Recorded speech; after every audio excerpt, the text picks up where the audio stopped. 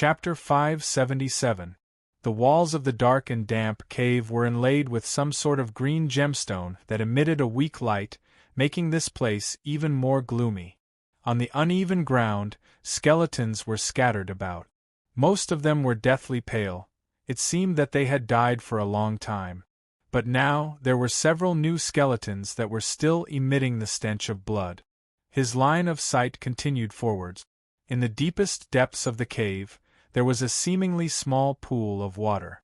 At this time, there was the sound of waves and a shadow crawled out. It had hands and feet and its appearance was similar to a human's, but it was extremely ugly. Its face was green and its fangs were like those of a malicious spirit. Its slender eyes swept around its surroundings. It didn't sense anything wrong. It lay on the ground and used its hands and feet, nimbly arriving in front of the stone pillar in the blink of an eye. Right now, there was a woman bound to this stone pillar. She was exceptionally beautiful, but she was unconscious and her pale face made one feel even more pity for her. A scarlet tongue swept across its lips and its slender eyes flashed with lust. It lifted a hand and sharp claws emerged from its fingertips, tearing apart the woman's clothes. She was immediately assaulted by the light of spring. At this time, the unconscious woman suddenly opened her eyes. They were ice cold. She lifted her hand like lightning. At some unknown time, she had already broken free from her shackles and shot straight for the ugly humanoid creature's throat.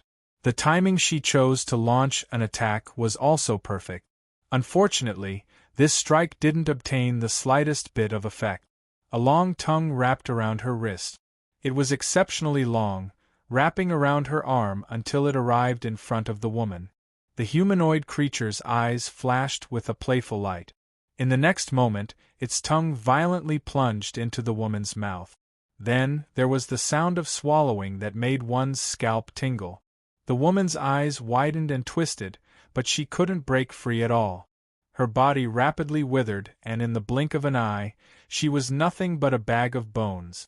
Its eye sockets were deeply sunken, revealing withered eyeballs. Then, it turned around twice before completely dimming down.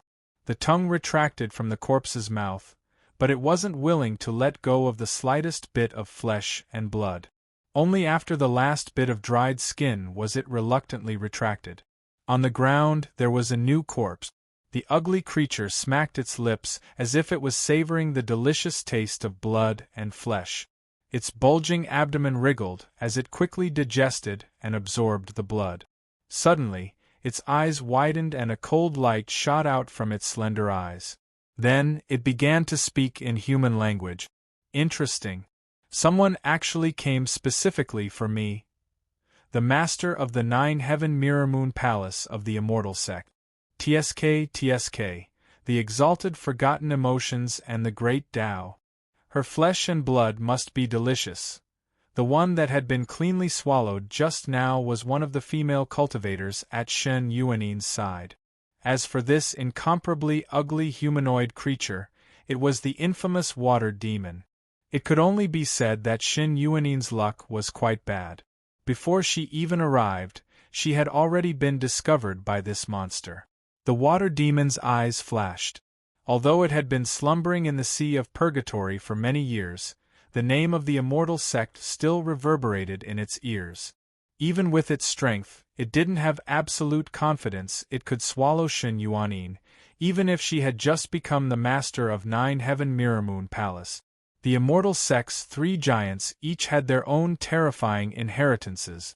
In a critical moment, each of them could erupt with a terrifying strength. Since I can't do it openly, I'll have to use some other methods. The water demon chuckled. A layer of black water suddenly wrapped around it. After it scattered, there was no longer any trace of its previous ugly appearance. It was actually another Shen Yuanin. Her movements and even her aura could be mistaken for the real one. The water demon was born with supernatural powers and was able to transform into a myriad of forms. To it, this was easy. A good show is about to begin, Your Majesty Palace Master. The 27 crystals were scattered around, weaving together into an array formation. They temporarily sealed off the space so that it wasn't known to the outside world. Unless one stepped into the array formation, they wouldn't be able to sense anything even if they approached. Shen Yuanin sat down cross-legged. Her face was cold and beautiful, and her aura was like that of a goddess. No one dared to blaspheme her. Not too far away, Sang Zhu's eyes occasionally fell on her, revealing a deeply concealed burning heat. She didn't know the identity of this female immortal sect cultivator, but there was one thing she was sure of. Within this woman's body there was a pure aura. It was bone-chilling yet noble, like a halo of divinity. If she could take this aura for herself, she could definitely help her Yin body evolve. Once she obtained an extreme Yin body, even if she lost the hellish evil spirit, she could still obtain the qualifications to fight against her destiny. It was because of this that Sang Zhu had schemed to stay by Shen Yuanin's side. She had been waiting for an opportunity, but Shen Yuanin's aura was far too terrifying. Moreover, her spiritual sense was terrifyingly strong. In these past days, Sang Zhu hadn't been able to find an opportunity. She looked at Shen Yuanin again and forcefully suppressed the greed in her heart. She closed her eyes and told herself that she had to be patient, because there was only one chance. On a rocky hillside, a figure flew over at a low altitude. He landed on a stone and carefully sensed the extremely rich ice-cold aura in the air. He smiled. That's right, it was this strength. He wasn't too far from the water demon's lair. This figure was Qin Yu. On the day that he had saved Feng Yunyun, this woman had woken up half a day later. Although she thanked Qin Yu over and over again, her eyes were still guarded against him. After being saved by a stranger for no reason, it was normal for her to have such a reaction. Qin Yu was well aware that the reason was because he was hiding his identity, so he didn't care. After asking, Feng Yunyun said that she had a treasure on her that could isolate her aura and form a small space that she could use to recuperate. Qin Yu watched as she activated the treasure and carefully sensed that as long as his luck wasn't too bad, there shouldn't be any problems. Then, he bid his farewells. Time was tight to begin with, and it was impossible for him to bring Feng Yunyun along with him. This result couldn't be any better. Because of this, Feng Yunyun, who had always been on guard against him, felt a bit embarrassed. But Qin Yu left just like that. Looking at his fading back, Feng Yunyun didn't even have time to apologize. She could only sigh inwardly, thinking that there were still good people in this world. After Qin Yu and Feng Yunyun separated, it was now the 14th day since they entered the Sea of Purgatory. Nearly half of the 1-month deadline had passed. Luckily, he was about to arrive. However, the water demon was tyrannical. According to the records of the demonic path, it had the strength of a calamity immortal realm's supreme elder. It was at least comparable to a third-level calamity immortal. Originally, with Wei Jia and the others helping him, he had some chances of success, but now that he was alone, his chances of success were less than 10%. If he acted hastily, let alone hunting down the water demon, he feared he might even lose his life in vain. Along the way, Qin Yu was constantly thinking, but how could the disparity in absolute strength be so easily made up for? In addition, the purple-back blue-wing ants hadn't completed their second transformation yet. Otherwise, he would have one more card in his hand. He shook his head and suppressed these chaotic thoughts. When the boat reached the bridge, it would naturally straighten itself out. Thinking too much about it was useless. He would take things one step at a time. Perhaps an opportunity was right in front of him. Stepping forwards, Qin Yu continued forwards. But before he could find a way to hunt down the water demon, he first encountered a group of vengeful cultivators. "Fellow Taoist, please wait a moment." Several people stopped in the distance. One of them flew over and swept his eyes over Qin Yu. Seeing that he was hiding his aura, he didn't dare to be rude. To be able to rush deep into the Sea of Purgatory by himself, one didn't need to be a genius to know that this wasn't an ordinary person. Qin Yu asked, "What is it?" Although these people didn't show any signs of danger, he still didn't dare to underestimate them. The cultivator cupped his hands together. "May I ask, fellow Taoist, have you encountered this woman here?" As he spoke, he took out a jade slip. As he poured magic power into it, the jade slip emitted a bright light that projected the figure of a woman. Qin Yu's heart shook and he almost revealed a strange expression. Luckily, his mind was strong enough. He maintained his composure and said, "I haven't seen her."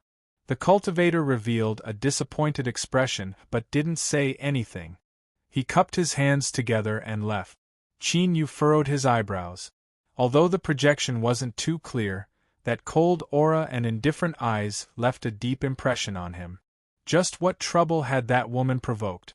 But thinking about it, with her icy cold appearance, even if she was beautiful, it would only take a moment for her to form a grudge. But after that, Qin Yu encountered two more groups of cultivators, both of them looking for Shen Yuanin. This time, he was truly curious. He looked for a reason to ask a few questions.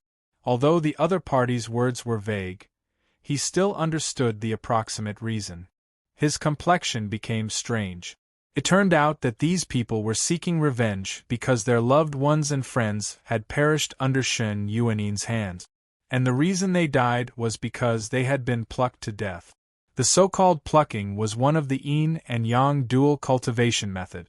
In the cultivation world, it wasn't considered a shameful cultivation method. When one's Tao companion cultivated together, they would usually practice it once or twice. Plucking was one of the pleasures of the boudoir, but it could also promote the cultivation of both parties. There were many benefits to it. But in dual cultivation, there were also some extremely ruthless methods. Through the intercourse of yin and yang, one could plunder another's cultivation and life force in order to increase their strength. Killing someone was one of the cruelest methods. Although he had only seen her twice and the results weren't pleasant, after learning the truth, Qin Yu's first thought was that it was impossible. That woman's cold and indifferent demeanor wasn't an act at all. If it was said that she killed people in a fit of rage, he could accept it. But to say that she had done something improper to harm others, Qin Yu didn't believe it from the bottom of his heart. But these three groups of cultivators had all held jade slips that clearly contained Shen Yuanin. Even if they wanted to pluck her, there was no need for them to do it here. Moreover, they wouldn't do it in such an unscrupulous manner, right? This couldn't be explained at all. Qin Yu's lips twitched. He felt that there was something wrong with his brain. Why was he meddling in other people's business? Whether that woman was good or bad, whether she was seeking death or being wrongly accused, he would let her do as she pleased. In any case, they had only met by chance and there wasn't the slightest bit of friendship between them. However, for so many people to come to seek revenge was actually good news for Qin Yu. With just himself, it was nearly impossible for him to hunt down the water demon. Borrowing the strength of others was the best choice. And this place just happened to be not too far from the water demon's lair. Qin Yu's eyes flashed. His thoughts raced as he tried to think of a method to draw everyone out. Although it would be nice to be the fisherman that reaps the benefits, it wasn't a simple matter. Shen Yuanin stopped. She took out a jade plate and probed it with her divine scent. After several breaths of time, she put it away. That's right, the water demon's lair was nearby. She turned and lightly said, "Sang Zhu, you can leave." What followed was a bitter battle. Even she didn't have absolute confidence she could win. Sang Zhu was anxious, but she didn't reveal any of it on her face. She only said, "I still haven't repaid you at all. I ask that fairy maiden allow me to stay a little longer." Shen Yuanin was expressionless. "I don't want to say the same words a second time." Sang Zhu clenched her teeth so hard that they nearly broke. But after spending some time together, she understood Shen Yuanin's temperament. Since she said something like this, there was no turning back. If she said anything more, it would be even worse. She squeezed out a smile and bowed. "If that's the case, then fairy maiden take care." Shen Yuanin turned to leave. But at this time, two cultivators flew towards her. One was a man and one was a woman, their auras tyrannical. "You slut, it's you." The man was startled for a moment before he roared out in anger. His eyes were cruel to the extreme. "Give me back my son's life." As he spoke he attacked. Brilliant sword light instantly pierced through the vast skies, a wild, killing intent shaking the heavens and earth. Shen Yuanin frowned. She lifted a hand and thrust forwards, instantly freezing the sword light. "Who are you?" The female cultivator across from her screamed. "I am the one who will take your life." She lifted a hand and slapped between her eyebrows. The space between her eyebrows split open and a blood-red light flashed, turning into a sword. Shen Yuanin's eyes were icy cold. After reaching large success of the sublime lost emotion code, she killed as she pleased. She no longer had any compassion for the myriad beings in the world. This man and woman's heavy attacks had aroused her killing intent. She no longer held back. The frozen sword light shattered into countless pieces. The man stuffily coughed and blood flowed out from the corners of his lip. His eyes were filled with shock. "Little sister be careful." But this warning was too late. Shen Yuanin pointed a finger and the blood-red light condensed into a sword that trembled and collapsed. The light in the woman's eyes instantly faded away. Her life sword had been destroyed and her soul had been extinguished. The man held onto her corpse and roared out like a wild beast, "Slut, my family was kind enough to save you, but in the end you've fallen to such a state. You will die a horrible death." Bang! A terrifying sword intent shot into the skies. It was like a lighthouse in the dark night, known in all directions. In the next moment this monstrous sword cut down. The man's face was drained of blood and he had died. Shen Yuanin's face didn't change at all. She flicked her sleeves and space twisted. As the heaven-shaking sword fell in, it was crushed to pieces. Although this seemed casual, she couldn't help but furrow her eyebrows, a weary look on her face. Sang Zhu's eyes brightened. She had long suspected that there was a problem with this incomparably powerful female cultivator's body. Otherwise, why would she need to be on guard during their cultivation journey? The scene in front of her undoubtedly confirmed this. Perhaps the opportunity she had been searching for was now right in front of her. Whoosh, whoosh, the sound of breaking air filled the air.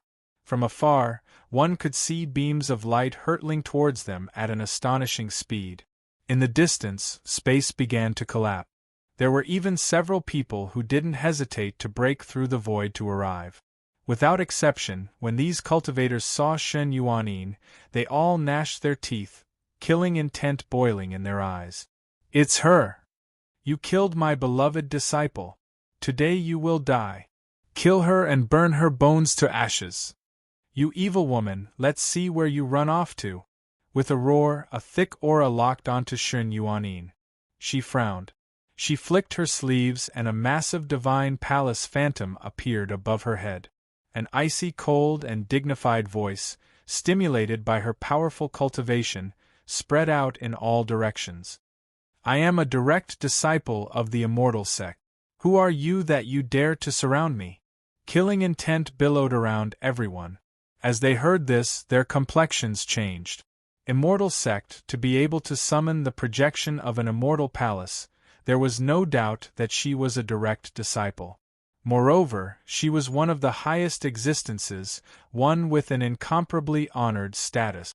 The demonic path was famous for protecting their own, and the immortal sect's ability to hold grudges was also well known. If they killed this woman, there would surely be trouble for them. Seeing that she had awed them, Shen Yuanin continued to say, "I do not know any of you. There must be some misunderstanding here." A female cultivator screamed, "Misunderstanding?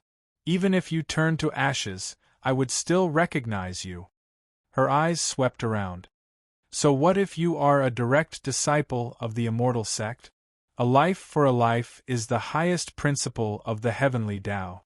You might be afraid of me, but I'm not. At worst I'll just die." Shen Yuanin frowned. "Who are you? At this point you still dare to quibble. Do you think all of us have admitted our wrongs? The female cultivator's voice was shrill and shrill. Open your eyes wide and look carefully. Is this woman in front of you your enemy?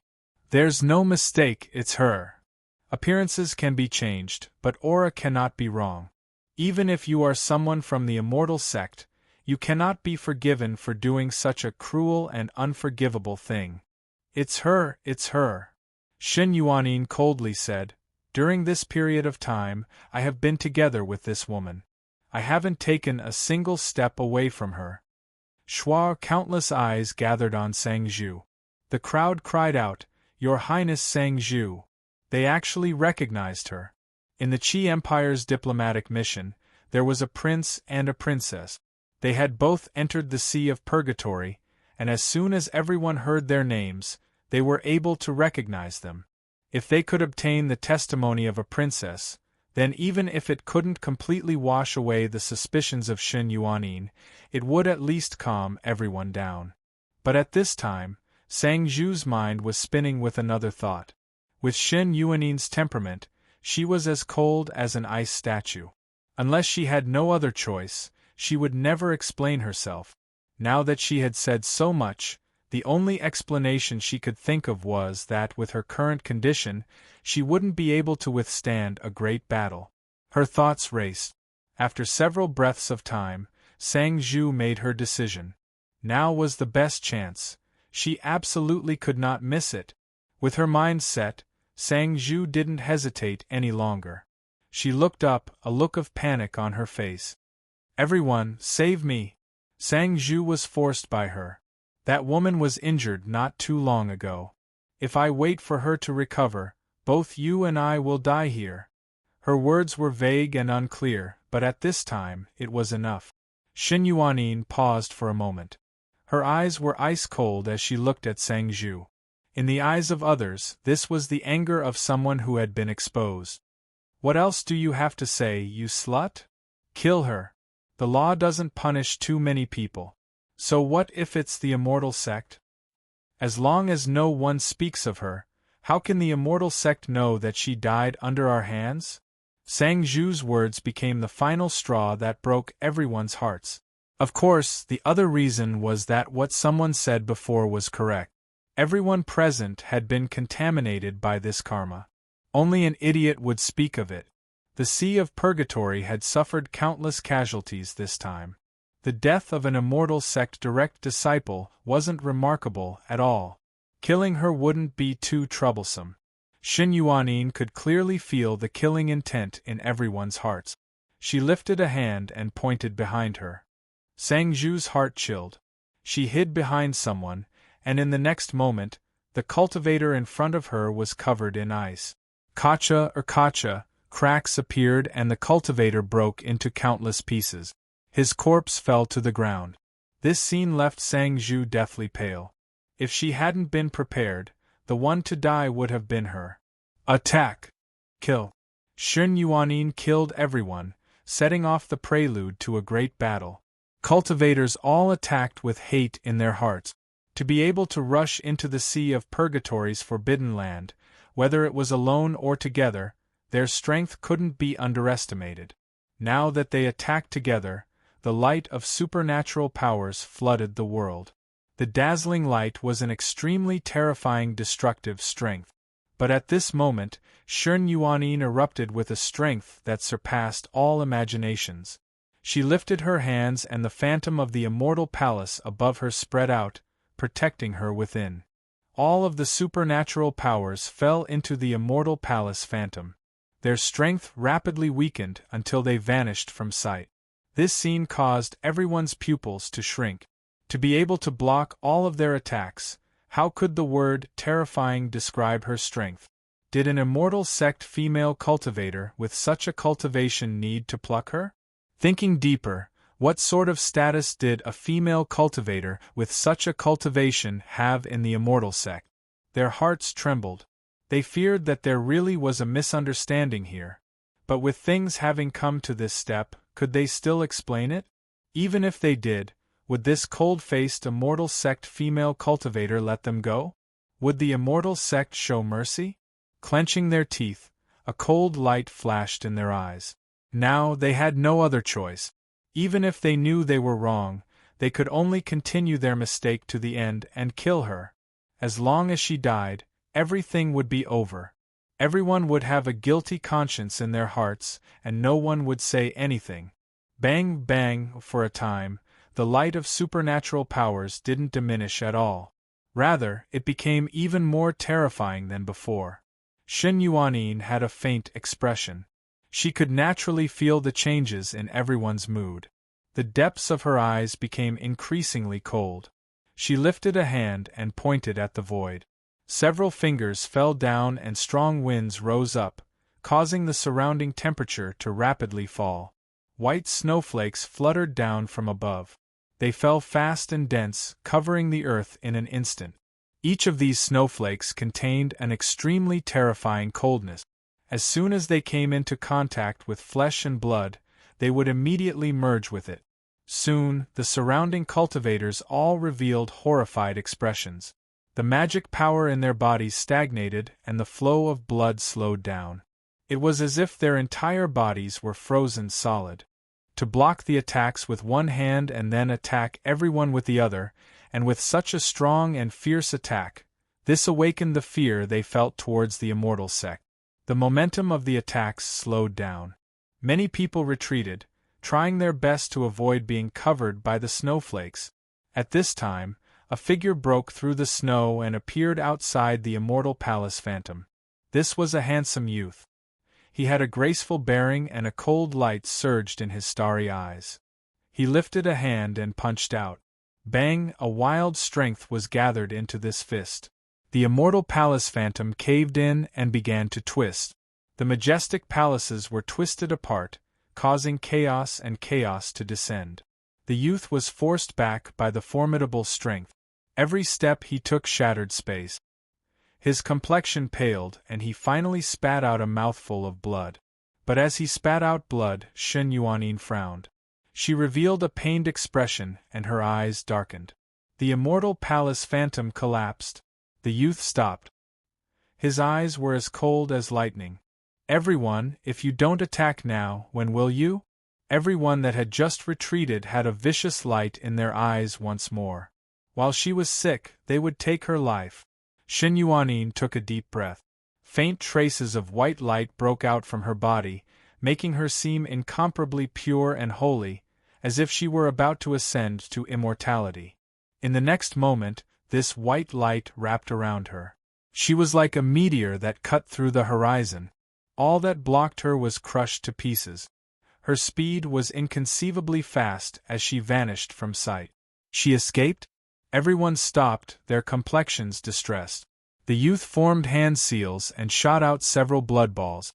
I have already placed a mark on her body.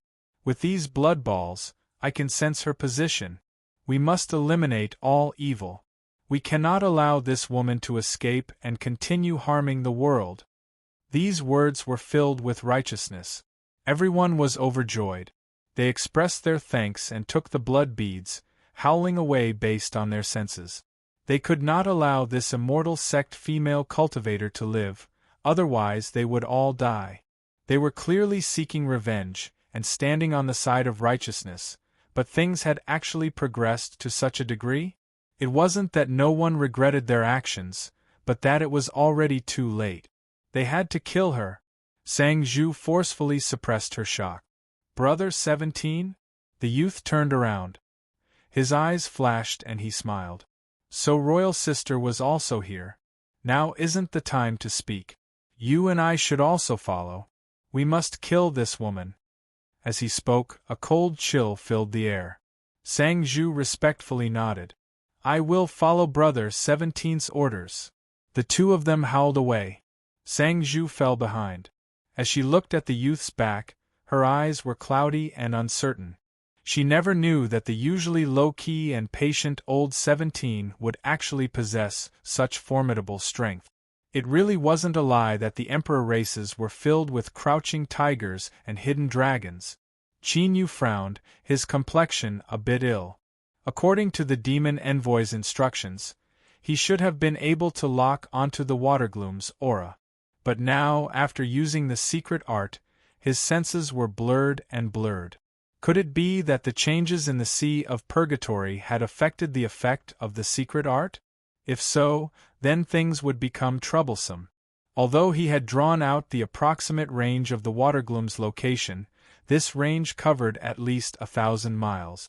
If he wanted to slowly search through this area, it would take a great deal of time. He simply couldn't afford to delay.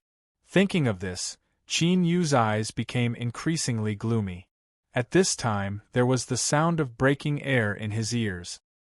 His heart chilled and he looked up to see a mass of white light howling towards him. Its speed was astonishing and the aura it emitted was swift and fierce. However, as he saw this white light fly over his head, and not stop or reveal any ill intent, Qin Yu relaxed a little. He didn't want to meddle in the current situation, so he turned to leave. But suddenly, the white light that flew over his head collapsed and dissipated, revealing the unconscious figure of a woman that fell from the air. It was her. Her face was deathly pale and her aura was weak to the extreme. At this moment, Qin Yu didn't know why, but he suddenly felt a sour feeling in his heart. By the time he reacted, he had already flown over. He revealed a hesitant look in his eyes, but in the end, he caught Shen Yuanin by the waist and landed on the ground. She was unconscious and her appearance was still cold and distant, but she lacked the aura that pushed people away from her for 1,000 miles. She weakly leaned against Qin Yu's chest, looking frail and weak. Qin Yu bitterly smiled. The two of them couldn't be considered enemies, but they definitely weren't friends either.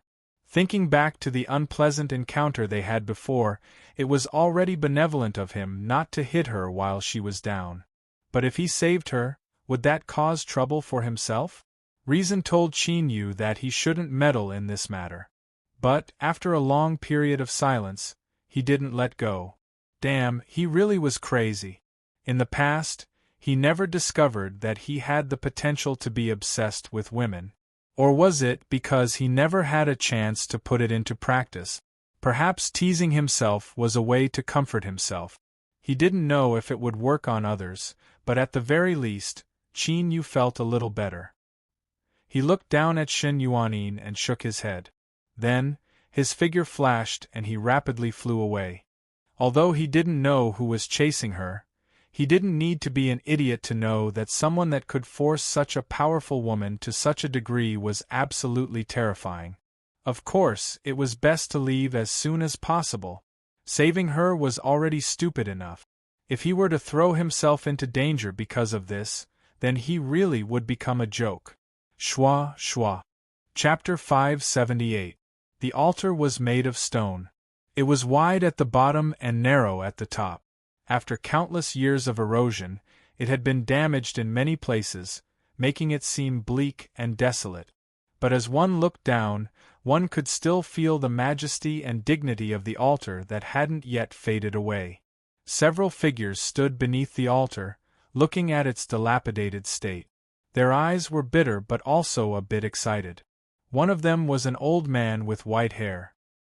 His face was covered in layers of wrinkles, each one filled with the aura of time. With a loud thud, he fell to his knees.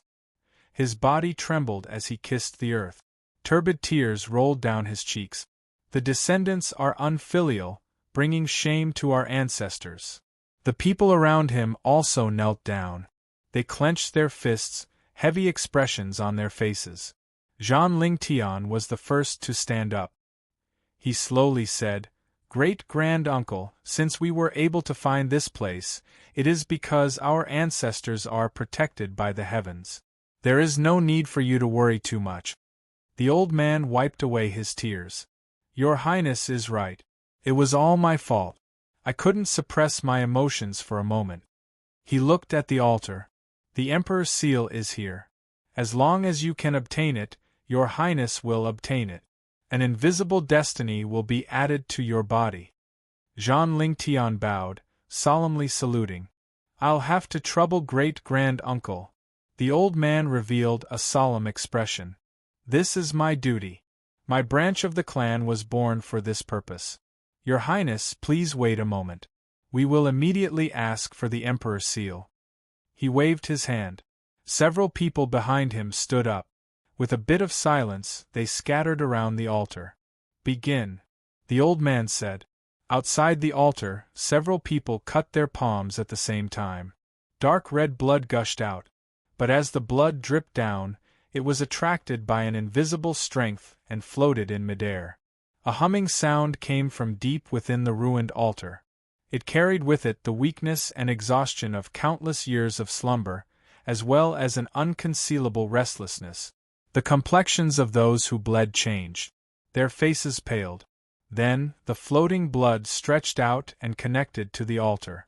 As it absorbed the blood, the ground trembled.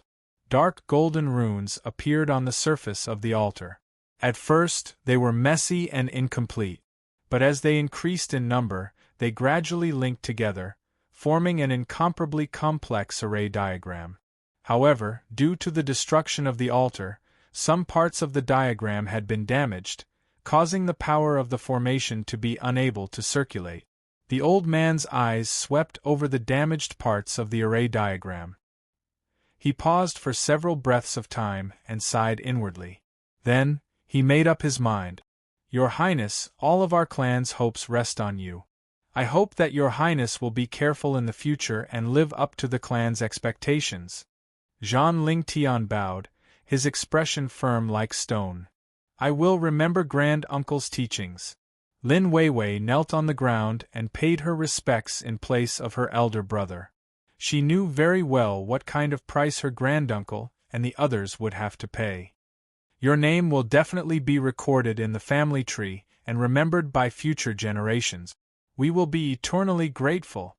The old man smiled, and the wrinkles on his face smoothed out. He seemed much younger. He had been waiting for this day his entire life. Thinking back to the hesitation and unwillingness in his heart, he could not help but mock himself. Sure enough, after living for a long time, one would instinctively cherish life. Fortunately, although he cherished his life, he did not forget the responsibility he carried. He stepped forwards and floated above the altar.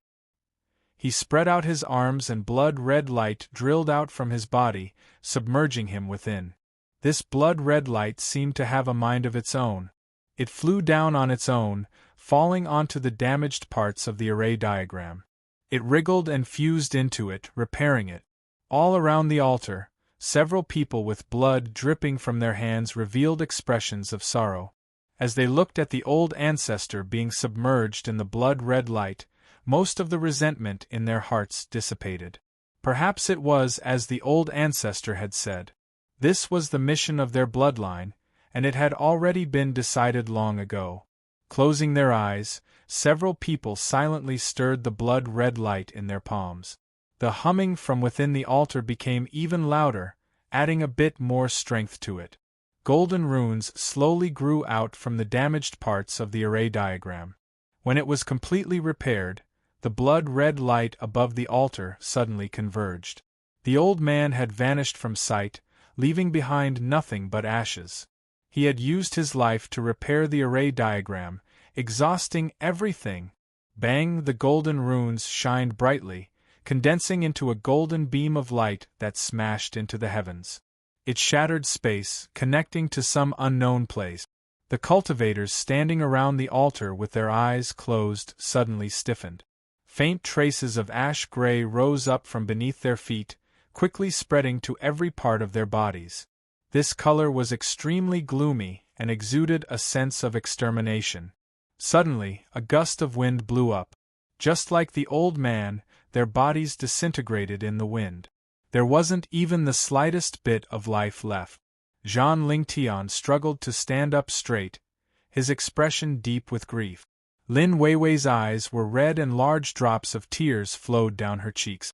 The bloodline of the Emperor clan had withered and there were only a few left. Today, another bloodline would be cut off. Was it really worth it for the Emperor's seal? But this was her big brother's decision, and the clan had prepared for this for countless years. She had no way of questioning him. She could only follow him and remember everything that happened today. If the Emperor clan truly returned to their glory one day, then those who sacrifice themselves today would receive the honor and glory they deserve. A golden beam of light shot out from the altar, shattering space and connecting to some unknown place. Invisible waves of energy swept out in all directions. However, this altar seemed to have an invisible strength that covered up space, not allowing the outside world to know what was happening. After a moment, a giant bronze coffin flew out from the shattered space. There wasn't the slightest bit of decoration on its surface, as if the person buried within disdained to use any external objects to show off their dignity. From this alone, it could be seen just how arrogant the person who was buried here was when they were alive. Zhang Lingtian's complexion changed. This was because the scene in front of him was completely different from what he knew. There was no emperor's seal at all. Why would this bronze coffin descend through the altar? He grabbed onto Lin Weiwei and turned to leave. Although he didn't know what was in the bronze coffin, he could feel an endless pressure pressing down on his heart. But before the two of them could leave, the entire space froze over. An invisible dignity carried with it a vast and terrifying aura, imprisoning this part of the world. The bronze coffin fell onto the altar. The heaven-shaking aura it released suddenly vanished without a trace. Although Zhang Lingtian regained his freedom, he didn't flee with Lin Weiwei. Instead, he respectfully knelt down and kowtowed. If he wanted to kill them, he could have done so just now. Since he held back, there must be some other reason. Of course, the most important point was that after experiencing the might of the bronze coffin, Zhang Lingtian didn't have the slightest confidence that he could escape with his little sister. If so, then he might as well stay put. Creak with a light sound, the bronze coffin's lid opened. A pale white hand reached out and grabbed onto the coffin. From the coffin, a middle-aged man walked out. He wore an emperor crown and 9 dragon robes. His eyes surged with divine light, as if he could control the sun, moon, and stars with a single movement.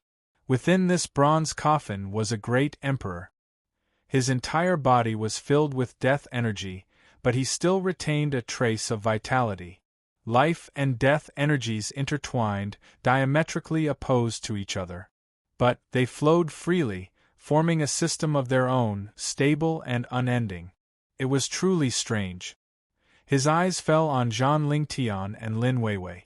His eyes flashed and he said, "How many years have passed since the founding of the nation? How is the power of the nation?" Zhang Lingtian was excited.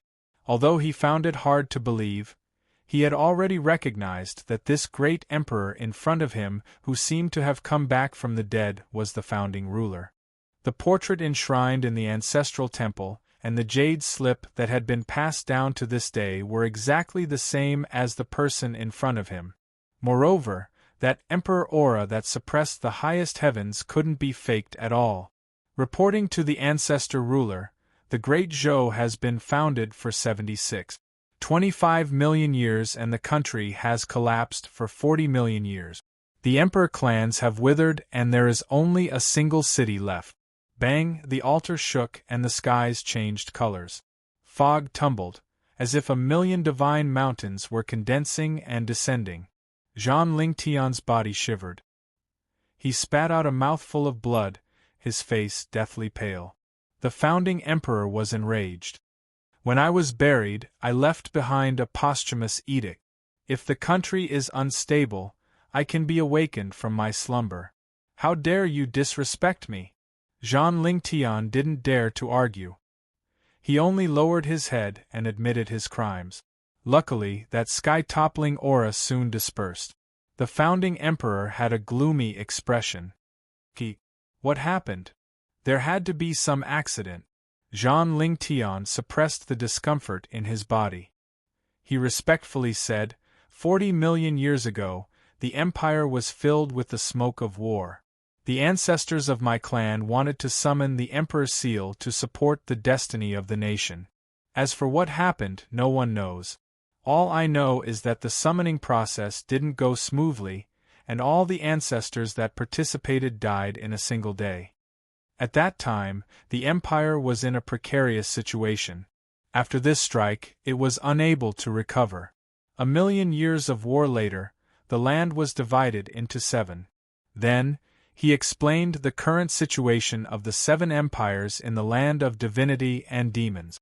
As Zhang Lingtian finished speaking, he carefully glanced at the silent ancestor sovereign, his mind in chaos. The emperor's seal that was passed down through the generations and could obtain the destiny of the emperor was actually the founding emperor. If the nation was unstable and the ancestor sovereign was awakened, could the great Zhou dynasty be preserved? But this hypothesis no longer held any meaning. No matter what the reason was, the great Zhou dynasty had already been destroyed for 30 million years. After a long silence, the founding emperor looked up. Divine light surged in his eyes, as if he had crossed through the river of time and returned to the distant past. After a long time, he gently sighed, as if he had gained some enlightenment. I fought for millions of years and finally unified the world.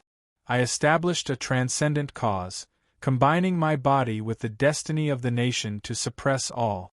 Because of this feeling, in order to avoid calamity, I fell into a deep slumber, but I didn't expect that I wouldn't be able to preserve the emperor clan and continue the inheritance of the nation.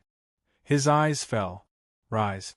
The 2 of you have awakened me from my slumber and have performed a great merit for the emperor clan. In the future, you will be rewarded. Zhang Lingtian and Lin Weiwei hurriedly knelt down in thanks.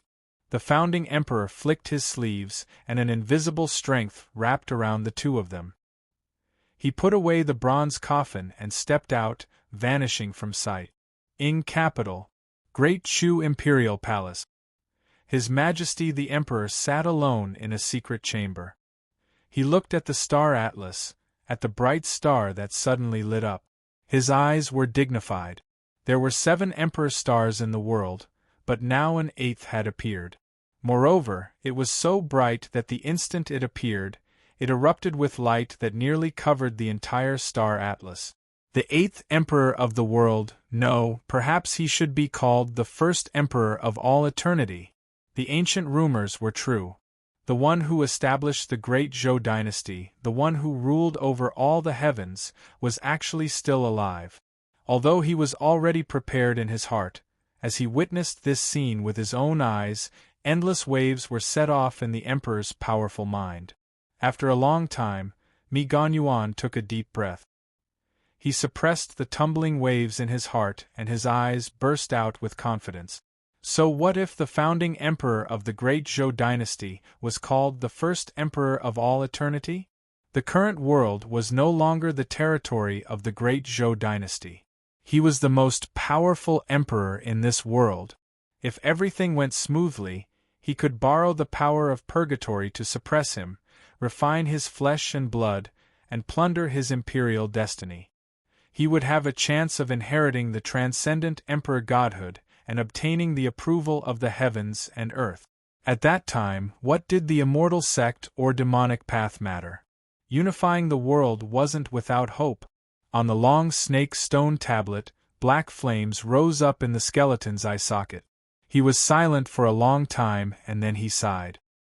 He is truly worthy of being the Chu Empire's great emperor. He actually has such courage and breadth of mind to do such extraordinary things. 12 stone tablets appeared. Everything within the sea of purgatory could be sensed. The solemn Chu Emperor dares to do such a dangerous thing for the sake of his great cause. Since I know of this, how could I not lend you a helping hand? In the peaceful and stable land of divinity and demons, how could it accommodate a race that had been expelled for 1 trillion years? Only when the world was in chaos and everyone was in danger would there be no one who would care about them. The Chu Emperor had placed down a piece and opened a great chess game.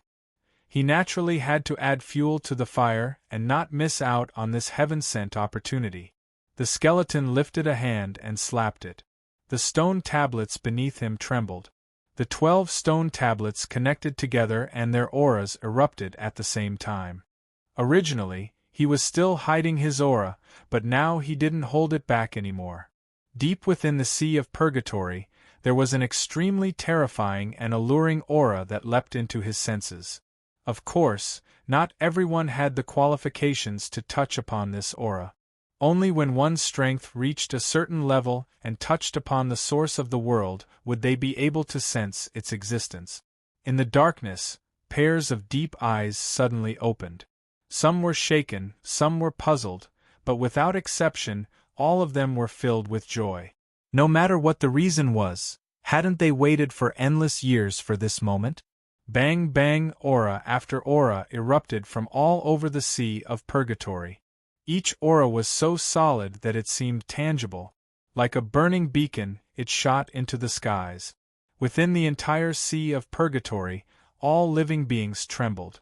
From the depths of their souls, endless fear rose up.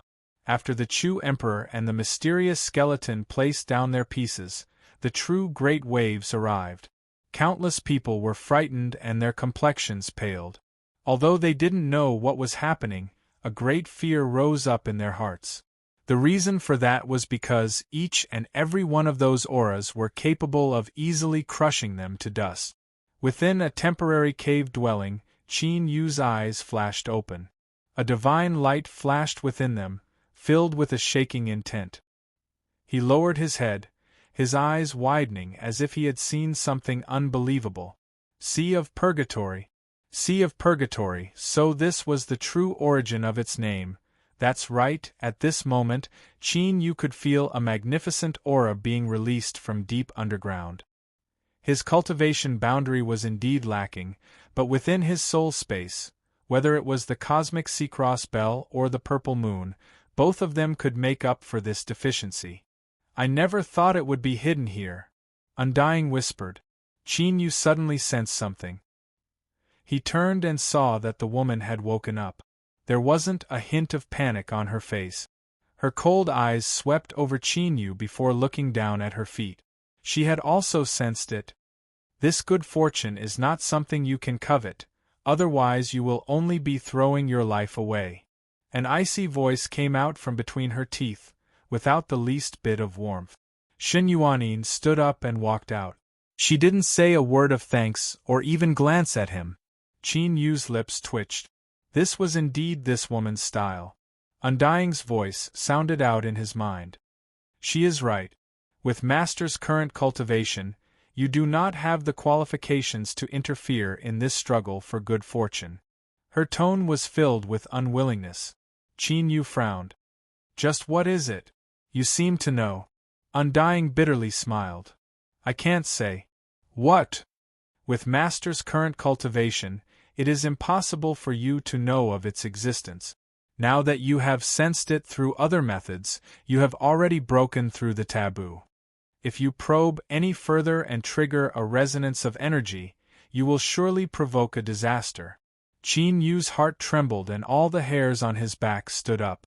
At this moment, it seemed as if some sort of attention had fallen upon him. Without further explanation, he already believed Undying's words. It was just that it was hard to imagine that there was something in this world that he didn't have the qualifications to know about.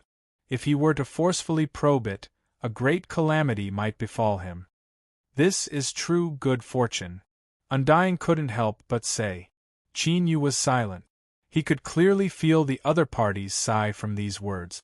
Was he being looked down on because his cultivation was too weak? For someone who could at least fight a calamity immortal, for better or worse, it was hard for him to accept this sort of signal. Right now, Undying clearly didn't care about what Qin Yu thought. He bluntly said, Master, there will be great changes in the Sea of Purgatory. You cannot stay here any longer. Before his voice fell, terrifying auras erupted like volcanoes in the darkness. With peerless and tyrannical postures, they broke into his senses. These auras were strong, each one heaven-shaking and earth-shattering. One even suspected that if they were to collide, the entire world would be destroyed. Qin Yu's complexion changed several times. The sour feeling in his heart instantly vanished. Compared to these auras, he was far, far too weak. Standing in front of them, while he wasn't much different from an ant, he wasn't much harder than an egg. He feared that with just a little bit of strength, he would be torn to pieces. Helplessness flashed in his eyes. But Qin Yu knew that undying was right. He really couldn't stay in the current sea of purgatory any longer. With these terrifying auras appearing one after another, who knew what would happen next? If he didn't leave, once he was sucked in, he would die without a doubt. If he lost Shuaba, he could still find a chance. But if he died, everything would be for naught. He lifted his hand. Light flashed and several jade archives appeared in his hand. Each one was of the highest quality jade. After they were refined, they shined with a dazzling light. Tiny runes tumbled within the light. Before entering the Sea of Purgatory, the great Chu imperial family had bestowed a similar set of jade archives to everyone.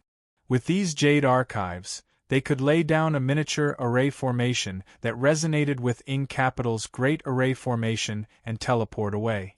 With a thought, the jade archives flew up, forming an array formation in the void. Qin Yu lifted a hand and poured magic power into them, activating them. Jade archives lit up and faint fluctuations appeared in space. But at this time, an inexplicable aura arrived, disrupting the array formation. With a series of cracking sounds, the jade archives shattered one after another. On the stone tablet, black flames danced in the skeleton's eye socket. His lips parted as if he were smiling. Little fellows, for the sake of this liveliness, in order to achieve the best results, I will have to leave you behind. Perhaps you will die, but to be able to see peak powerhouses that have accumulated for hundreds of millions of years release their final energy, you should feel honored. Enjoy this grand ceremony. Xin Yuanin suddenly stopped. A group of panic-stricken cultivators appeared in her line of sight. This was because it wasn't just Qin Yu who had tried to leave the Sea of Purgatory. It was clear that all of them had failed. No one knew what had happened. But it was because of their ignorance that they were even more terrified. Those that had fallen into panic and despair needed a place to vent. Xin Yuanin's appearance at this time was undoubtedly the best choice. It's all because of that slut. No one knew who said this, but everyone subconsciously acknowledged this point. If it weren't for her, how could they have gathered here? If they hadn't gathered here, perhaps this despairing scene wouldn't have occurred. This logic was far-fetched and even completely unreasonable. But in this situation, what meaning did logic have? Kill her. Those that were in despair could often erupt with an even more terrifying destructive power. If one considered things from the dark side, perhaps these people were thinking that even if they had to die here, they had to kill her first. It was like if they killed Xin Yuanin, they would have one more scapegoat, you see, even if they all had to die, at least someone would die in front of them, right? A terrifying aura pierced through space. Dazzling divine light illuminated the world, illuminating Xin Yuanin's pale face as well as her furrowed eyebrows. At this moment, she was at a loss. Death was about to arrive. Had she ever left a mark in this world? Great waves rose up in her mind. Fragmented images splashed into her mind. Xin Yuanin stiffened. Before the overwhelming killing intent arrived, she spat out a mouthful of blood. This was the backlash of the sublime lost emotion code. Behind her, Qin Yu was stunned. He looked at Xin Yuanin, suddenly finding a familiar feeling in her cold and strange back. His mind throbbed and an intense impulse erupted from the depths of his heart. Without any time to think or hesitate, his body instinctively responded. Bang! A formidable strength erupted, directly twisting space. Qin Yu's figure fell in front of Xin Yuanin like a mountain. He lifted a hand and pressed forward. Deep blue light erupted, instantly forming the phantom of an endless sea region. Then, that blinding light, carrying with it a terrifying destructive strength, smashed into it. The sea region phantom violently trembled, instantly on the verge of collapse. Qin Yu stuffily coughed as blood flowed out from his nose and mouth. But he didn't take half a step back. He allowed the wild pressure to press down on him, causing his joints to crackle. Kacha, kacha. The sea region phantom that was on the verge of collapse suddenly began to freeze over, instantly strengthening its defenses and sharing some of Qin Yu's pressure. Shen Yuanin's complexion paled and her eyes dimmed. She had exhausted all of her strength. She and Qin Yu were on this side. Across from them was a group of crazed cultivators, and in the middle was a frozen sea. Qin Yu looked at the frozen sea. His thoughts stirred and strange syllables echoed in his mind. Above his head, the sea chart slowly unfurled. A transcendent and noble aura emitted from his body. He lifted his hand and pointed down. Bang! A terrifying beam of light tore through the skies. With unparalleled momentum, it suddenly descended. Beneath it, cultivators widened their eyes, endless fear in their eyes. But beneath this beam of light, let alone resisting, they couldn't even form thoughts of escaping. The ground fiercely shook. Great waves rose up, rolling out in all directions. A 10,000-foot wide hole appeared. It was pitch black, so deep that one couldn't see it. The cultivators that had been standing here had all disappeared. There was a light cracking sound in Qin Yu's mind.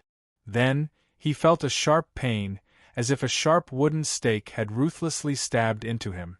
His complexion paled, without the least bit of blood left. He closed his eyes. Before his consciousness fell into complete darkness, Qin Yu felt himself fall into the arms of a soft and delicate body. A faint fragrance entered his nose. It was strange, but it caused his heart to race.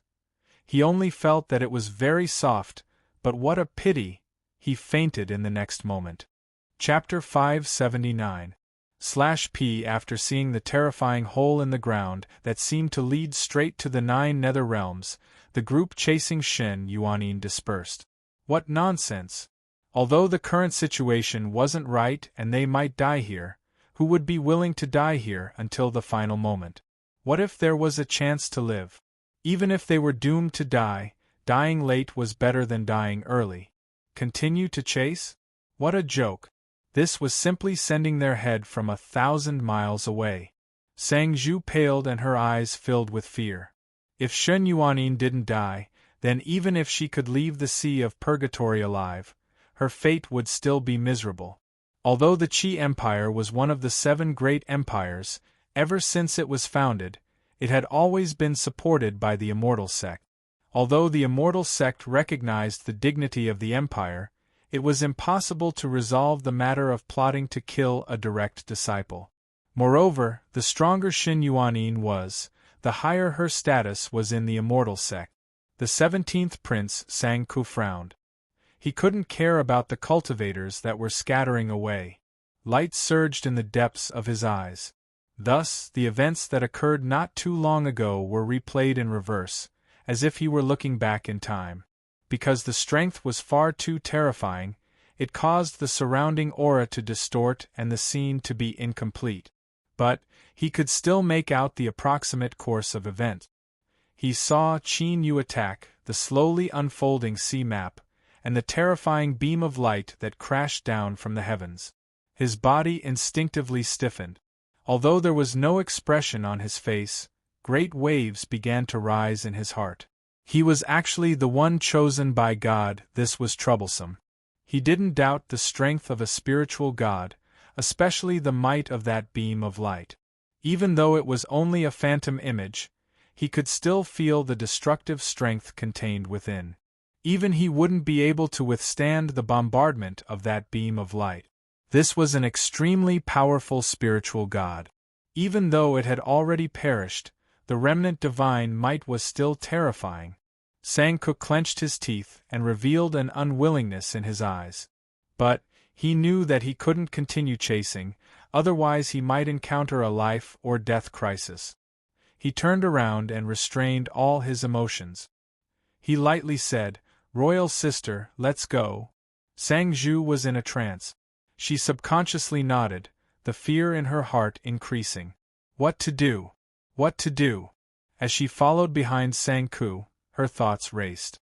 Since she was a child, Sang Zhu wasn't someone who was willing to accept her fate. Otherwise, she wouldn't have tossed and turned for so many years. If she didn't do anything and just waited for the final result to arrive, that would be impossible. 17th brother, Sang Ku stopped. What's the matter, sister? Sang Zhu steadied her mind and said, in Brother 17's opinion, what level of strength is needed to create that deep hole in the ground? Sang Ku frowned. It can kill calamity immortals. Even if the shockwaves had already dispersed, there was still some residual qi in the mud and stones at the edge of the deep cave. It wasn't difficult to make such a judgment. Sang Zhu's eyes brightened. The Great Chu's Sea of Purgatory is connected to Ing Capital's Great Array Formation. It is rumored to be related to the destiny of the Chu Empire. It is of utmost importance. Brother 17, do you think they will allow calamity immortals to enter? Sang Ku raised an eyebrow. My royal sister means, Sang Zhu said decisively, it's very simple. He didn't know what method that woman used to unleash such terrifying strength, but it was definitely her life-saving trump card. Let's not talk about the price she would have to pay to use this trump card. Since she used this technique, she must be at the end of her rope. Brother 17th, everyone retreated in fear, but they never thought that this might be the best time to kill her. If this woman is not eliminated, even if you and I are of the direct bloodline of the Emperor clan, we will still be in great trouble. Her last words vaguely reminded Sang Ku that the two of them were grasshoppers tied to the same rope. Sang Ku's eyes brightened and he smiled. He said in a soft voice, I was indeed confused. Thank you, royal sister, for the reminder. He was well aware that the one who attacked wasn't that woman, but another strange man. But Sang Zhu's words weren't wrong. Even if it was the one chosen by God, if he were to erupt with such a terrifying power, he would still have suffered serious losses. Perhaps he was currently in an extremely weakened state. If he could kill the one chosen by God, divine spark, thinking of this, Sang Ku's heart burned with a burning heat. Sang Zhu was overjoyed. That's right. Brother 17th is tyrannical. If little sister is willing to help you, you will definitely be able to kill her. Sang Ku smiled. Then, I must thank royal sister. Before his voice fell, he lifted a hand and grabbed onto Sang Zhu. A dark and gloomy aura rapidly drilled into her body. Sang Zhu stiffened. Her eyes filled with horror. Brother 17th, what is the meaning of this? Emperor clans couldn't harm each other, otherwise they would suffer a bloodline backlash. Everyone knew this, so she had been careless. Sang Ku licked his lips, his tongue bright red. Of course it's to be intimate with my royal sister. As he spoke, he leaned over and kissed her lips. Sang Zhu's eyes flashed with anger and shame before she immediately suppressed it. She no longer had a pure body, so this wasn't difficult for her to accept. Moreover, in the emperor clans, in order to protect their bloodline inheritance, it was common for close relatives to marry. However, she would remember this matter. If she had a chance in the future, she would make him suffer a fate worse than death. Her heart filled with hatred, but Sang Zhu's body had already gone limp. Her breathing was rapid, her face flushed red, and she had a passionate appearance. But at this time, her eyes widened and she wildly struggled in panic. Gulp, gulp. There was the sound of great gulps. Sang Zhu's body rapidly withered away. Even as her eyes glazed over, she still couldn't believe what had happened. Sang Ku had actually dared to kill her, and she really would die here, Pata. Sang Zhu's withered corpse was casually tossed to the ground. Sang Ku had a satisfied expression. He lay down on the ground and cleanly ate her flesh and skin. After starving himself, only then did he realize that food wasn't easy to come by. He couldn't waste it. After licking the gaps between his teeth, Sang Ku destroyed the skeleton and erased all traces. Then, he patted his clothes and relaxed. They were truly worthy of being descendants of the emperor clans. All of them tasted quite good. He closed his eyes and digested and absorbed the memories he obtained from Sang Zhu. After several breaths of time, Sang Ku's eyes lit up with joy. That little girl actually had a pure body. Sang Zhu's receiving body had already benefited him greatly. If he could obtain a pure body as well, perhaps he would be able to complete his transformation. This was a pleasant surprise. Although the divine spark was good, its divine might was too heavy. He originally had some scruples in his heart. But if he could complete his transformation, his chances of fusing with the divine spark would be much higher. Sang Ku's eyes flashed. Suddenly, a light flashed and he thought of an idea. If he could do it properly, he might be able to achieve his goal without taking too many risks. After thinking about it for a long time and determining that it was feasible, Sang Ku smiled in satisfaction. A layer of black water gushed out and wrapped around him. When the black water scattered, another divine essence voice appeared. Whether it was the aura or the movements, it was exactly the same. How was this Sang Ku? This was clearly the water demon that lived in the sea of purgatory. What Sang Zhu couldn't figure out was actually very simple. Her cheap brother 17 had already become food for the water demon. Thinking about it, it must have borrowed Sang Ku's identity to act more conveniently. Sensing with his mind, he determined Shen Yuanin's position. The water demon's figure moved, turning into a mass of black fog that howled in pursuit. Qin Yu felt as if he had a wonderful dream. Everything in the dream was blurry, but that soft and warm feeling left him intoxicated. He subconsciously wanted to touch it more clearly. Then, he felt as if he were falling down a cliff. After a rapid fall, he crashed into the ground. His heart shook. His body ached and he felt an icy cold sensation. Qin Yu woke up. He hurriedly opened his eyes and met Shen Yuanin's indifferent gaze. Her complexion became increasingly cold and a dangerous aura tumbled around her. It seemed that if it weren't for the fact that she wasn't feeling well, she would have rushed over and slapped him several times already. Qin Yu was puzzled. But when his eyes fell onto Shen Yuanin's chest, there was a dim palm print on her white dress that was particularly striking. Although he didn't compare it, Qin Yu instantly knew that if he pressed his hand against it, it would absolutely fit perfectly. This was just too embarrassing. After a second of daze, Qin Yu immediately looked away. He coughed and said, "Thank you, fellow Taoist, for saving me." At this time, pretending to be confused was the only choice. Otherwise, if things were really made clear, how could they still interact?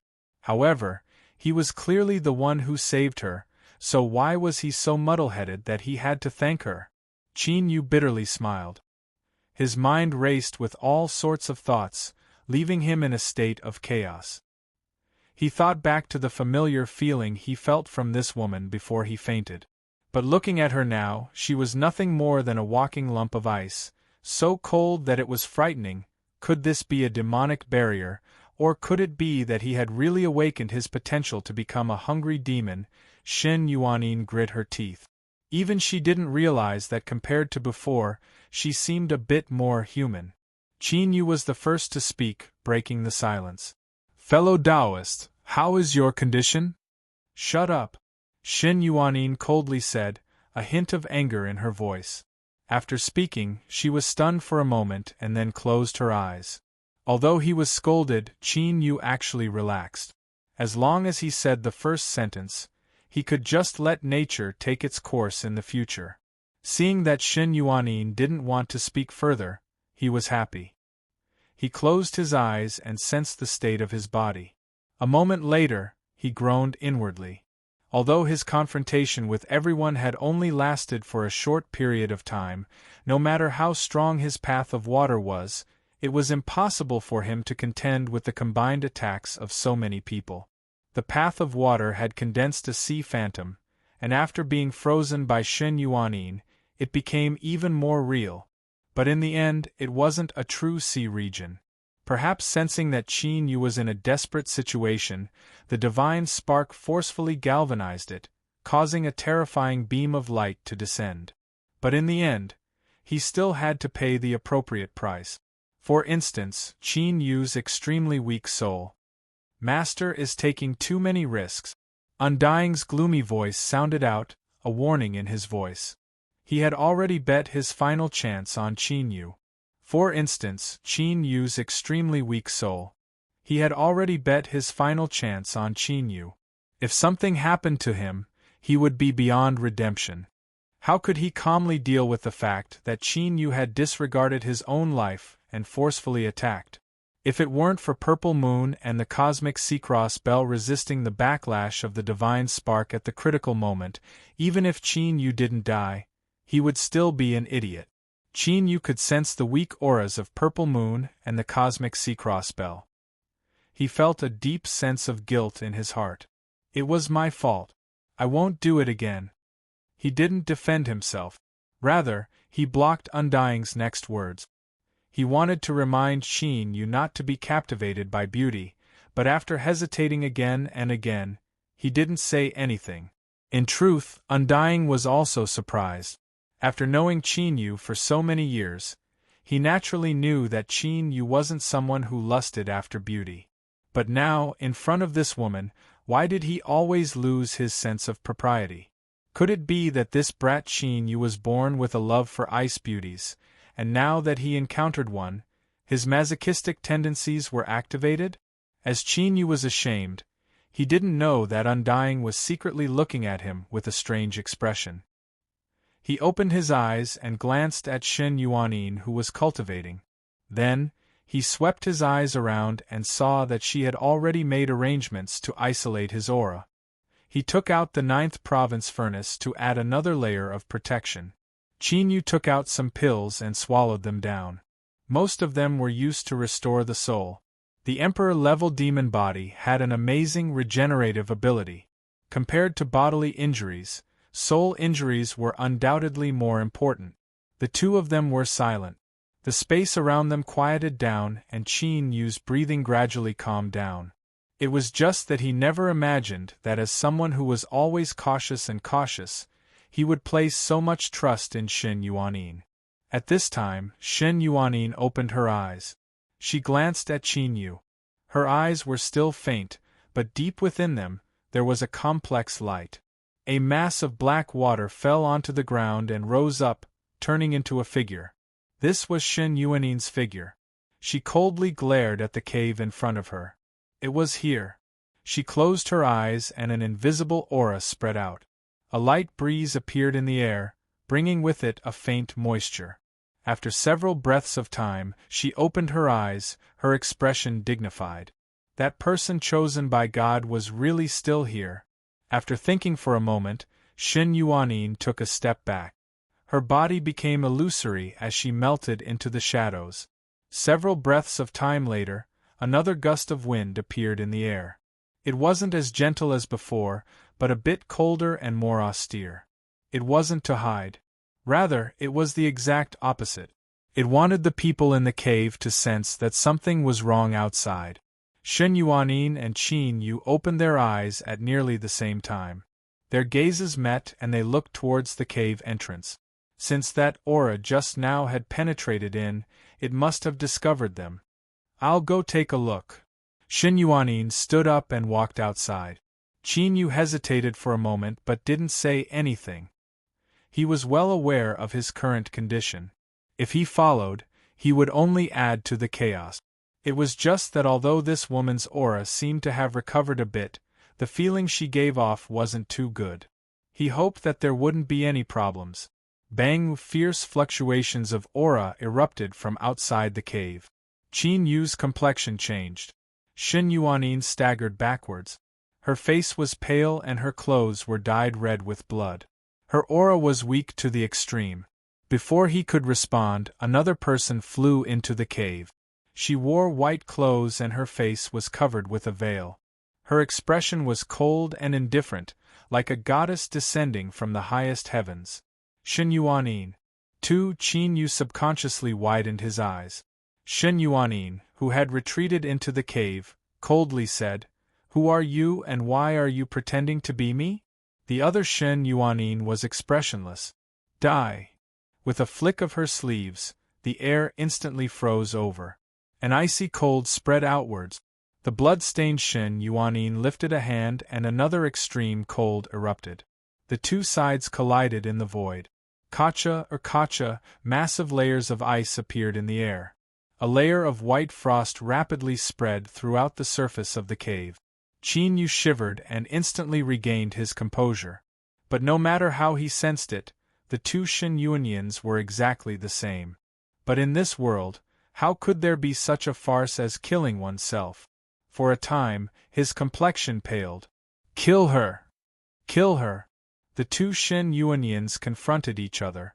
Whether it was the shape of their mouths or the syllables, if it weren't for the difference in timing, it would have been like looking into a mirror. Undying, of the two of them, which one is the real one?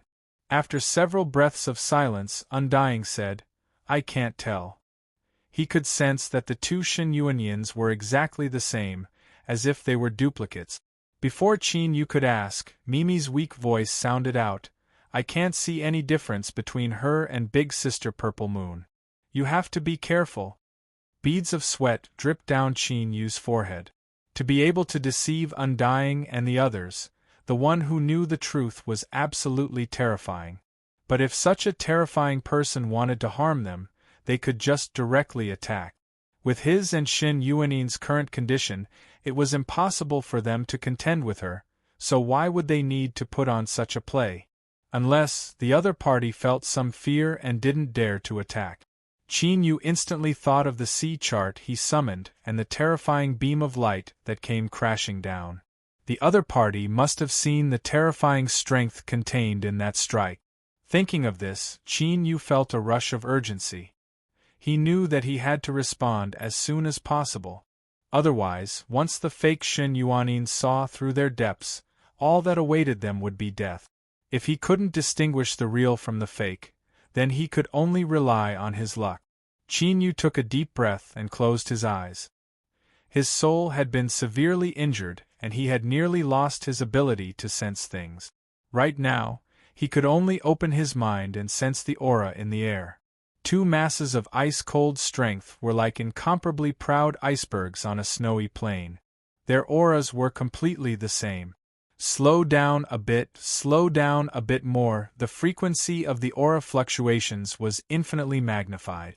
In the cave, the two Shen Yuanyans were expressionless. They knew that Qin Yu was making his judgment. Time slowly passed. The temperature became increasingly low and a thick layer of white frost covered Qin Yu's entire body. Suddenly, there was a loud bang. The white frost scattered in all directions, revealing Qin Yu's figure. His eyes opened and the awe-inspiring aura within them left one's heart shaking. Evil beast, you are seeking death. A loud shout like a thunderclap exploded in the cave. Above Qin Yu's head, the sea chart phantom slowly opened. His eyes fell on the blood-stained Shen Yuanin and he lifted a hand. Bang! Black water erupted, instantly forcing Shen Yuanin back. Like a shadow, she drilled into the earth and vanished. Qin Yu clenched his teeth. You bastard, you actually let her run away. He looked at Shen Yuanin, his tone unfriendly. I told you to hold her back, so why didn't you restrain her? Shen Yuanin spat out a mouthful of blood. A trace of fluctuation appeared in her indifferent eyes. My injuries are too heavy and you took far too long to prepare. Qin Yu coldly coughed. This wretch is too strong. If I had hastily attacked, the most I would have done was wound. The reason I did this was to eliminate any future troubles. How hateful, I was only a single step away. If she had run any slower, she would have died here. Shen Yuanin said, What do we do now? Qin Yu's complexion was cloudy and uncertain. After today's events, this wretch will definitely be on guard. Wanting to lure it in again will be extremely difficult. Let's leave this place first. Shen Yuanin nodded, not speaking. It was unknown what cultivation method she cultivated, but besides being ice-cold, her toughness was also ridiculously high. In a short period of time, she had restored some of her origin energy. At least on the surface, besides her pale complexion, she didn't seem weak at all. Humph! Qin Yu flicked his sleeves and put away the 9th province furnace. Shen Yuanin followed behind him. After leaving the cave, Qin Yu pulled Shen Yuanin and stepped into the shadows. The two of them instantly vanished from sight. A moment later, faint traces of black water vapor seeped out from the cracks in the cave. They gathered in midair, condensing into the figure of a water demon. Its slender eyes stared towards the entrance of the cave. While it was surprised, it was also filled with joy. The art of infinite transformation was its innate talent. As long as one had seen it before, they could imitate it without any flaws. Even if a calamity immortal were in front of it, they still wouldn't be able to distinguish it. But now, it had been easily seen through. The water demon was even more certain that the divine spirit that had perished was absolutely terrifyingly strong, otherwise it would have been impossible for it to have such a keen divine sense.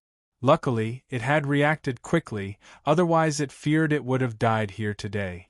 As it thought about how it was a hidden hunter, it had nearly been hunted down instead. The water demon felt depressed. However, compared to preserving its life, a bit of depression wasn't anything at all. When Qin Yu left, he was still able to bring Shen Yuanin along with him and use some sort of teleportation technique. This dispelled the last bit of hesitation in its heart. What bullshit killing someone while they were weak. That cheap slut Sang Zhu had dug a hole for him even before she died. After using Shadow Step dozens of times, the blood in his body tumbled and the stabbing pain in his soul caused his field of vision to darken. Only when he determined he couldn't persist any longer did Qin Yu stop. When he turned around, Shen Yuanin, who had been silent this entire time and had allowed him to pull her along, finally fell to the ground with her eyes closed. Qin Yu exerted strength and pulled her into his arms. This small movement caused his chest to tumble. Finally, he wasn't able to hold back and spat out a mouthful of blood. Drops of blood splashed onto Shen Yuanin's white dress, like plum blossoms in the snow. Several drops fell on her cheeks, making the contrast with her pale complexion even more obvious. Qin Yu inwardly apologized for his offense. He reached out a hand and wiped away the blood. When his fingers touched her cheeks, they were cold and soft. However, in his current state, it was hard for him to have any blasphemous thoughts. Looking at the sleeping Shen Yuanin, Qin Yu bitterly smiled. Even something like fainting had to be done first. He also wanted to blissfully faint. After spitting out a mouthful of blood, the heaviness in his chest eased a little. Qin Yu took a deep breath and held her as he walked into the distance. In their current state, it wasn't suitable for them to move about. If their luck was bad, even if they ran into some monster beast or evil being that they could casually destroy, they could still take their lives. Luckily, nothing happened after that. Qin Yu stimulated his strength and opened up a hiding place with the path of metal. Then, he took out the 9th province furnace and let out a breath of relief. His soul twitched and his body was exhausted to the point of death. Qin Yu closed his eyes and instantly fell asleep. But now, he couldn't relax. Although he had scared away the water demon just now, who knew when it would react? Qin Yu rubbed between his eyebrows and said, "Undying, find out what's wrong with this woman." The first time, not long after Shen Yuanin left, she had encountered a group of cultivators and now they had caught up to her. If this was a coincidence, then it was far too much of a coincidence. There was definitely something wrong. After pausing for several breaths of time and not receiving a response, Qin Yu furrowed his eyebrows. "Undying?" This time, a weak voice sounded out. "Yes, I am undying. Master, place your hand on her." Qin Yu was startled. He immediately felt ashamed. Before this, he had only been concerned with escaping and had pulled Shen Yuanin along the way, using Shadow Step dozens of times. No matter how tyrannical Undying's strength was, he must have suffered severe losses. It was no wonder he hadn't responded. In such a state, he shouldn't have bothered him. If he didn't eliminate this woman's hidden danger, he feared more problems would arise. "I've troubled you." Sensing the apology in Qin Yu's words, Undying sighed with emotion. "It's good that you're fine. Just how dangerous had the situation been?" To be able to rely on an empty city strategy to scare away the water demon was already a stroke of luck. Qin Yu didn't speak further. He lifted a hand and placed it on Shen Yuanin's body. Let's begin. Luckily, even though he had lost a great deal of strength, he still had his undying realm. After spending some time, he finally discovered something. Search 3 inches below her chest with your magic power. Find the cold energy and pull it out. Undying fell silent. He really needed to fall into a deep sleep as soon as possible to restore his strength. Qin Yu revealed an awkward expression.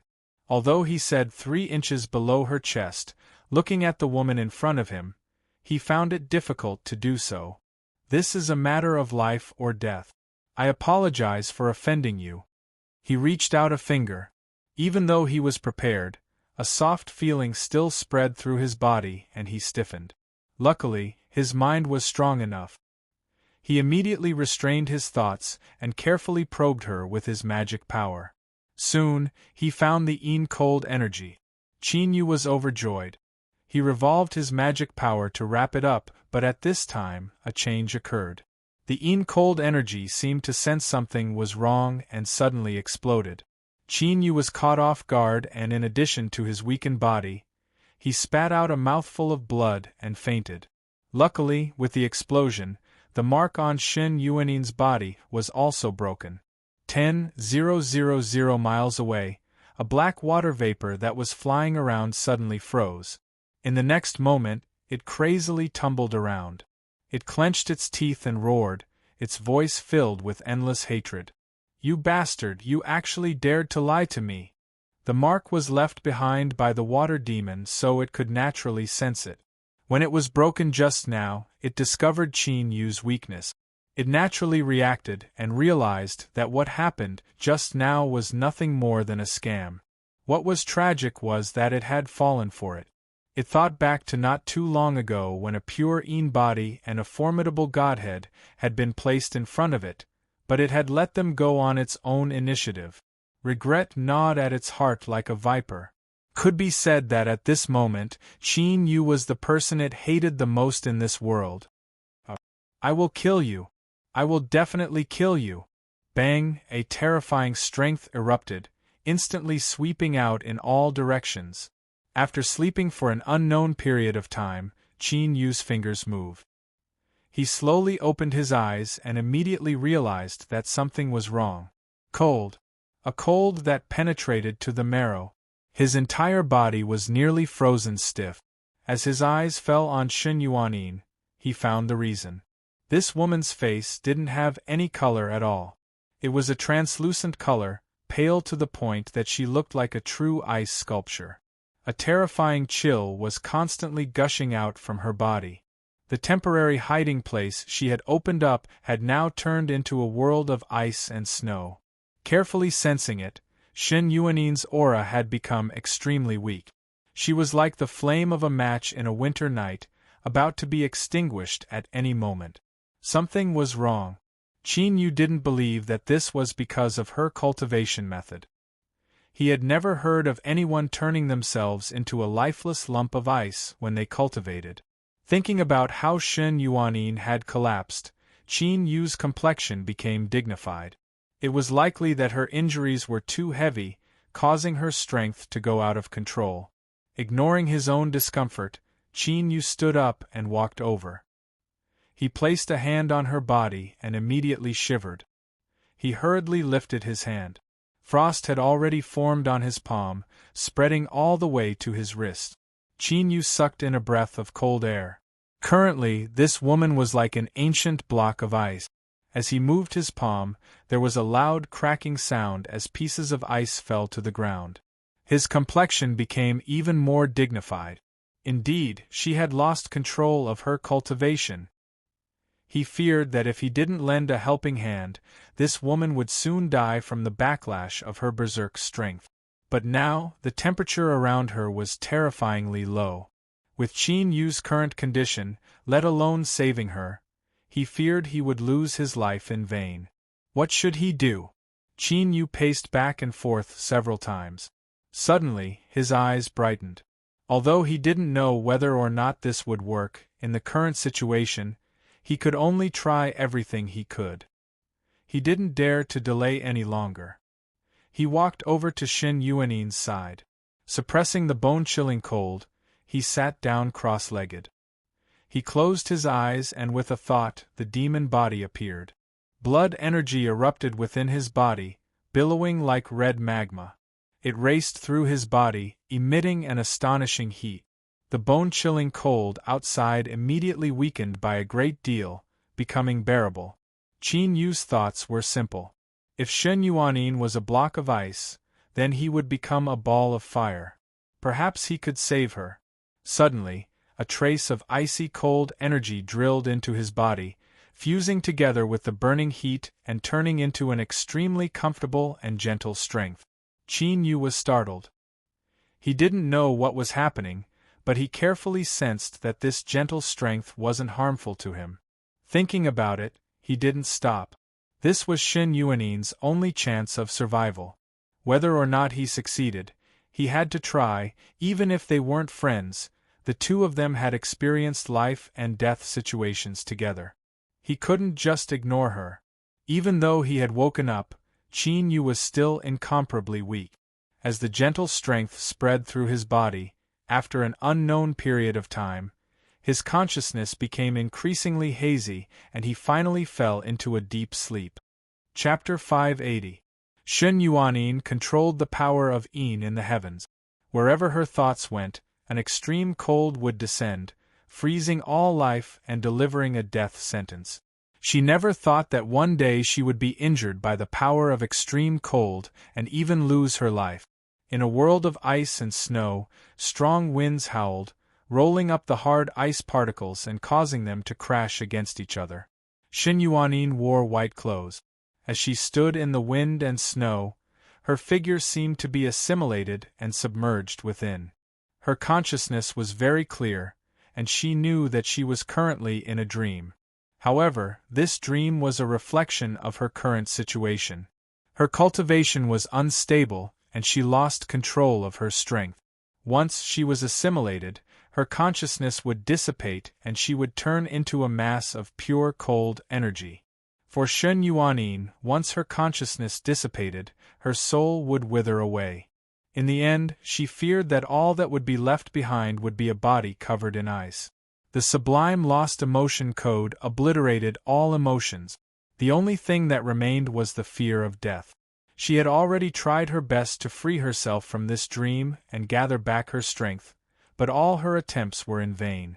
Shen Yuaning frowned. Her eyes revealed a bit of confusion and absent-mindedness. Could this be karmic retribution? She had obliterated her humanity and used extreme cold to kill others. Now she would die in this extreme cold.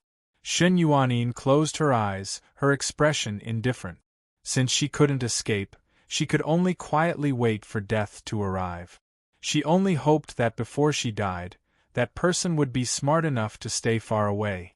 Otherwise, if they were wrapped up in the erupting cold energy, they would likely die together with her. Was she worried? How could she have such disturbing emotions? Thinking about it, it must be because she was on the verge of death. As if sensing that Shen Yuaning had given up resisting, a thought of death bloomed in her heart.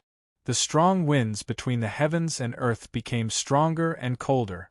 Her body shivered. Her figure became even thinner, as if she would be swept away by the strong winds in the next moment. Her consciousness floated in and out of existence, as if it could dissipate at any moment. But suddenly, Shen Yuaning felt a trace of warmth. It was like a fire had been lit in a house of ice. At first it was weak, but as time passed, it burned more and more fiercely. Billowing waves of heat wrapped around her. Water vapor tumbled around her, and the thick layer of ice and snow beneath her feet began to melt. In this world of ice and snow, it was as if a dormant volcano had suddenly awakened. With its astonishing temperature, it caused the entire world to melt. Finally, the world that had become incomplete due to the melting of ice and snow collapsed with a loud bang. Mist rose from his hiding spot and the thick layer of frost and snow had all melted away. Tiny beads of water hung from Xin Yuaning's long eyelashes. As she opened her eyes, they fell onto her face. Her white dress was soaked by the steam and stuck to her body, revealing her graceful figure. But right now, she didn't care about any of this. Her eyes fell on Qinyu, who was sitting not too far away. This man was like a sun, releasing powerful light and heat. Xin Yuaning's calm and tranquil heart was suddenly struck in a soft spot. She earnestly looked at this strange face in front of her, and emotions surged out from the depths of her heart. She raised her hand to cover her mouth. Blood stained her veil and dripped down through the gaps between her fingers. The supreme Wang Qing, since she had already forgotten, she would not allow it to happen again. Otherwise, the backlash from his cultivation technique would cause his soul to wither and he would die. He wore light blue robes and held a folding fan in his hand. He wore a square scarf on his head and his steps were calm and steady. His every movement was graceful and magnanimous. Unfortunately, the gray skies above his head and the corpses of monster beasts littered the ground. The smell of blood wafted from his nose and mouth, completely inconsistent with this person's temperament. Su Wenze had an excited expression. His lips trembled as he bowed. Descendant Wenze greets the ancestor of the Su clan. Although he didn't know this person's identity, his aura couldn't be wrong. Saint Wengong's bloodline cultivated a vast and righteous aura that harmonized with the world. This was something that no one could disguise. Rise. The middle-aged scholar's attitude was warm and genial. Your scholarly aura is weak, so you should know that the bloodline of the outside world has already declined. This is as I expected. The cycle of the world has its own rules, and since ancient times, there has never been an evergreen. Su Wenze felt as if he had been filled with wisdom. The resentment that had been buried deep in his heart suddenly dispersed. His mind became clear and his aura shrank. Then, it suddenly rose. He broke through his bottleneck and his cultivation took another step forward. The middle-aged scholar revealed a gratified expression. Your talent is outstanding. If you cultivate well in the future, as long as you uphold the righteousness of the world, you will surely have achievement. Although the Su clan has withered, that doesn't mean it can't rise again from your generation. Su Wenze kowtowed. I thank the ancestor for bestowing this lucky chance upon me, allowing me to break through the demons in my heart. Although the sea of purgatory is dangerous, this great change is also a lucky chance for you. Follow by my side and struggle for the great Tao with fellow Taoists from all over. Yes. Su Wenze stood up and respectfully stood behind the middle-aged scholar. At this time, the middle-aged scholar gasped, a look of surprise on his face. Ice and fire, this is quite strange. He lifted a hand and grabbed onto Su Wenze. With a single step, the two of them vanished from sight. Beneath the vault of heaven, a towering mountain towered high. Although it was only a phantom, one could still feel the invisible pressure it emitted. One could see that half of this mountain was covered in ice and snow. An extremely cold aura tumbled about and snowflakes fluttered in the air. On the other side, waves of heat billowed. Magma flowed between the crimson mountain stones. Within this mountain, there were actually two completely different phenomena. But what was most surprising was that when this extreme cold and extreme heat met, there actually wasn't the slightest bit of conflict. Mellow and harmonious, flowing naturally. This mountain phantom was extremely high, as if it would break through the horizon. But, if one looked from afar, they wouldn't be able to sense it at all. It released an invisible potential that disturbed yin and yang and shielded one's aura. Only by reaching a profound level of cultivation and touching upon the essence of the world would one be able to sense anything wrong from the feedback of the world. Then, a door was opened and they entered this seemingly ordinary world that was actually isolated from the outside world. Now, beneath the towering mountain phantom stood a person.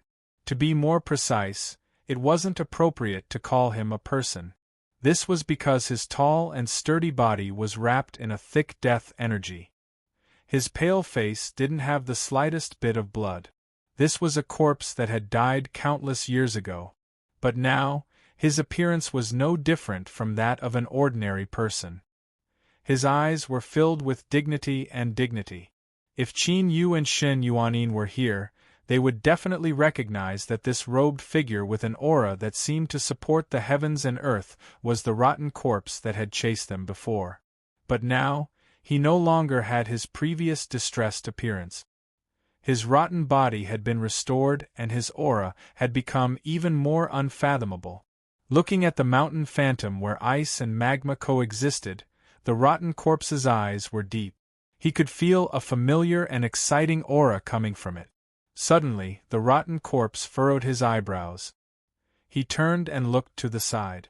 Space quietly separated and a middle-aged scholar walked out. Behind him was Su Wenza. Being shrouded by the rotten corpse's gaze, Su Wenza stiffened. His face paled and sweat dripped down his body. The middle-aged scholar stepped forwards, blocking all the oppressive aura. He cupped his hands together and bowed. Su Xian greets Mr. Dark Parasol. Dark Parasol. The rotten corpse's eyes turned. You recognize me?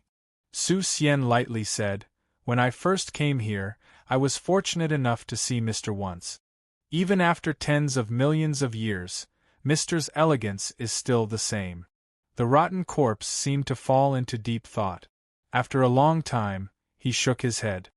I don't remember. He looked away, no longer speaking. Su Xian faintly smiled. He brought Su Wenza several steps away. Then, he looked up at the mountain phantom, a look of praise in his eyes. But these two juniors were actually able to cause such a stir. One could imagine how extraordinary they were. Every generation had a proud son of heaven. Even if these people had long since vanished from the eyes of the world, the outside world was still a wonderful place. It really made one yearn for it. The third person to arrive was a person completely shrouded in a tattered black robe. Although he was a person, he didn't seem to have a body. Rather, there was only a mass of pitch-black fog that floated in the air. Two dark red motes of light fell on his head. These were his eyes. Behind him followed another person. This person had a handsome and delicate appearance, his red lips revealing a wild and untamed expression. But at this time, he lowered his head, not daring to be insolent. As long as one had the qualifications to open a channel here, each one was a transcendent existence in the world. Killing him would be easy. But soon, this handsome young man's complexion darkened. He stared at the mountain phantom. Although his cultivation was lacking because of his background, he was extremely sensitive to auras. It was that person. The young man clenched his teeth, his eyes filled with hatred. If it weren't for him interfering, his body would have already been fully formed. Although he might not have been able to do so, it wasn't difficult for him to protect himself against these undying monsters.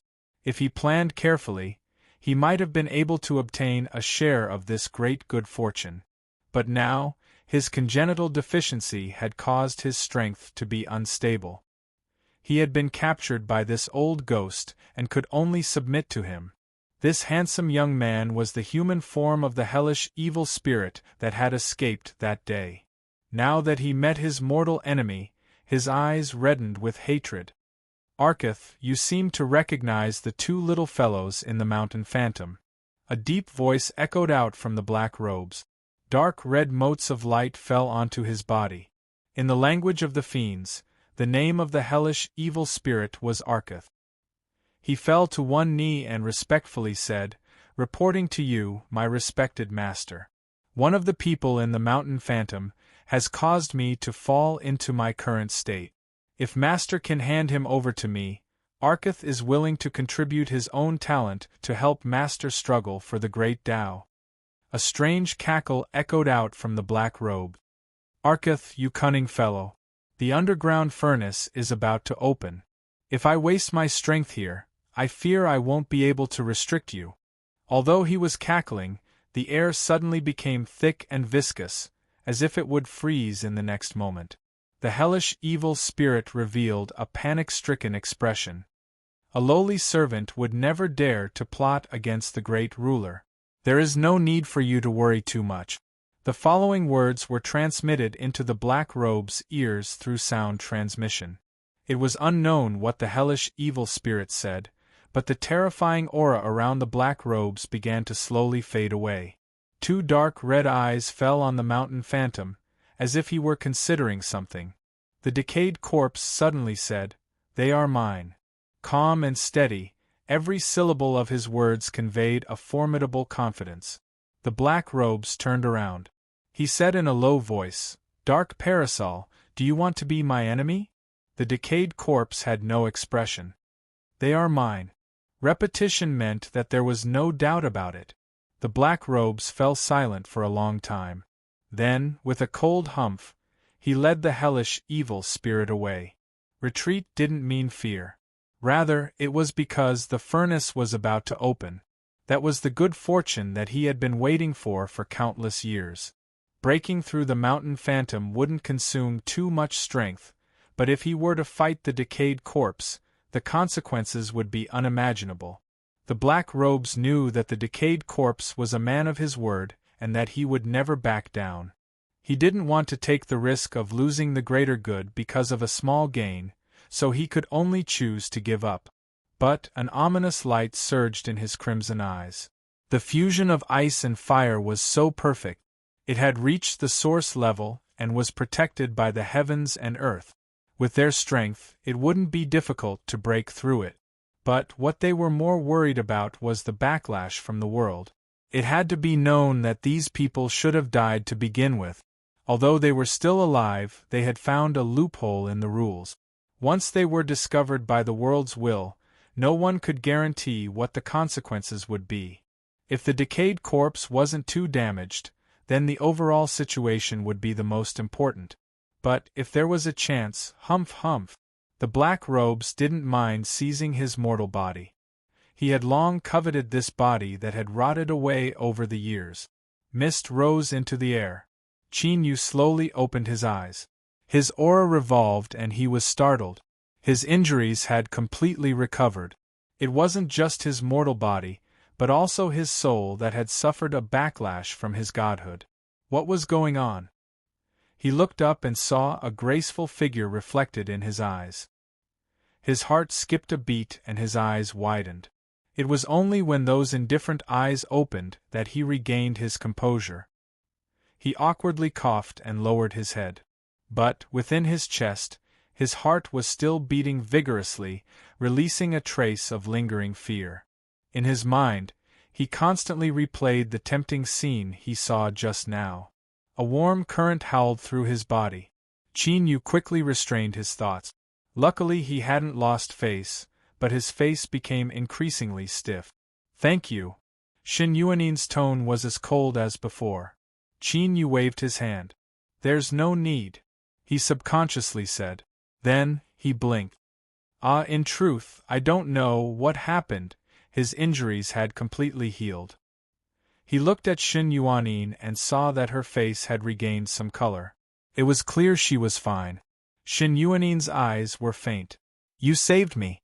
I will definitely repay this favor in the future." In the end, his heart was strong. After several breaths of time, Qin Yu composed himself. Seeing that she wasn't willing to speak further, he nodded. All right.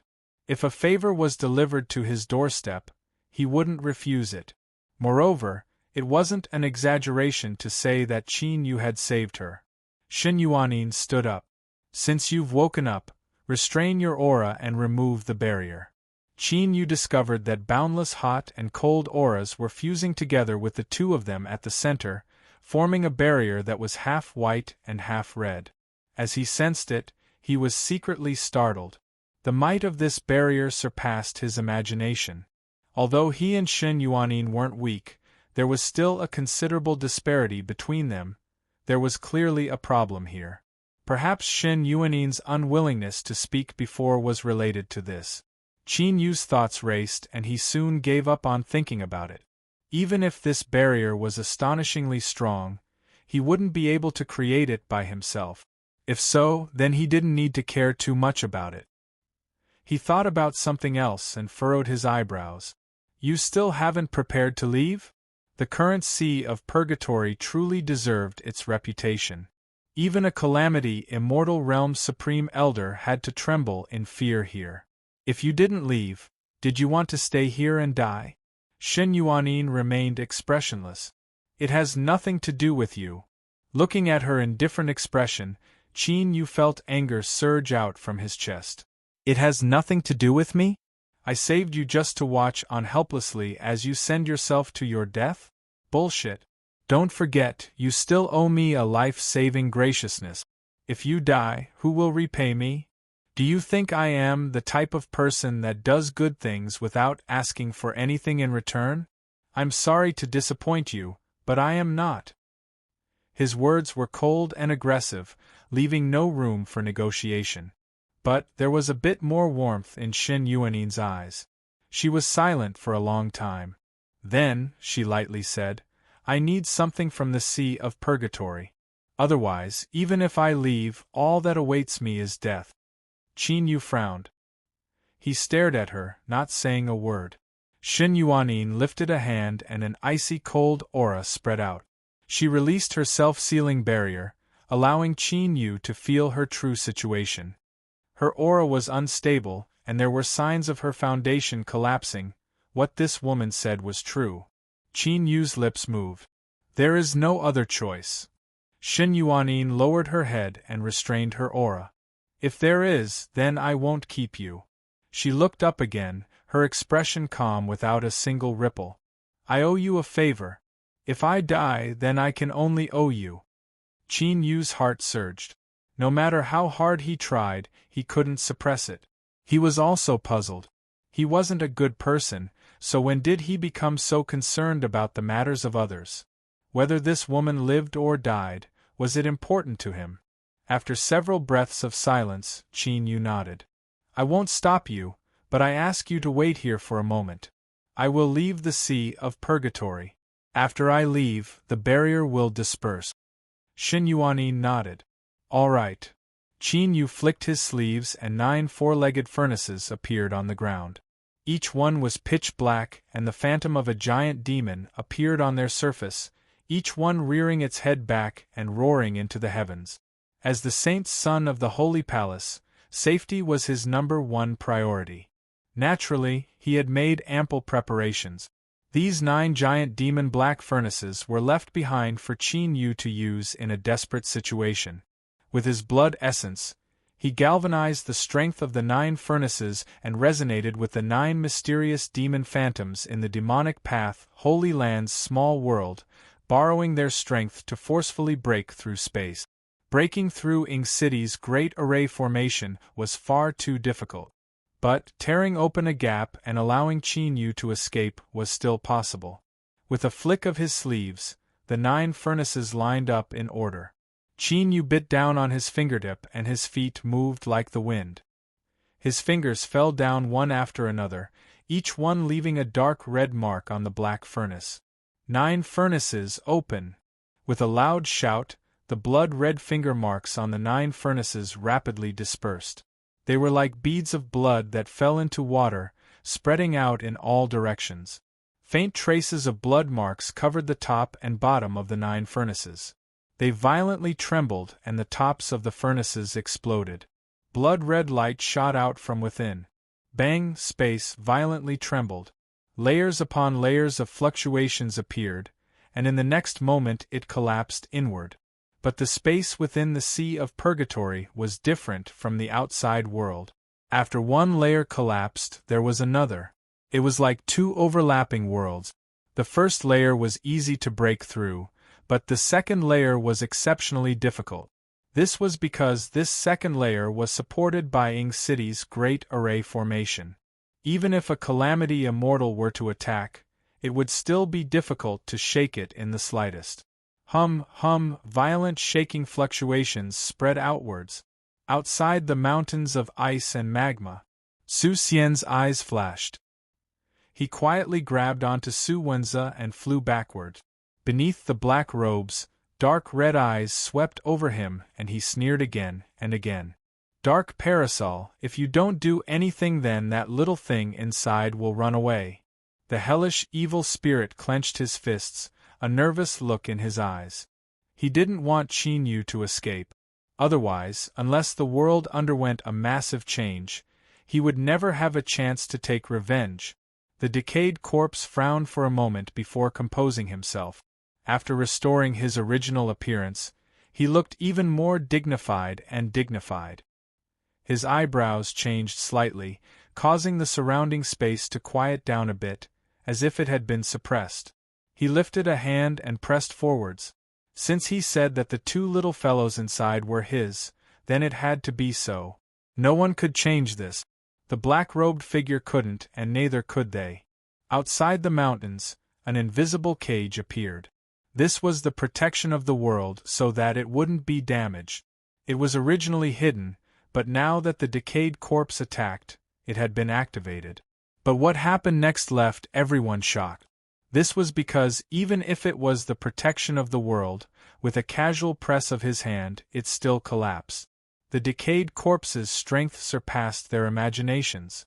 Rumble, rumble, or there was a loud explosion, as if the heavens were falling and the earth was cracking apart.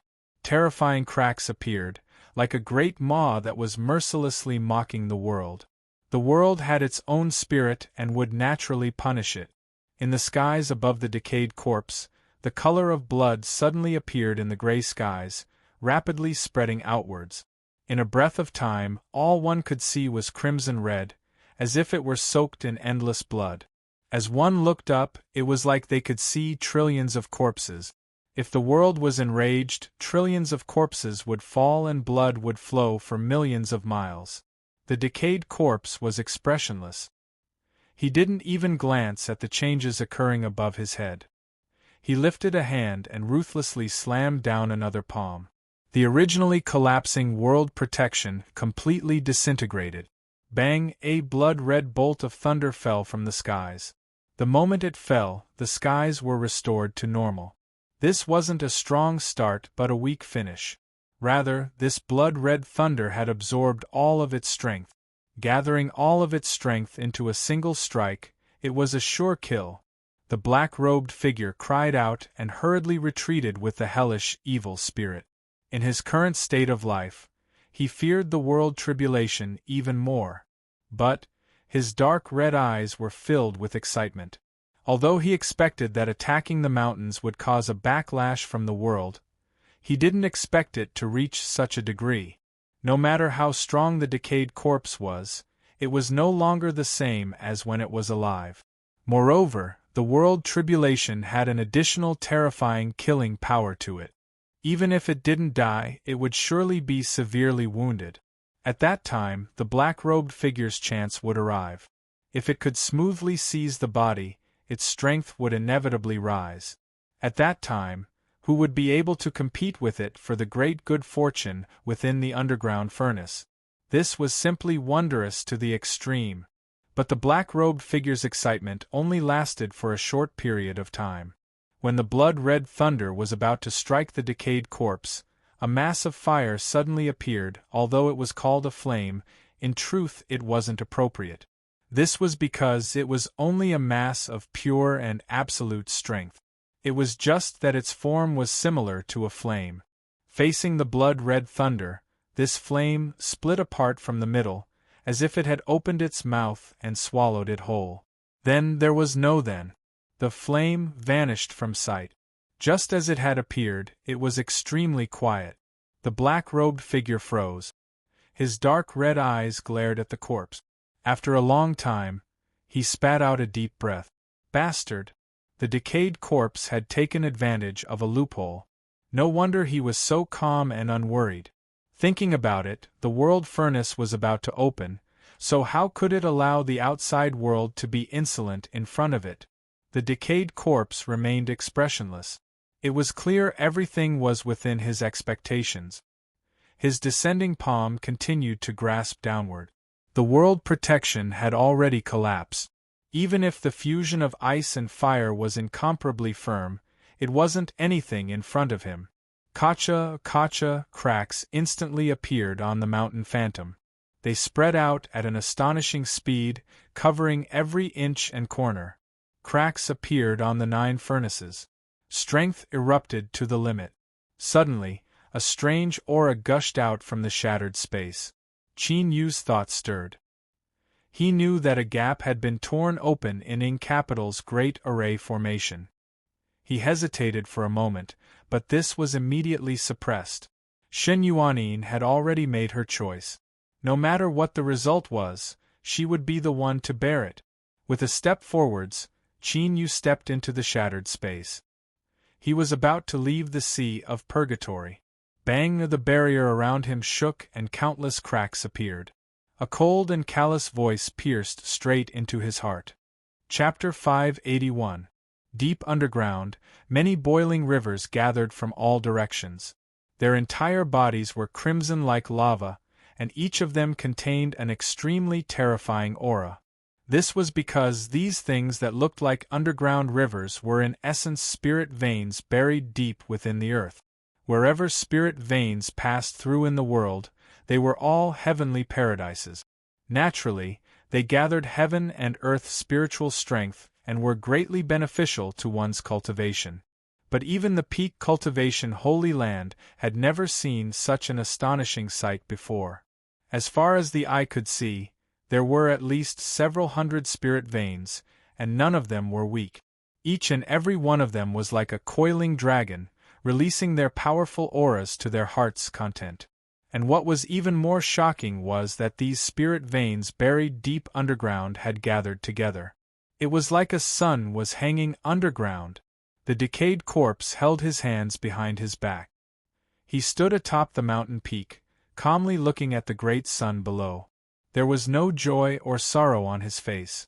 It was just that there was a bit of confusion in his eyes. He didn't know why he hadn't killed those 2 little fellows after capturing them.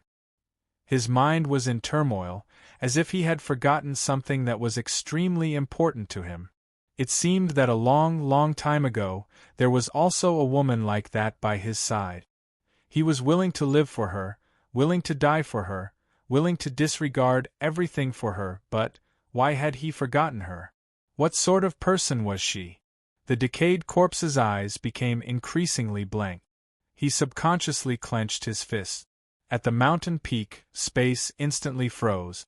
A stuffy cough sounded out from behind him, startling him awake.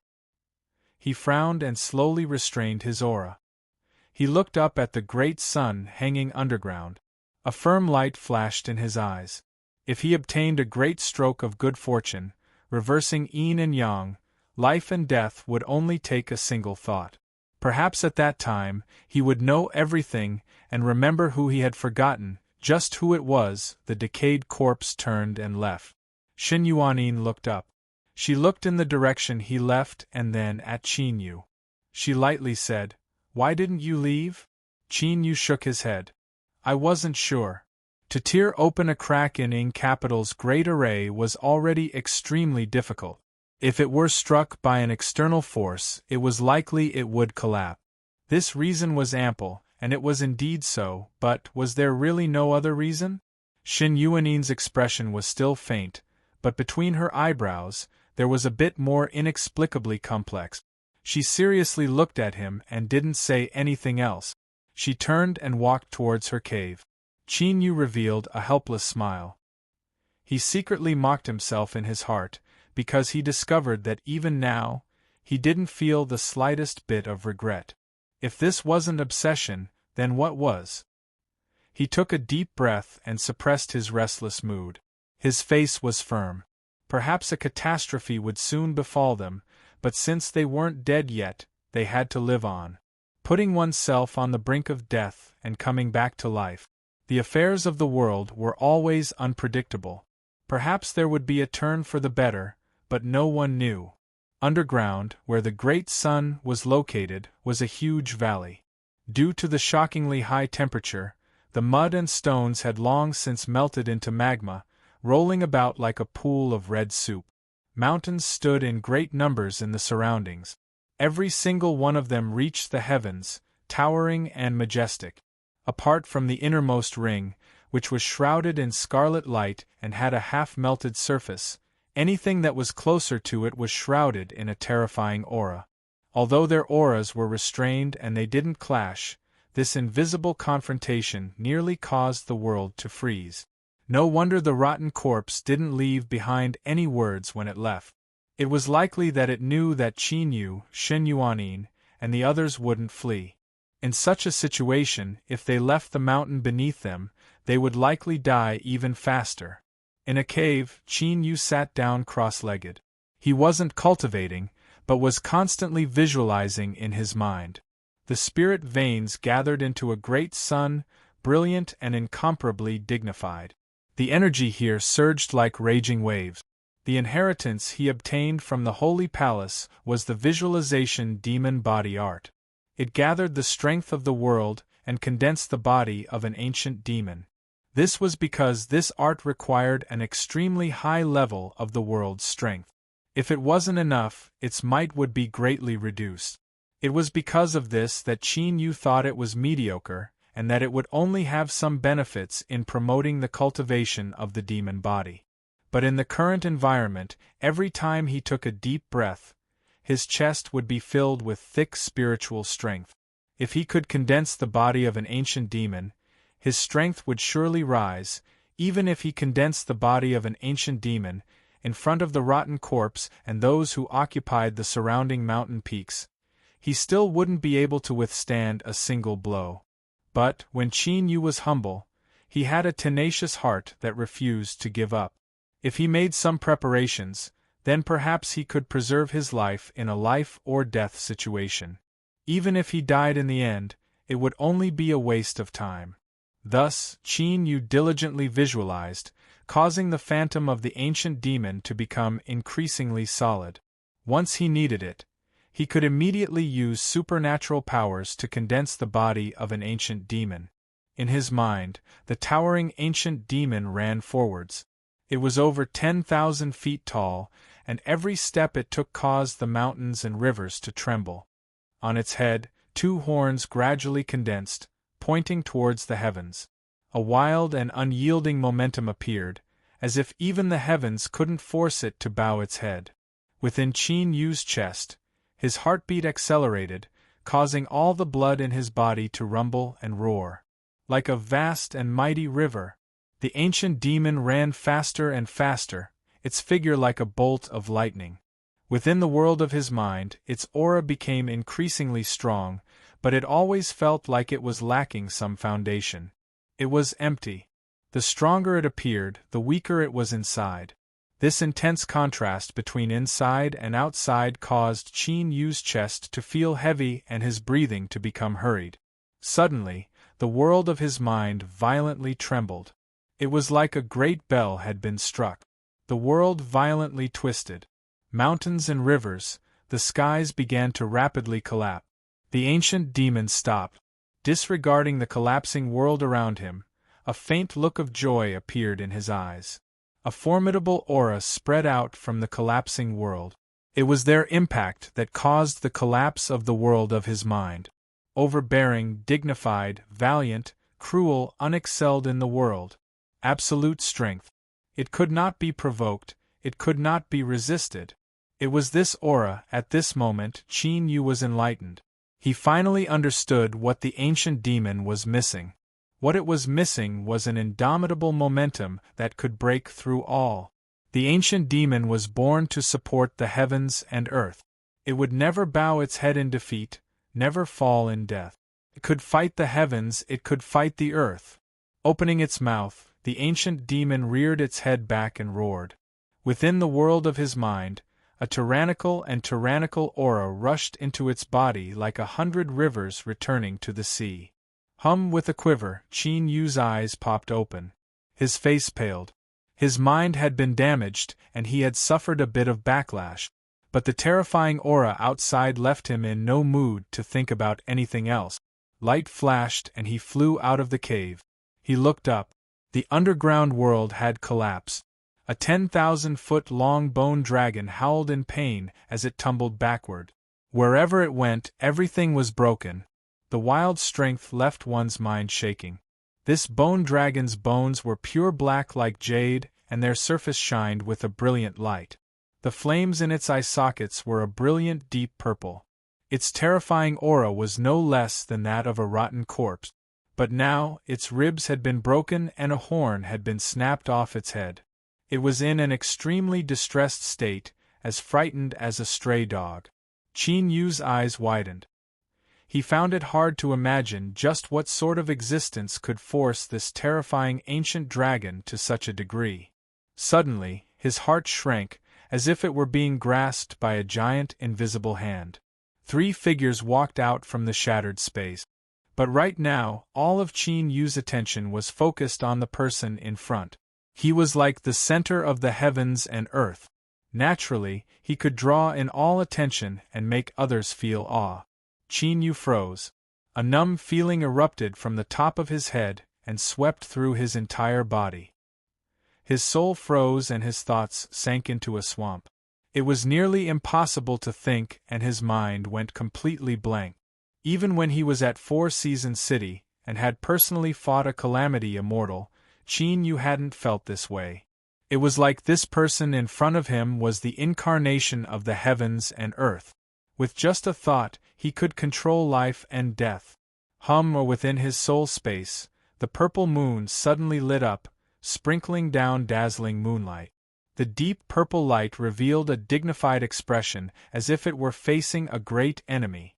The cosmic sea-cross bell rang out. A short and urgent sound echoed through the air, releasing strange fluctuations that counteracted the terrifying pressure. Qin Yu seemed to come back to life.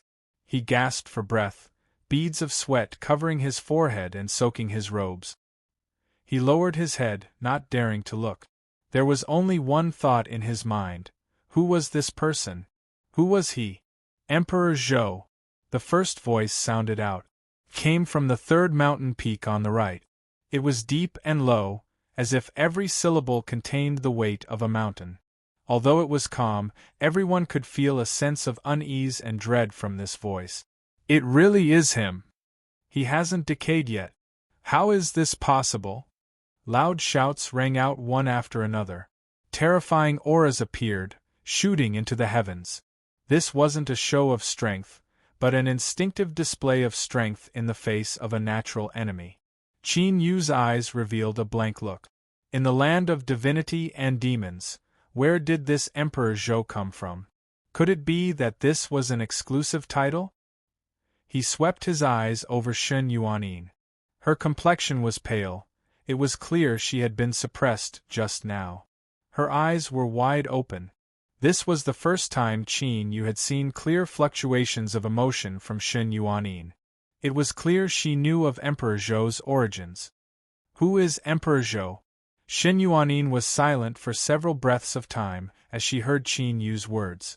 Then, she replied, before the 7 empires, there was only a single dynasty in the world. His name was Zhou. Qin Yu's heart shook. The 7 empires of the world were divided into endless territories, and their strength was unfathomably deep. In the land of divinity and demons, they were existences that were second only to the immortal and demonic path. But they were actually formed by splitting apart the great Zhou.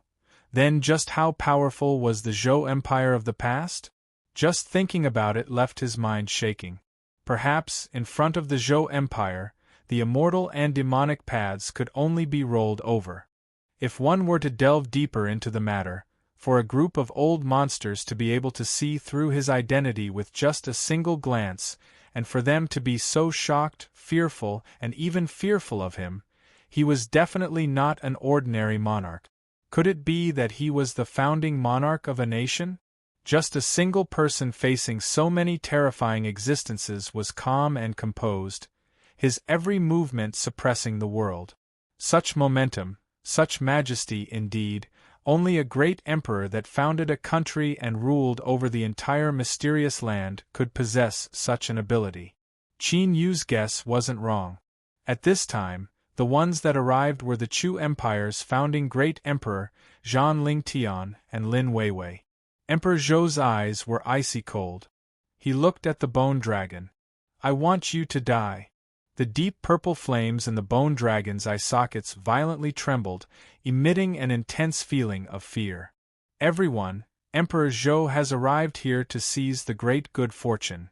If you and I do not join forces, who can contend with him? This was the truth. In the underground world, the atmosphere suddenly changed. Whether they wanted to believe it or not, the truth was right in front of them. Emperor Zhou had arrived. Chapter 582. In the underground world, terrifying auras wove together. It was like a bottomless abyss that could swallow 1,000,000,000,000 lives. Emperor Zhou's complexion was cold, as if he had been chiseled by a saber. His eyes were as deep as a sea of stars. His voice was low and deep, carrying with it an endless pressure. Every word he spoke was like a thunderclap. Do you all want to stop me? There was a sudden deathly silence. At this moment, even the super powerhouses that reached the very essence of the world and stood at the limits of the world felt their hearts tremble. The long silence demonstrated the unsurpassed dignity of this great emperor. No one dared to offend him, because even they weren't willing to withstand the consequences. But in the end, someone had to stand up. Everyone had evaded the rules of the world and struggled to this day, all for the sake of this only hope. How could they bow their hands and retreat like this, even if the one they faced was the terrifying Emperor Zhou? The decayed corpse looked up. This simple movement caused his bones to crackle and the ground beneath his feet to instantly turn to powder. But his expression remained calm and his eyes remained calm. Your Majesty Emperor Zhou, your words carry enormous weight. I wonder if your arrival today is truly as the Bone Dragon says? Emperor Zhou had a faint expression. Yes. His status and his pride didn't allow him to deny it. Moreover, even if he did say it, so what? Although there were many powerhouses here, when he roamed the land of divinity and demons in the past, he had experienced far more astonishing scenes than this. There was no fear at all. The decayed corpse cupped his hands together. I thank your Majesty Emperor Zhou for speaking the truth. He straightened his body, pointing a spear towards the heavens. I know that I am no match for your Majesty's invincible might, so I can only shamelessly join forces with you to struggle with your Majesty. Bang! He took a step forward. His robes fluttered in the wind as he locked onto Emperor Zhou from afar. Mr. Tsang-Wu is right. Your Majesty's status is too noble, so we can only offend you. Su Xian slowly spoke. The phantom of a great scholar appeared around him. His chanting filled the air and a vast and noble aura pierced through the skies. Bang! A second lock. Your Majesty Emperor Zhou, although this is not what we want, we cannot retreat today. Bang! A third lock. Then a fourth, a fifth, a sixth. In terms of individual strength, Emperor Zhou was more than enough to roll over everyone here. However, they were, after all, people who had reached the apex of their respective eras. Every single one of them possessed heaven-shaking strength. Now that they were working together, their auras were gathered in one place. Although they were far from being able to fuse their auras together, just the overlaying of their auras was already terrifying enough. Zhang Lingtian clenched his fists, worry in his eyes. Even though the records of the sovereign race stated that the founding emperor possessed an invincible might that could pierce through the heavens and earth, that was still something that was said when he was alive. Now that he had been asleep for tens of millions of years, no one knew just how much strength the newly awakened Emperor Zhou had left. One against many. Moreover, they were a group of old monsters who would never back down. If things got out of hand and they were forced to resist desperately, who knew what would happen in the end? Emperor Zhou turned and glanced at him. Although he didn't say anything, his gaze seemed to pierce straight into his heart. Zhang Lingtian hurriedly lowered his head, feeling anxious and fearful. Emperor Zhou's eyes flickered with coldness and self-mockery. If it was back then, who in this world would dare to threaten him? After all, time and tide wait for no man. After several breaths of silence, Emperor Zhou suddenly said, "No one can stop me from doing what I want to do." The bone dragon's soul fires began to wildly tumble about. It screamed in pain and wanted to escape, but in a short breath of time, the purple soul fires had quietly extinguished. Bang! The bone dragon's massive body crashed into the ground. In the blink of an eye, it was swallowed up by the spirit veins and pulled into the pool. An unfathomably strong bone dragon that had lived for countless years had been quietly killed in front of everyone in the blink of an eye. And what was even more shocking was that from start to finish, they hadn't been able to sense anything wrong at all. This meant that the strength Emperor Zhou possessed far surpassed their imaginations, or, to be more precise, he had touched upon an even higher level. Could they really contend with the incomparably terrifying Emperor Zhou? How terrifying! Undying's voice sounded out in Qin Yu's mind, his voice dignified. This Emperor Zhou, even in his era, was an incomparably dazzling existence. Qin Yu hesitated for a moment. Undying, can you sense Emperor Zhou's depths?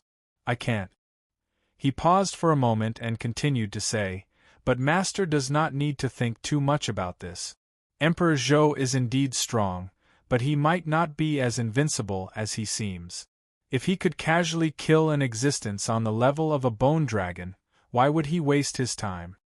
He could just kill everyone here and this great good fortune would naturally be his. Qin Yu suddenly understood Undying's meaning. Deterrence? It's hard to say. But without accident, Emperor Zhou should compromise. As if to prove his words, Emperor Zhou's callous voice echoed out. Today I can kill all of you, but I will have to pay a great price to do so. This is not what I want. Since you are willing to fight to the death, I will give you a chance. He lifted a hand and grasped towards the great sun beneath him. Billowing gray energy gushed out, gathering into a mass. On the surface of this mass of energy, countless lines appeared, constantly tumbling and changing. These lines gave Qin Yu an extremely familiar feeling.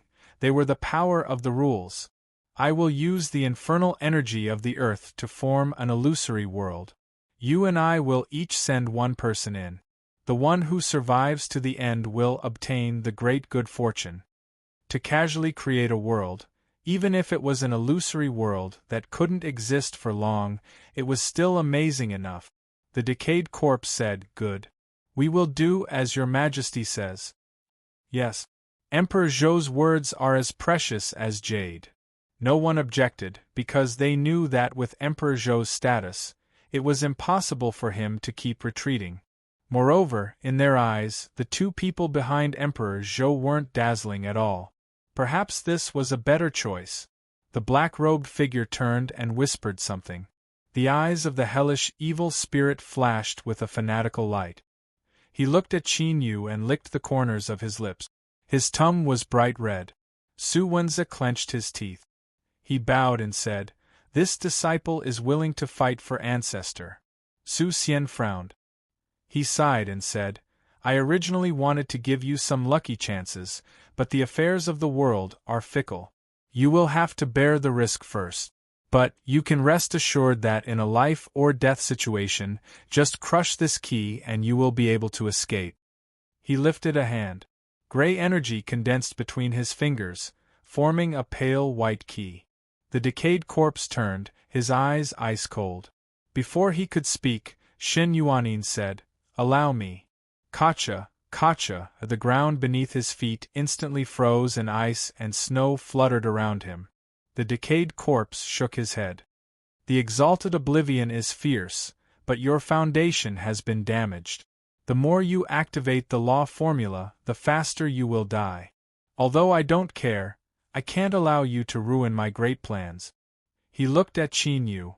"You go. If you can seize this great good fortune for me, I will forgive you. Otherwise, when you die, I will send her along with you so you can reunite in the Yellow Springs." Qin Yu nodded. All right. In this matter, he didn't have a choice to begin with. Shen Yuanin wanted to say something, but the decayed corpse didn't give her the chance. He lifted a hand and pointed a finger between her eyebrows. His movements weren't fast, but for some unknown reason, Shen Yuanin wasn't able to dodge. As the finger fell, her body froze and all of her aura was sealed away. Chapter 583. On the long snake stone tablet, the skeleton placed a hand on his chest and bowed respectfully. This lowly person greets His Majesty the Emperor. Emperor Zhou stood with his hands behind his back. His calm face contained supreme dignity. When his eyes opened and closed, it caused the clouds in the sky to change. Tens of millions of years have passed, yet your race has yet to be annihilated. Now that you've appeared before me, are you seeking death? Sinner! The deep voice rumbled like thunder, reverberating in the air and resounding in all directions. The skeleton straightened its body, black flames surging in its eye sockets. Your Majesty's pressure is unrivaled. If you wanted to kill me, it would only take a flip of your hand. But the current land of divinity and demons is no longer the great Zhou Empire. The 7 empires are divided. I'm afraid they won't just watch as His Majesty rules the world again. Are you warning me? A lowly person wouldn't dare to offend your Majesty. But now that I'm alive, perhaps it would be more beneficial for your Majesty. Because my clan and His Majesty now have a common need, which is to plunge the world into chaos. His Majesty can take the opportunity to restore the great Zhou dynasty, and my clan can also return to our homeland, avoiding the calamity of extinction. Emperor Zhou's eyes suddenly brightened like a vast nebula. The cold wave of the north has arrived? The skeleton nodded, yes. He understood the reason why the founding emperor was concerned about this matter. With his esteemed status, he should have been able to enjoy supreme glory and rule over the world for countless years. However, he was willing to abandon everything and willingly sink his consciousness into eternal darkness. Wasn't it all for this one and only chance in billions of years? Emperor Zhou revealed a smile. After several breaths of silence, he slowly said, "Since you brought me this news, I will give you a chance to forgive yourselves." The skeleton knelt down. If my clan can escape from this great calamity, then in the future, life and death, honor and disgrace will all be in your Majesty's hands. Emperor Zhou turned. Remember your promise to me. There will only be one chance. With a single step, the figure dissipated with the wind, revealing itself to be an incarnation. On the long snake steel, the skeleton stood up. Black flames surged in its eye sockets. It was unknown whether it should be happy or sad. The Zhou dynasty unified the world and expelled the sinners into the northern border's cold region. For tens of millions of years, the number of people who died or were injured because of this was uncountable. But now, he had made a choice for his race and had become Emperor Zhou's disciple. Would the surviving clansmen understand his difficulties? Would his dead clansmen forgive him for his choice? After a long time, he let out a soft sigh, concealing all the difficulties in his heart. When had the matters of the world ever been truly perfect? As long as the tribe could be preserved, the infants of the tribe could grow up smoothly, and the old and weak didn't have to voluntarily die in the snowy plains, it was enough. Virtual world. Although it was a world condensed from a great divine ability, it was not stable and could not endure the powerful aura of the outside world for long. That was why the cultivators who entered the vortex had no choice but to be active at all times. If they stopped for even a moment, the space they were in would collapse, forming a terrifying vortex. Using the word world in its name meant that the illusory world already had the characteristics of a relatively complete world. For example, this spatial collapse. Its might was terrifying. If so, then Qin Yu's plan of hiding and waiting to reap the benefits from the others would be ruined. He couldn't help but shake his head, a look of regret on his face. With the cosmic Seacross bell and the help of Purple Moon, if Qin Yu wanted to hide, he wouldn't be discovered. With the situation like this, thinking about it was useless. He gathered his thoughts and howled forward. There were mountains and rivers in the illusory realm, but there was no sign of life. All he could see was a hazy gray, as if it were shrouded in mist. Everything was blurry, making one feel an invisible pressure on their mind. Suddenly, Qin Yu's heart shrank. Before he could think further, his body instinctively reacted. He stepped forwards, clenched his fist, and punched forwards. Bang! With a loud explosion, space violently twisted. A black shadow appeared from within. It was forced back several steps, a look of surprise in its eyes. It clearly didn't think that the boy with the weakest aura would be able to discover its attack. Across from him, Qin Yu's complexion paled. As he thought about how he had just brushed shoulders with death, he still felt a lingering fear in his heart and became increasingly angry. From start to finish, he hadn't received any warning at all. This was the first time this had happened since he obtained the cosmic Sea-Cross Bell and Purple Moon. The world was vast and there were crouching tigers and hidden dragons. Today's accident had taught Qin Yu a profound lesson. He couldn't be careless. Even if he had a treasure in hand, that didn't mean he could control everything. As he thought about how he had felt regret over the instability of the illusory realm just now, Qin Yu felt embarrassed and his face darkened. So what if he could hide? He feared that at that time, someone would quietly sneak up on him and take his life before he could even react. That would be a true joke, Qin Yu secretly warned himself. He looked at the figure that appeared across from him, his eyes cold to the extreme. He wouldn't feel even the slightest bit of gratitude for this person's warning. I originally wanted to save some strength, but it seems I underestimated you. I'll have to spend some effort, the cultivator across from him lightly said, his eyes filled with confidence. When he entered the illusory realm, this person had already noticed Qin Yu. His aura was ordinary and there wasn't anything special about him. When he discovered Qin Yu, he was secretly pleasantly surprised, thus he attacked without hesitation. Schwar, this person's eyes turned a pure silver white, icy cold without the least bit of warmth. Then, a terrifying divine sense impact erupted like a tide.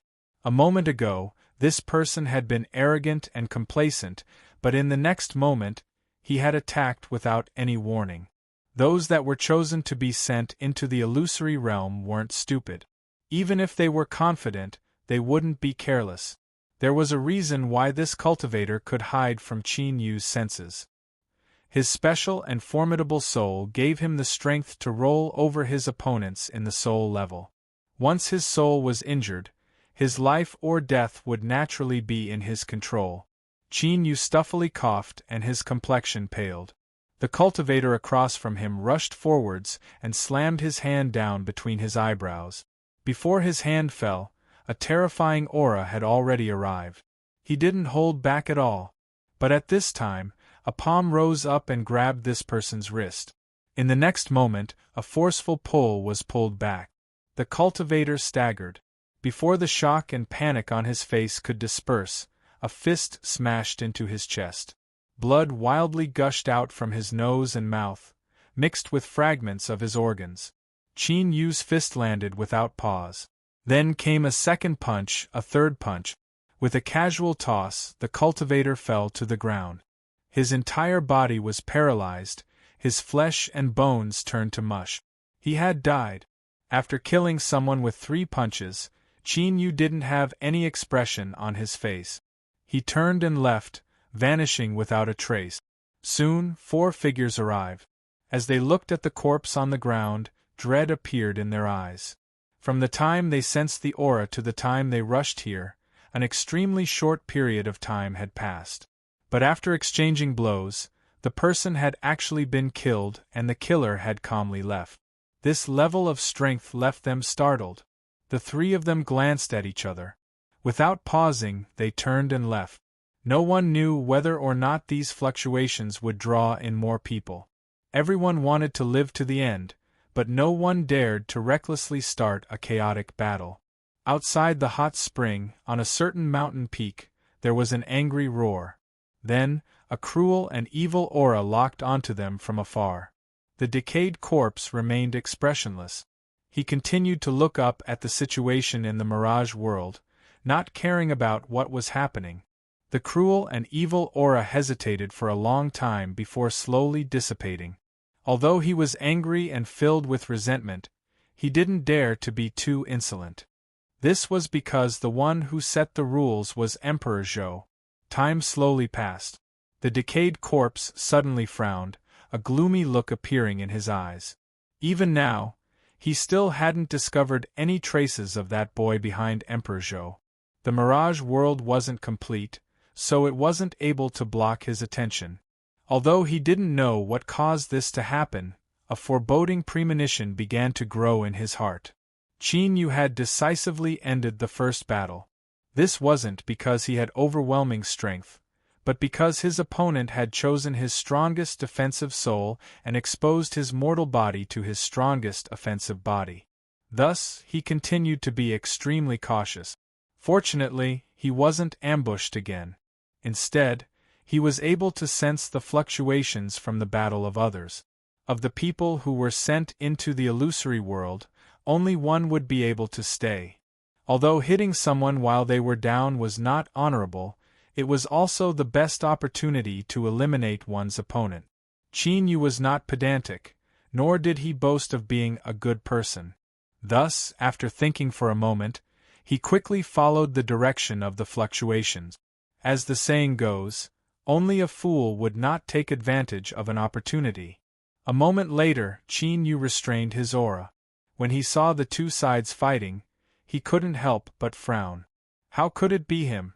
One of them was Su Wenze. Since Qin Yu had recognized Feng Yunyun's favor, he naturally wouldn't forget him.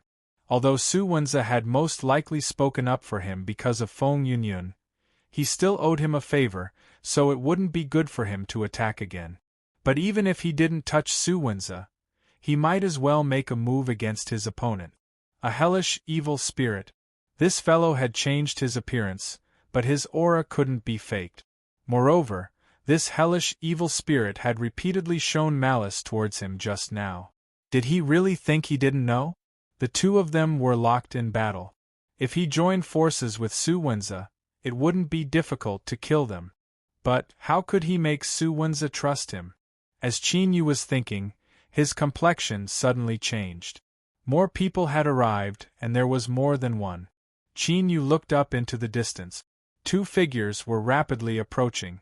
Although they had hidden their tracks as soon as they landed, they still couldn't hide from his eyes. This was troublesome. With two cultivators waiting outside, Qin Yu didn't dare to act rashly. Otherwise, if he wasn't careful, he might be plotted against. The hellish, evil spirit paled. He originally thought that this was a soft persimmon, but he never imagined that his hand would grab onto a hard stone. He was already filled with regret. He shouldn't have coveted this person's pure soul aura, but with things having come to this point, what use was regret? The two of them fought for a long time and still hadn't decided victory or defeat. In a place like the illusory world, how could it be hidden from others? As the hellish evil spirit thought that there might already be people staring at him from the shadows, he felt as if there was a blade on his back, and his expression became increasingly gloomy. In particular, Su Wenze's attacks became increasingly swift and fierce. Overwhelming righteousness soared into the heavens, making the hellish evil spirit feel as if it were being pierced by needles. It was difficult for him to retreat, and if he revealed any signs of weakness, he feared he would be severely wounded. "Brat, since you want to die, I will help you along." The hellish evil spirit was originally extremely noble and had an extraordinary life. But because he was born with a congenital deficiency, his strength was greatly reduced. Even so, he still had his own life-preserving methods, otherwise Black Robe wouldn't have brought him along. Arcus. For him to call out his true name, this was an extremely important meaning to a demonic being. Blood-red flames gushed out from his body, wrapping around the hellish evil spirit. They burned away his fur and flesh, revealing his true body. What appeared in the blood-red flames was a demon covered in scales, with sharp claws on each hand and foot and a tail behind him.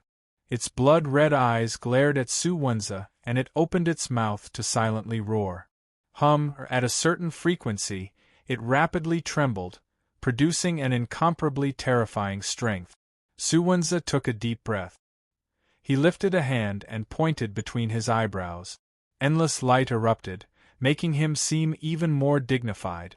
Within this light, the phantoms of great scholars appeared. They chanted the book of philosophers, and the vast righteous energy of the world gathered, rejecting all evil spirits in the world. Bang! There was a thunderclap. The surroundings of the phantoms of the great scholars began to tremble and rapidly turn blurry. This was the cursed strength that came from hell. It could kill all life and annihilate all life. Even if it was a departed heroic spirit, it could weaken it until it finally dissipated from the world. Suwenza's eyes flashed with hesitation, but it immediately turned into firm determination. He loudly chanted, fusing with the phantoms of the great scholars. He cupped his hands together and deeply bowed. The phantoms of the great scholars disintegrated, turning into countless golden characters. The first sentence of the opening was, "The heavens are vigorous, so must a gentleman ceaselessly strive to improve himself." A grand aura from ancient times arrived. As more and more golden characters appeared, it seemed like the majesty of the heavens and earth, making it impossible for anyone to resist. The hellish evil spirit miserably cried out. Most of the blood-red flames around him were extinguished. He glared at Chinyu with hatred in his eyes and then turned to flee. But at this time a change occurred. A giant hand appeared out of thin air and grabbed hold of the escaping hellish evil spirit. Ah! The hellish evil spirit roared in anger. But before he could respond, the giant hand suddenly clenched. There was the sound of breaking flesh and bone, causing one's scalp to tingle. The blood-red flames around the hellish evil spirit were instantly extinguished. His body slumped down and blood flowed out from every orifice of his head. With just a single grasp, he had been directly killed.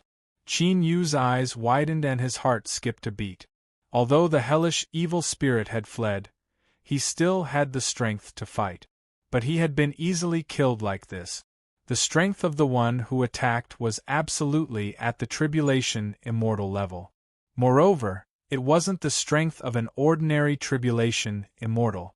Chinyu's scalp tingled. He no longer cared about Suwenza. Just as he was about to quietly leave, he froze. This was because at this moment, a terrifying aura fell down from the heavens, locking onto him from afar. Chinyu's intuition told him that if he left, he would be greeted by a terrifying attack in the next moment. At this time, the cultivators that were drawn over by the battle between Suwenza and the hellish evil spirit all had the same feeling as Chinyu. In other words, the master of the heavens aura had locked onto all of them at the same time. How strong, how tyrannical! Everyone raised their heads and looked at the sky above their heads. Gray mist was tumbling there, and then the space was collapsing inwards. A tall figure stepped out, his steps steady and powerful, as if 1,000 mountains and 10,000 rivers could be trampled beneath his feet. His actions were filled with unparalleled might. It was him. Chinyu's pupils shrank. Behind Emperor Zhou, there was a young man with an invisible aura.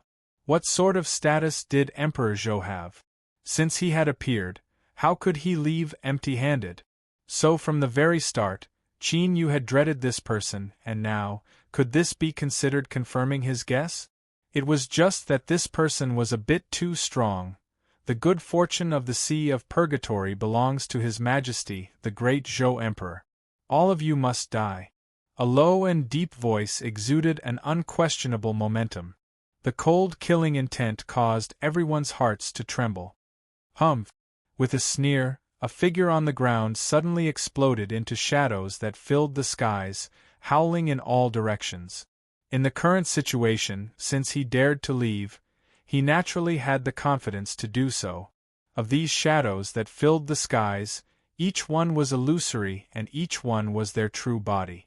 Unless they were all instantly erased, even if only one escaped, they would be able to draw strength from the outside world and rapidly restore themselves. Zhang Lingtian was expressionless. He lifted a hand and pressed downwards. Space violently trembled and then exploded. With a single point as the center, a terrifying strength swept out like a tsunami.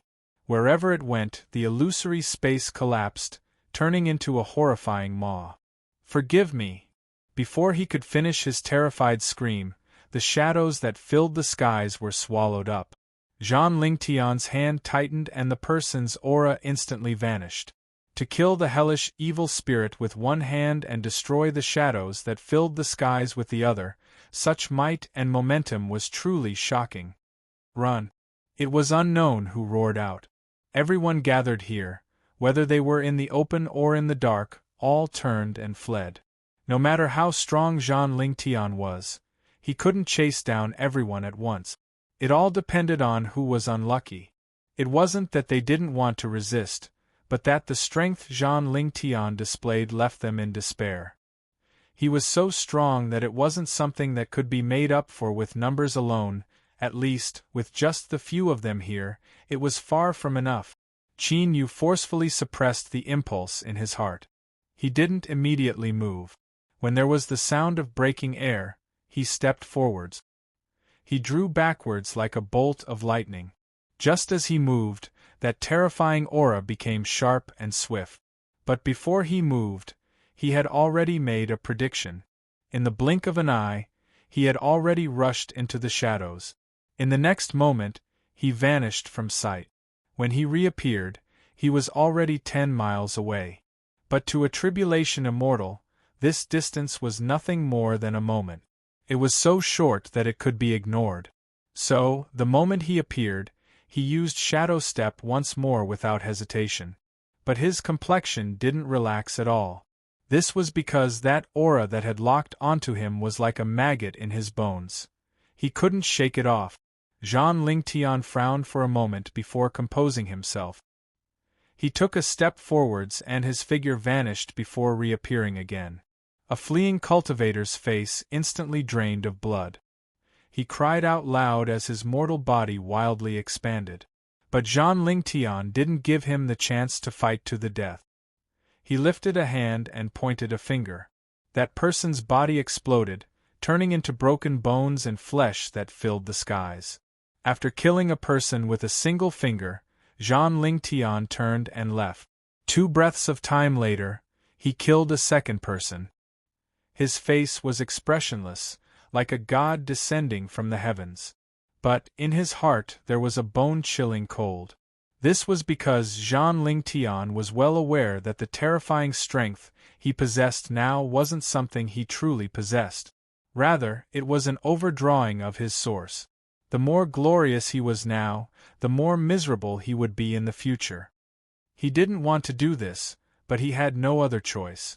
The will of the founding emperor could not be questioned, even if there was a high chance he would die because of it. Zhang Lingtian stopped. He sensed the auras of 2 people and immediately chased after them with his divine sense. Within Shadow Step, his heart skipped a beat. It was like a falling mountain and a great calamity had arrived. He took a deep breath and calmed the tumultuous waves in his heart. In his mind, the ancient demon reared its head back and roared. This was his strongest technique right now. He wouldn't hold anything back. If they wanted to kill him, then come. At almost the same time, Zhang Lingtian frowned, surprise in his eyes. He couldn't help but turn around and look to the left. This person's aura was so strong that even he felt a sense of dread. After thinking for a moment, Zhang Lingtian took a step forwards and chased after the fleeing cultivator. He narrowed his eyes and the fighting spirit within him surged. Chapter 584. Emperor Zhou. Angry roars sounded out one after another. Icy cold eyes gathered from all directions. Outside the hot spring, space froze over and all fluctuations were suppressed. Emperor Zhou was expressionless. "I have not broken the rules, so you had best abide by your previous promises." After a brief pause, his voice darkened. "Otherwise, everyone here will become my enemy and I will not rest until I die. If you don't keep your promises, I might retreat today, but in the future, I will wait for you all. No one will be able to escape." This was a naked and undisguised threat. With Emperor Zhou's status, saying such words was a loss of face. But from another perspective, the dignified Emperor Zhou didn't even care about his face, so who would dare to not take his words to heart? The enraged people all paled. Their minds shivered and a deep fear rose up within them. With Emperor Zhou's status, he would definitely do what he said. No one wanted to truly provoke him. They clenched their teeth and their complexions became increasingly ugly. But they could only suppress this in their hearts and curse their own miscalculations. Who would have thought that Emperor Zhou would do something like this? Looking at the people fleeing in all directions in the phantom world, they couldn't help but grit their teeth. What a bunch of idiot! That boy had already given up his source energy, and his strength had risen dramatically in a short period of time. If they continued to flee like headless flies, they would all be killed sooner or later. Join forces. With so many people attacking together, they might be able to survive. As long as their source energy dried up, that boy would die. The more they ran, the greater the fear in their hearts became. This was because they discovered that they seemed to have fallen into a giant spider web. In this web, no matter how hard they tried, they couldn't escape. That terrifying evil star behind them could easily lock onto them. Every once in a while, terrifying fluctuations of strength would erupt. Then, an aura would rapidly vanish from sight. This meant that another cultivator in the phantom world had been killed on the spot. We cannot continue like this, otherwise we will all die sooner or later. As this thought appeared in their minds, the pale-faced and panic-stricken people all revealed fierce expressions. Since they couldn't escape, they would fight him to the death. If one person wasn't his match, then they would all attack together. Stop running, let's fight him to the death. Fight him to the death. Let's join forces and kill him. Angry roars exploded everywhere like thunderclap. Schwa schwa in the illusory realm, cultivators appeared one after another and headed straight for one place. Zhang Lingtian's terror caused them to feel fear. If they couldn't kill him, they could only be killed by him. No one thought themselves clever and chose to hide in the dark, because that would only lead to them being killed first. One person, 2 people, 3 people.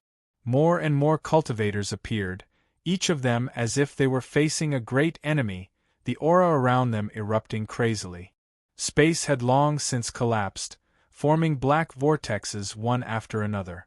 But now, everyone's auras were connected, turning into invisible mountains that suppressed everything. The destructive power produced by the collapse of space could not even get close to it before it was directly crushed. Without a doubt, this gave the crowd some confidence. Their pale faces gradually calmed down. Even a collapsing world would not be able to shake them in the slightest, much less a mere Zhang Lingtian. No matter how strong he was, could he be stronger than the heavens and earth? If he dared to come, they would attack together and kill him on the spot. Time passed breath by breath. Zhang Lingtian's aura vanished without a trace. He didn't attack again, as if facing the joint attack of so many people. He also felt that it was difficult to deal with him. This knowledge emerged from the bottom of their hearts. Everyone's chest was instantly filled with more confidence. Qin Yu stood in the crowd. He frowned, but he didn't relax at all. Was Zhang Lingtian's silence really because he was afraid? Although this was indeed a reasonable explanation, he always felt that things weren't so simple. Perhaps he wasn't afraid, but was deliberately letting them gather together to catch them all in one fell swoop. Qin Yu's breath quickened and his scalp tingled. If this was really the case, just how strong was Zhang Lingtian to be so bold? He took a deep breath and suppressed his tumbling emotions. Then, his eyes fell on a figure not too far away. That brat Su Wenze. Everyone else had no choice but to stay behind because they had nowhere to go. But he had a life-saving treasure in his hands, and yet he still hadn't left? If he continued to stay here, was he just waiting for death? Or could it be that he wanted to take advantage of the situation and wouldn't give up until the end? No matter what the possibility was, it was extremely stupid. Did Su Wenze really think that no one could sense the treasure in his hands? Qin Yu no longer dared to underestimate anyone, since he knew there would definitely be others who could. If he stayed here, even if he didn't die under Zhang Lingtian's hands, he would still be killed by others. But this was his choice. In this current situation, it was difficult for him to even protect himself, so how could he care about others? Thoughts raced through his mind. Of course, Qin Yu wouldn't admit that deep in his heart, he was indeed filled with envy and jealousy, as well as a bit of greed that couldn't be concealed. But even if he obtained a life-saving treasure, so what? If he escaped here, wouldn't he have to die? Don't be naive. In the end, it was this brat Su Wenze's good life that couldn't be envied. Suddenly, Qin Yu's complexion changed. He looked up into the skies. At this moment, it wasn't just one or two people who did the same thing. It was clear that everyone had already sensed the terrifying aura that was arriving. Zhang Lingtian had arrived. Even those with slow senses discovered that many people's faces paled once more. No one here was a fool. They could still comfort themselves just now, but now that Zhang Lingtian had arrived, there was no way they could continue lying to themselves. What bullshit was he afraid of them? This madman actually had the intention of gathering all of them together. Bastard! Was he really so confident that he could eliminate everyone here with his own strength? No matter how much they cursed and roared in their hearts, they couldn't help but admit that the one who was afraid right now wasn't Zhang Lingtian, but them. Bang! The heavens collapsed. Zhang Lingtian stepped out, his robes fluttering in the wind. His face was as hard as stone, and he emitted a horrifying pressure. His eyes fell on the people within the black vortexes. They were cold and indifferent, without the least bit of emotion. Everyone is here. Very good. He lifted a hand and pointed between his eyebrows. His eyebrows split open, but not a single drop of blood flowed out. Instead, faint traces of golden light appeared. Although the golden light was extremely weak, anyone who saw it would instantly go stiff. Endless fear rose up like magma from an awakened volcano. It brought with it a dreadfully high temperature that burned their organs. They absolutely could not be touched by this golden light. Kill him! It was unknown who spoke first, but the eyes of all the cultivators revealed a crazed and cruel look. Strike first and gain the advantage. Rumble, rumble. Wild fluctuations of strength erupted. It was like an avalanche that swept through the mountains, its momentum shaking the heavens and earth. All sorts of divine lights wove together. It was like a dazzling rainbow hung in the air in an illusory world. There was no fear on Zhang Lingtian's face. He slowly drew back his hand and pulled out a golden sword from between his eyebrows. He raised his hand and chopped down. There was no sound at all. All of the interweaving divine light that was surging over like a vast avalanche was evenly split in two. Then, between the eyebrows of the cultivators who attacked, a wound appeared. It was incomparably red, as if they had opened a third eye. How is this possible? A cultivator whispered, shock and disbelief in his voice. His eyes moved, fear flooding through them. In the next moment, with the space between his eyebrows as a boundary, this person's body was split in half. All of his life was extinguished and his soul also disintegrated. At this time, he wasn't the only one who died. This was only the beginning. A second, a third, a fourth, cultivators fell to the ground, dying one after another. Ah! A cultivator whose body was split in half cried out loud. The two halves of his body joined together once more. Flesh and blood crazily wriggled on the surface of the wound. Flesh and blood wove together, growing back together in the blink of an eye. But before joy could bloom on this person's face, he emitted another miserable scream. His body that had just grown back was torn apart once more. After this happened several times, all of his strength was exhausted. This was clearly a cultivator who practiced some powerful life-saving secret art. But in his despair and unwillingness, he died. With a single sword strike, almost all of the cultivators here died. Since it was almost, there were naturally some fish that escaped the net. For instance, the black water demon that had turned into a mass of black water vapor. Because of its life form, even though most of its black water source had been dispersed by that sword strike, it still managed to preserve its life. Not too far away, Suwunza staggered to the ground, his face deathly pale. A pure green bamboo slip had been split in half. It was covered with golden ancient characters. Although it was unknown what was written, the vast and boundless momentum it exuded was like a great sun in the skies. Now, these characters were collapsing and fading away one by one. It was because of this ancient letter that Su Xian had given him that Suwunza was able to preserve his life. Now, he spat out a mouthful of blood and his aura became increasingly miserable. His eyes revealed a bitter helplessness. The reason he had stayed until now wasn't because he didn't know when to advance or retreat, but because he didn't want to disappoint Ancestor Su Xian. Although he didn't know what this so-called great good fortune involved, it was bound to be extremely important to Ancestor Su Xian. But in the end, it was all in vain. Suwunza apologized inwardly. He flipped his hand and a pale white key appeared in his palm. He only wanted to do his bit to repay his ancestor's favor, but he wasn't a stupid person. Between life and death, he naturally knew what choice to make. His fingers tightened a little. But at this time, Suwunza's complexion changed. At some unknown time, a mass of black water had wrapped around him. The water demon's deep and low voice echoed out. "If you don't want to leave, then I won't be polite." Bang! A wild strength rumbled outwards.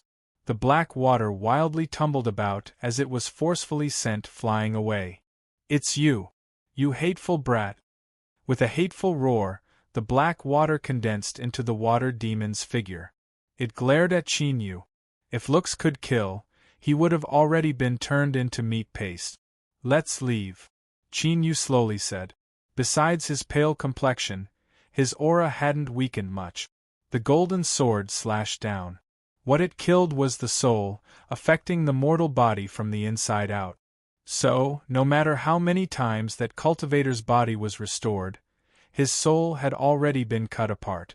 He was doomed to die. Of course, Qin didn't pay a price for this. Within his soul space, a deep sword mark had appeared on the surface of the cosmic Seacross bell.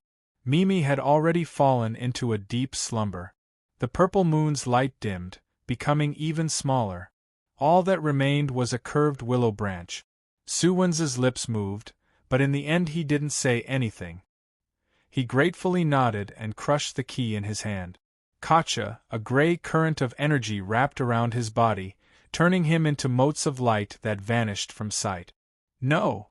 The water demon screamed, its eyes filled with madness. This was already its last chance to survive. It originally thought that Qin Yu's goal was to fight for the key. As long as he attacked, the water demon would have a chance. So, it silently gathered strength. But who could have imagined that Qin Yu would casually allow Suwunza to leave like this? This bastard, did he not fear death? Even if he didn't fear death, why would he drag him down with him? It was over, it was all over, it was all because of this bastard in front of it. If it weren't for the fact that it had been tricked, it would have already seized the pure Een body as well as that formidable divine spark. How could it have fallen to such a degree? "I'll kill you!" the water demon howled. But just as it moved, its body froze. A golden line appeared between its eyebrows, extending downwards until it split in two. Bang! The water demon exploded, turning into a mass of black water that was swallowed up by the black vortex formed by the collapse of space. Zhang Lingtian grasped his golden sword and stepped through the void. His voice was deep and dignified. "Your opponent can only be me." He lifted a hand and pointed his sword. "Make your move. Today's strongest enemy, let me see your true strength." By now, the majority of his source energy had been consumed. He no longer held any hope that he could continue living. Since he was going to die, then before he died, he would fight a grand battle. Qin Yu had a calm expression. This was the sort of person he was. When the situation couldn't get any worse, he would instead calm down. The strongest enemy? He didn't know how Zhang Lingtian came to this conclusion, but that wasn't important. Then let's fight. In his mind, the ancient demon reared its head back and roared. Qin Yu was like a boulder that had been smashed into a calm lake. In that instant, all tranquility was crushed apart. A wild tide of strength swept outwards with loud rumbling sounds. The originally collapsing world now turned into chaos. It submerged Qin Yu's figure and turned into an incomparably massive vortex. In the next moment, this vortex began to spin. A terrifying swallowing strength erupted from within. Endless heaven and earth spiritual strength gathered. The quantity was so great that it was like a raging river.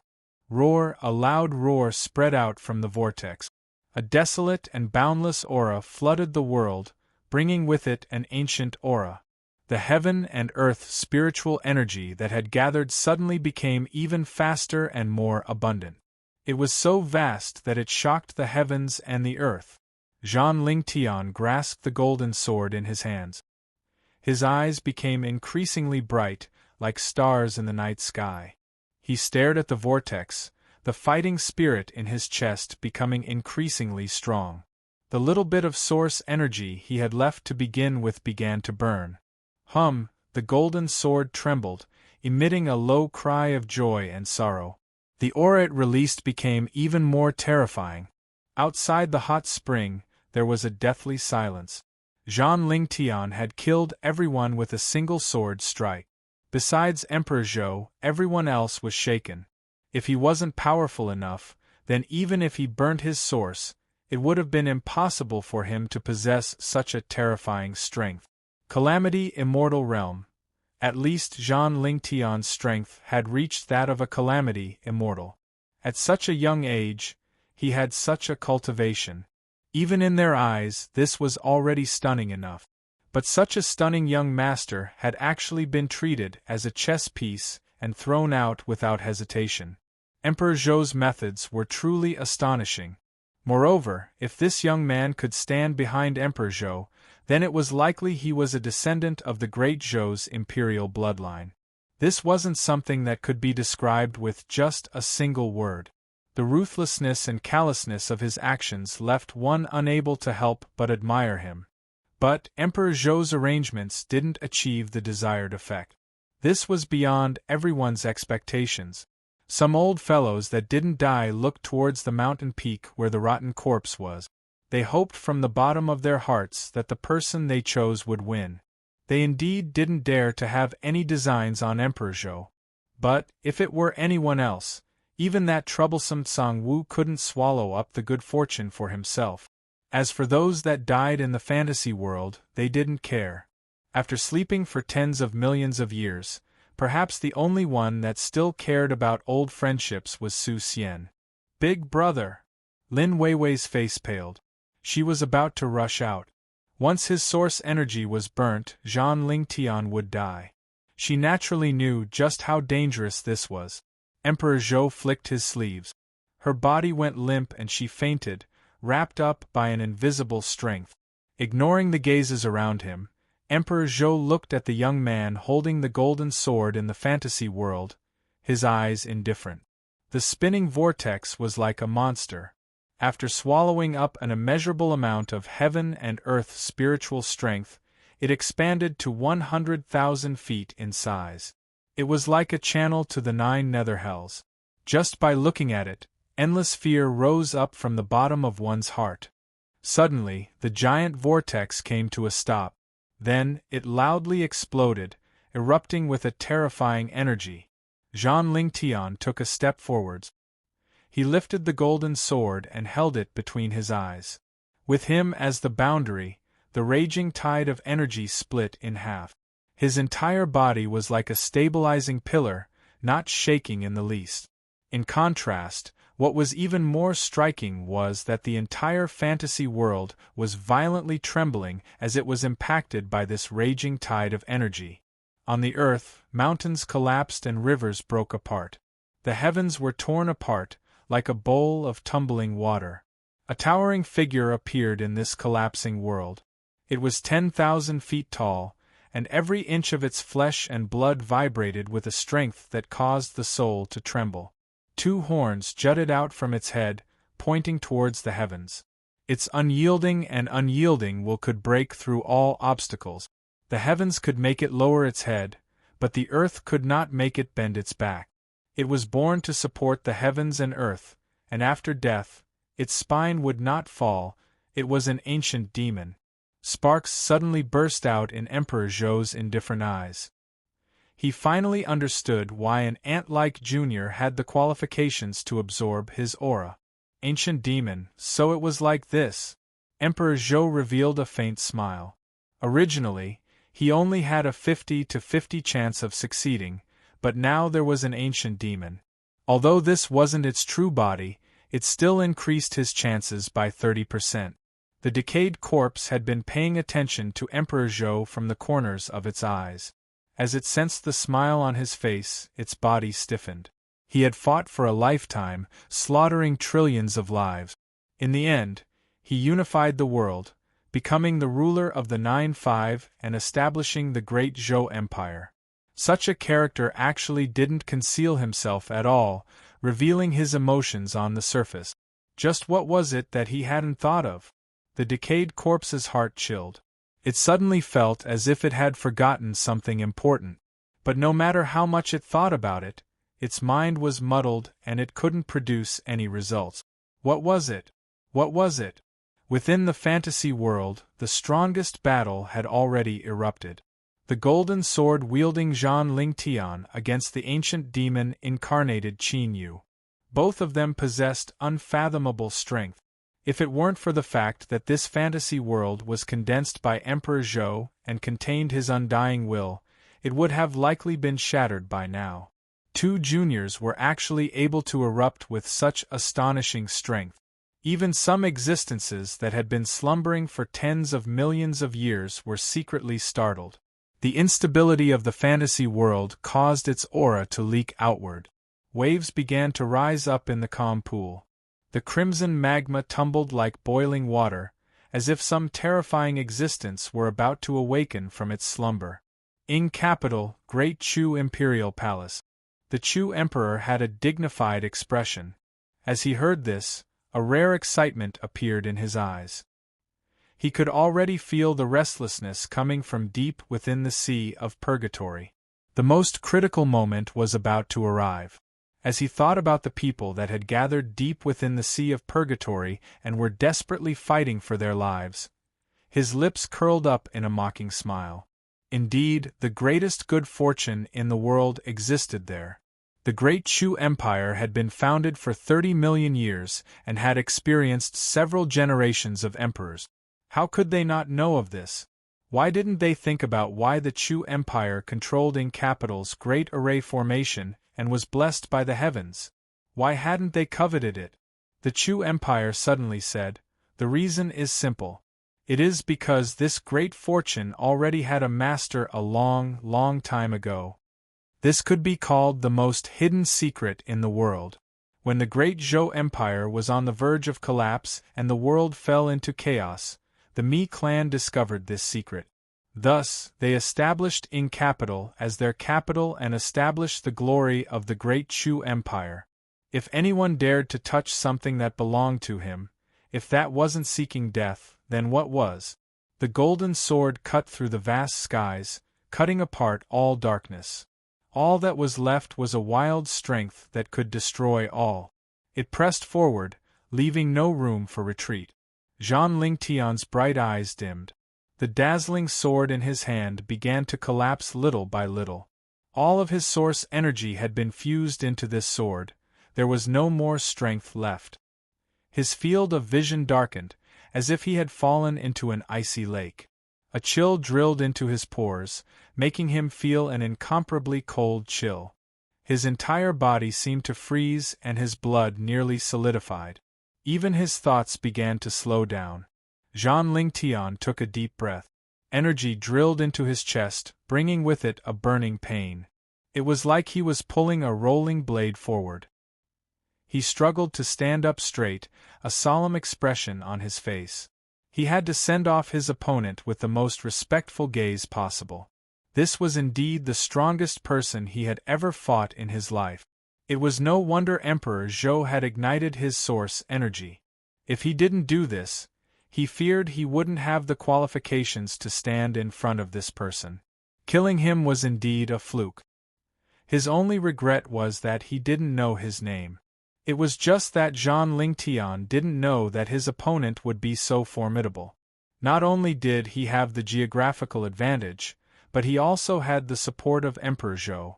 That domineering aura of supremacy was the key to condensing the body of an ancient demon. Qin Yu stubbornly stared at the golden waterfall. He didn't feel any regret in his heart. The only thing he could do was curse. You were destined to die, so why did you still try so hard? Wasn't it good to be a man who died in peace? His soul screamed and his body stiffened. There was only one thought in his mind. He absolutely could not collide with this sword.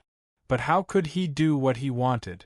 At the very least, Qin Yu discovered that he couldn't avoid it. If he couldn't avoid it, he could only touch it. Even if his mind was clear, touching it meant death. Touching it meant death, waiting for death also meant death. With Qin Yu's character, there was no need to say what he should choose. Moreover, what mattered now wasn't just his life or death alone.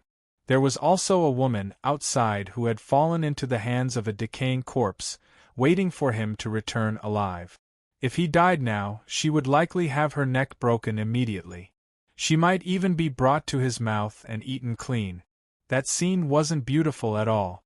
Just thinking about it caused Qin Yu's eyes to turn red. Even now, he couldn't figure out just what was wrong with him that made him place such importance on a woman. Fine, life or death was right in front of him. Qin Yu couldn't lie to himself anymore, but there was no meaning in delving into this any further. I can't die. Qin Yu looked up at the golden beam of light. He thought to himself once more, I cannot die. In this world, in the end, there were only two things. Either he lived or he died. Since he couldn't die, he could only live. This wasn't nonsense, but a belief that Qin Yu needed to remember. Roar, a loud roar rose up from his chest. Then, it trembled up his throat until it passed through his mouth and descended into the world. Qin Yu's heart raced at an unprecedented speed. Boundless strength gushed out from his exhausted mortal body once more. This strength was so formidable that it made him feel an unsuppressible urgency in his heart. He had to vent it all out. He lifted his hand and clenched his fist. Then, he faced the golden beam of light and smashed it down like a meteor. The ancient demon was born to support the heavens and earth, and even in death its back would not fall. Even in the face of death, it could still issue a final resistance. At this time, Qin Yu's will to live stimulated the true strength of the ancient demon. At this moment, he wasn't a true ancient demon, but he had obtained the inheritance of the ancient demon's will. Emperor Zhou's eyes brightened.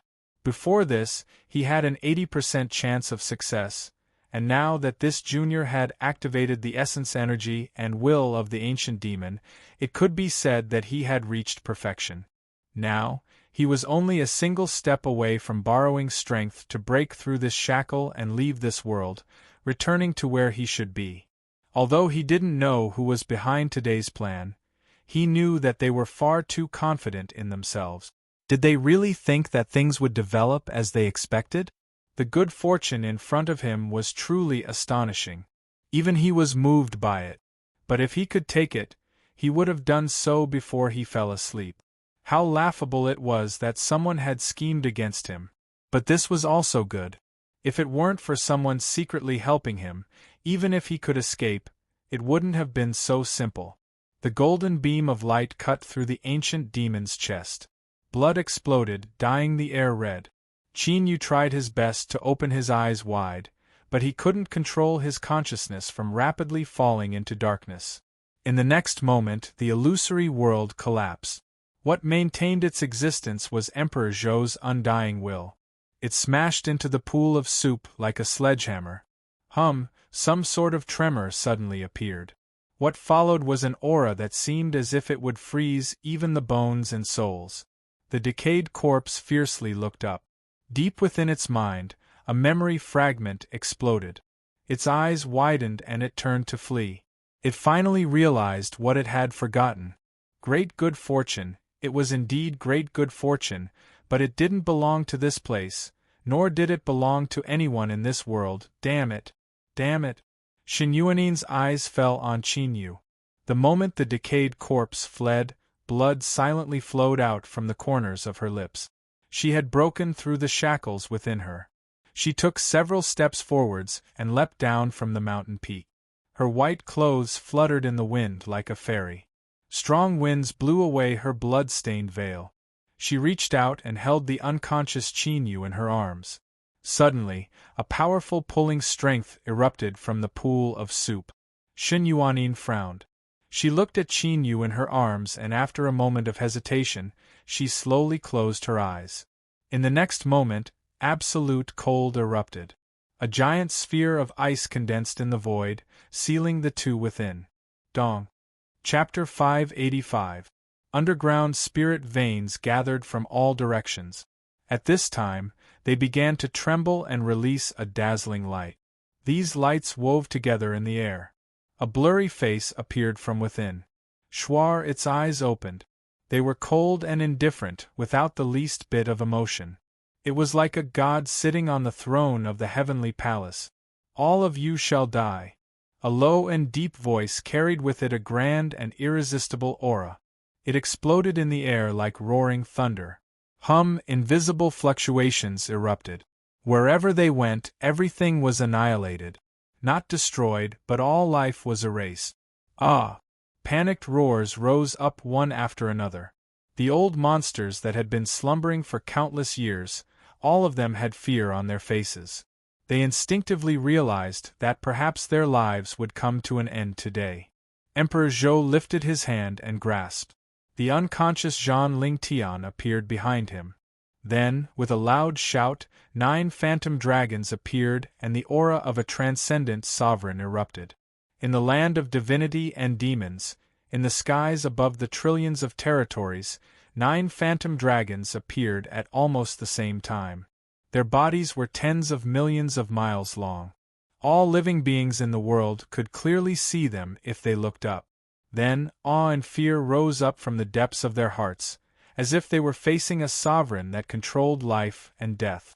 Although the great Zhou had perished tens of millions of years ago, as the only super country that had unified the world since ancient times, there was still a portion of its national destiny that hadn't dissipated. The 9 dragon phantoms that covered the land of divinity and demons were the last remnants of the great Zhou's national destiny that had been activated. Roar, roar! The 9 dragons reared their heads back and roared. Outside the hot spring, invisible fluctuations had already arrived. The 9 phantoms around Emperor Zhou wailed in unison before shattering into motes of light and fading away. But their destruction gave Emperor Zhou a chance to live. Although his complexion paled and his aura weakened by more than half, he still managed to preserve his life beneath this strike. Looking up, the rock-solid ink capital's great array formation began to violently shake. Kacha cracks began to appear on the great array formation. Emperor Zhou took a step forwards. He brought Zhang Lingtian and Lin Weiwei with him, instantly vanishing from sight. In the skies above ink capital, the 9 dragon phantoms that shocked countless cultivators had already collapsed and dissipated. However, before they could breathe a sigh of relief, the originally clear sky suddenly darkened. Then, countless bolts of thunder rumbled in the sky. The berserk sound waves, bringing with them an aura of fear and despair, erupted in all directions. It was as if the sky was about to collapse. The entire ink capital seemed to be in the midst of raging waves, as if a terrifying creature was about to break out from the depths of the earth. Cracks appeared on the majestic and indestructible city walls.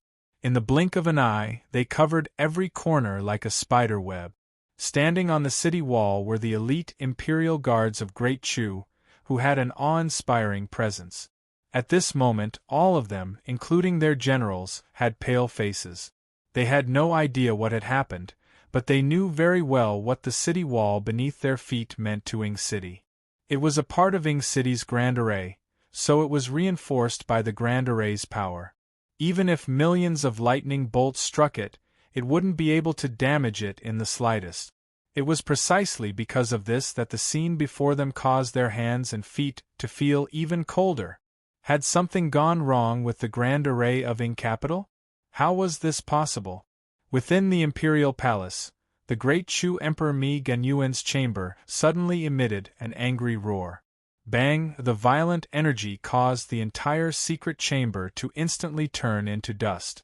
The palace maids and attendants standing guard outside the chamber were sucked in as the chamber was destroyed, their bodies and souls destroyed. With a single step, Mi Ganyuan appeared in the skies above the Imperial Palace. His complexion was pale and a cold light flashed in his eyes. As the great Chu Emperor, he was the most respected figure in the world. Even in the entire land of divinity and demons, he had the qualifications to make a move. With a single thought, he could cause the winds and clouds to change. With a raise of his hand, he could force trillions of lives to bow their heads. But now, he had been ruthlessly used by someone, and what Mi Ganyuan found even more unacceptable was that from start to finish, he had fallen into a trap without even realizing it. This was an extremely heavy blow to a magnanimous emperor who wielded the power of the world. If it was just losing face, then that was fine. But, if today's matter wasn't handled well, there would surely be great changes in the land of divinity and demons. The Chu Empire's dream of unifying the world would become even more distant, and it might even become nothing more than a fantasy. Mi Ganyuan could not allow such a thing to happen. He absolutely could not. He took a deep breath. He lifted a hand and pressed down. All of the palaces of the Imperial Palace erupted with divine light. Roar! A golden true dragon howled upwards from the Imperial Palace. Although it wasn't as large as the 9 dragon phantoms that appeared before, it was incomparably solid, as if it were a living creature. Mi Ganyuan stepped forwards, directly fusing into the true dragon's forehead. A brilliant light flashed in its giant eyes. Dragon finishing touch with the dignity of the great emperor, the true dragon had been enlightened. The golden true dragon that rose from the Imperial Palace was the energy of the Chu Empire, the spirit of the nation's destiny. As the cabinet minister saw this, his heart shrank. Although he could faintly feel that His Majesty the Emperor was secretly plotting something, this involved the Emperor's secrets. In addition, Mi Ganyuan clearly didn't want others to know about it, so he rationally put it on the side and pretended he didn't know. But now it seemed that His Majesty the Emperor must have made a massive mistake. Otherwise, how could he have awakened the nation's destiny true dragon?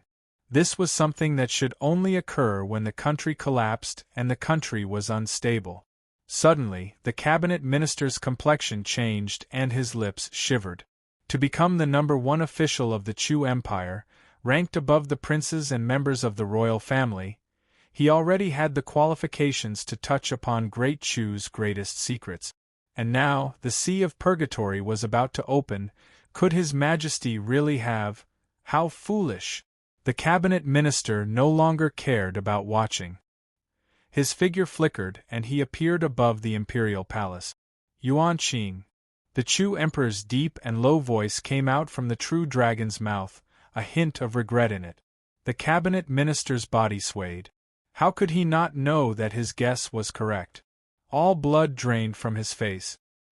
He nervously looked at the Emperor, no longer caring about the dignity of a king. Your Majesty, he escaped, the Chu Emperor coldly said. I must keep him here no matter the cost. The cabinet minister was silent for several breaths of time. He said, Your Majesty's safety concerns the nation. If anything goes wrong, Great Chu will be thrown into a storm. He lowered his head and looked at the shaking Ing capital. I will leave this matter to Your Majesty. I only hope that in the future, your Majesty will place the Chu Empire above all else and think twice before you act. Yuan Qing, I will not allow it. The Chu Emperor roared. The cabinet minister bowed. In my body flows the bloodline of the Emperor clan. To sacrifice my body for Great Chu is my unsurpassed honor. Bang! Blood-red flames fiercely ignited, wrapping around his entire body. In the blink of an eye, his body was turned to ashes. Then, all of these flames rapidly shrank, condensing into a rune before vanishing from sight. The golden true dragon's eyes revealed pain and sorrow. But, deep within, there was also a hint of relief. How could an outsider understand the thoughts of an emperor? Even if he did something wrong, he wasn't willing to make up for it with his own body. Of course, the cabinet minister's sacrifice for Great Chu would surely be rewarded handsomely in the future. Bang! The earth of Ing capital broke apart. Countless giant cracks spread out in all directions. Emperor Zhou howled outwards. In the skies, thunder roared and suddenly rose up. Dragon roars echoed out from the thunder. An invisible suppressive aura descended, like a million mountains crashing down. Countless people felt as if a great stone was pressing down on their chests, making it difficult for them to breathe. Twin emperors. One was the founding emperor of the Great Zhou. He had slaughtered trillions and trillions to establish the Great Zhou Empire, ruling over the world. The other was the current emperor of Great Chu, the leader of the Seven Empires. His strength was unparalleled, and he looked down on the world without fear. The moment their gazes met, a million bolts of thunder exploded. The lightning nearly blinded the eyes. Countless weak cultivators began to bleed from their noses and mouths as they fainted. Emperor Zhou, Mi Ganyuan said in a low voice. Emperor Zhou had an indifferent expression. The reason I was able to escape today is all thanks to you. There is no need.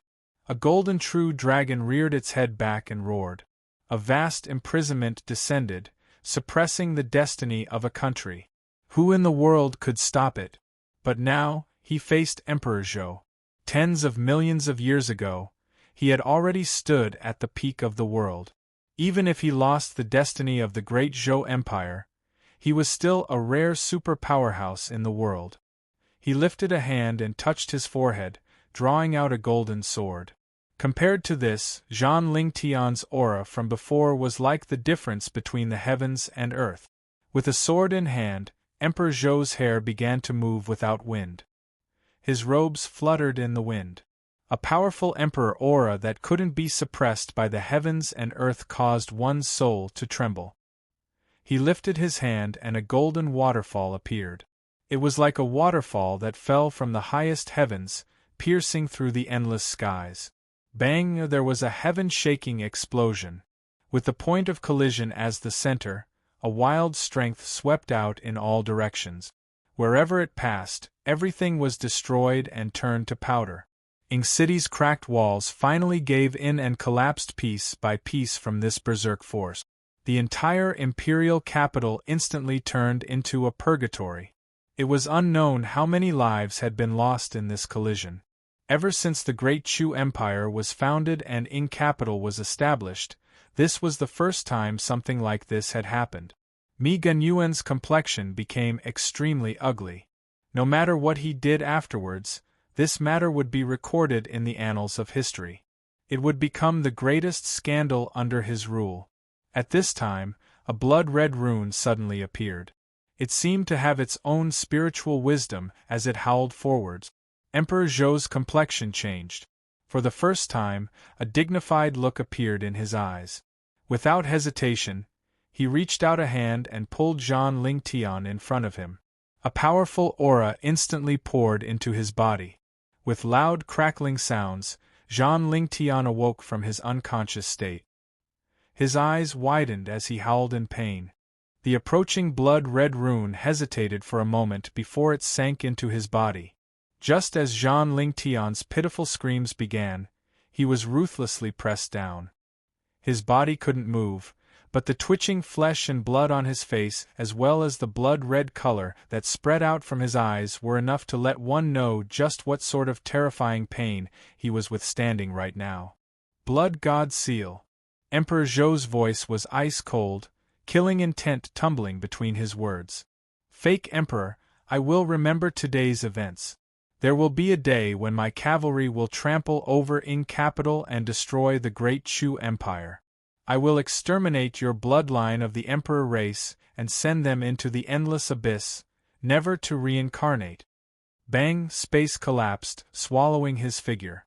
The golden true dragon roared out loud. Its giant tail swept out and it shot forwards like a bolt of lightning, drilling into the shattered space and chasing after Emperor Zhou. Today was Emperor Zhou's weakest moment. If he couldn't be killed, there would be endless troubles waiting for him. After a moment, the golden true dragon flew back. Mi Gunyuan's angry roars echoed through the highest heavens. Shua, the golden true dragon, flashed. It arrived outside the third assistant governor's residence. It opened its mouth and a golden dragon breath rapidly condensed, its terrifying aura rising up. Within the study, the third assistant governor tidied his clothes and smiled. Your Majesty, if taking my life can make you feel better, then I am willing to accept death, as the last thing I can do for you. The golden true dragon's eyes filled with a cold chill. As the golden dragon breath fell down, the grand and majestic assistant governor's residence instantly vanished from sight, vaporized into nothingness. Demonic path, holy palace. Dang, dang, a deep and solemn bell suddenly rang out, carrying with it a sad aura that spread throughout the entire demonic path Holy Land's small world. A total of 99 rings. The demon envoy stood in the grand hall, his complexion pale. His eyes were filled with anger and regret. With 99 supreme numbers, the only one that could cause the Holy Palace's sacrificial bell to ring was His Highness the Saint's son. Had he died? Cloud Grove City, Mu family. The Mu family old ancestor rushed out of seclusion. As he heard the ringing of the bell reverberate through the world, his eyes widened. His wrinkled face was now filled with ecstasy. The saint's son had perished. To the Mu family this was undoubtedly the best news. The Mu family might be able to use this chance to extricate themselves from this quagmire. Men, immediately open the clan's treasury and bring out all the precious treasures. No matter the cost, we must restore Mu Mo to his original state. Currently, the one closest to the throne of the saint's son was him. As long as Mu Mo could smoothly inherit the throne, all problems could be solved. The Mu family would still be the #1 family of the demonic path. East Sun City, Holy Palace. The normally orderly palace was now in a state of chaos. The proud and aloof palace attendants all had pale complexions. His Highness the Saint's son had died. In the inner hall, Ning Liang's eyes were red. Large beads of tears fell down her cheeks. Hai Lanlan sat across from her, her expression calm. But her trembling hands revealed her surging emotions. Little sister, don't worry. His Highness has handed you over to me. I will definitely protect you. Her voice was hoarse, unable to continue. Heavens! Why are you treating us like this? At the endless seabed, cries filled Holy Nether City. The death of His Highness meant that the dawn of hope for the Holy Nether Guard had vanished. Even if a new Saint Lord appeared in the future, would they still be able to accept people like them who had changed masters? If not, then eternal darkness would descend and their clan would no longer have any chance of survival. A month passed. In Capital's great array was activated, sealing away the sea of purgatory. Elder Chun sat in the audience. His complexion was faint, but his heart was icy cold. He had already received news from the Holy Land, but he wasn't willing to believe it. But even today, the Saint's son still hadn't returned. The true demon guards that followed him had all remained in the sea of purgatory. All of this proved that the Saint's son had indeed perished. Within his sleeves, he clenched his fists. His breathing quickened and anger tumbled in his eyes. He had already said that the son of a noble family wouldn't take such a risk. As the dignified saint's son of the demonic path, how could he take such a risk? And now, something like the heavens collapsing had occurred. Elder Chen's eyes fell on the highest throne. The Chu Emperor's expression was faint and it was impossible to see what he was thinking. But not too long ago, news of the Great War that implicated Ing capital couldn't be concealed. Emperor Zhou hadn't died and had returned to the world. This had become the most explosive news in the land of divinity and demons in recent times. Was the saint's son's death related to this? Elder Chen shook his head and suppressed his tumbling thoughts. This sea of purgatory was 10 times, 100 times more dangerous than any other time it had been opened in the past. The Chu Empire's side had also suffered heavy casualties. Without absolute evidence, it was impossible to question this. Moreover, no matter how much they investigated this, it was meaningless. The saint's son's death was a tremendous blow to the demonic path. After the sea of purgatory was sealed off, there were no traces of outside cultivators. Peace was gradually restored. The 12 stone tablets still stood tall in all directions. But now, the tablets were all broken. Underneath the half-snake stone tablet, there was a rune skeleton. The black fire in its eye sockets had long since dissipated. But even as it died, its mouth was still open, a happy smile on its face.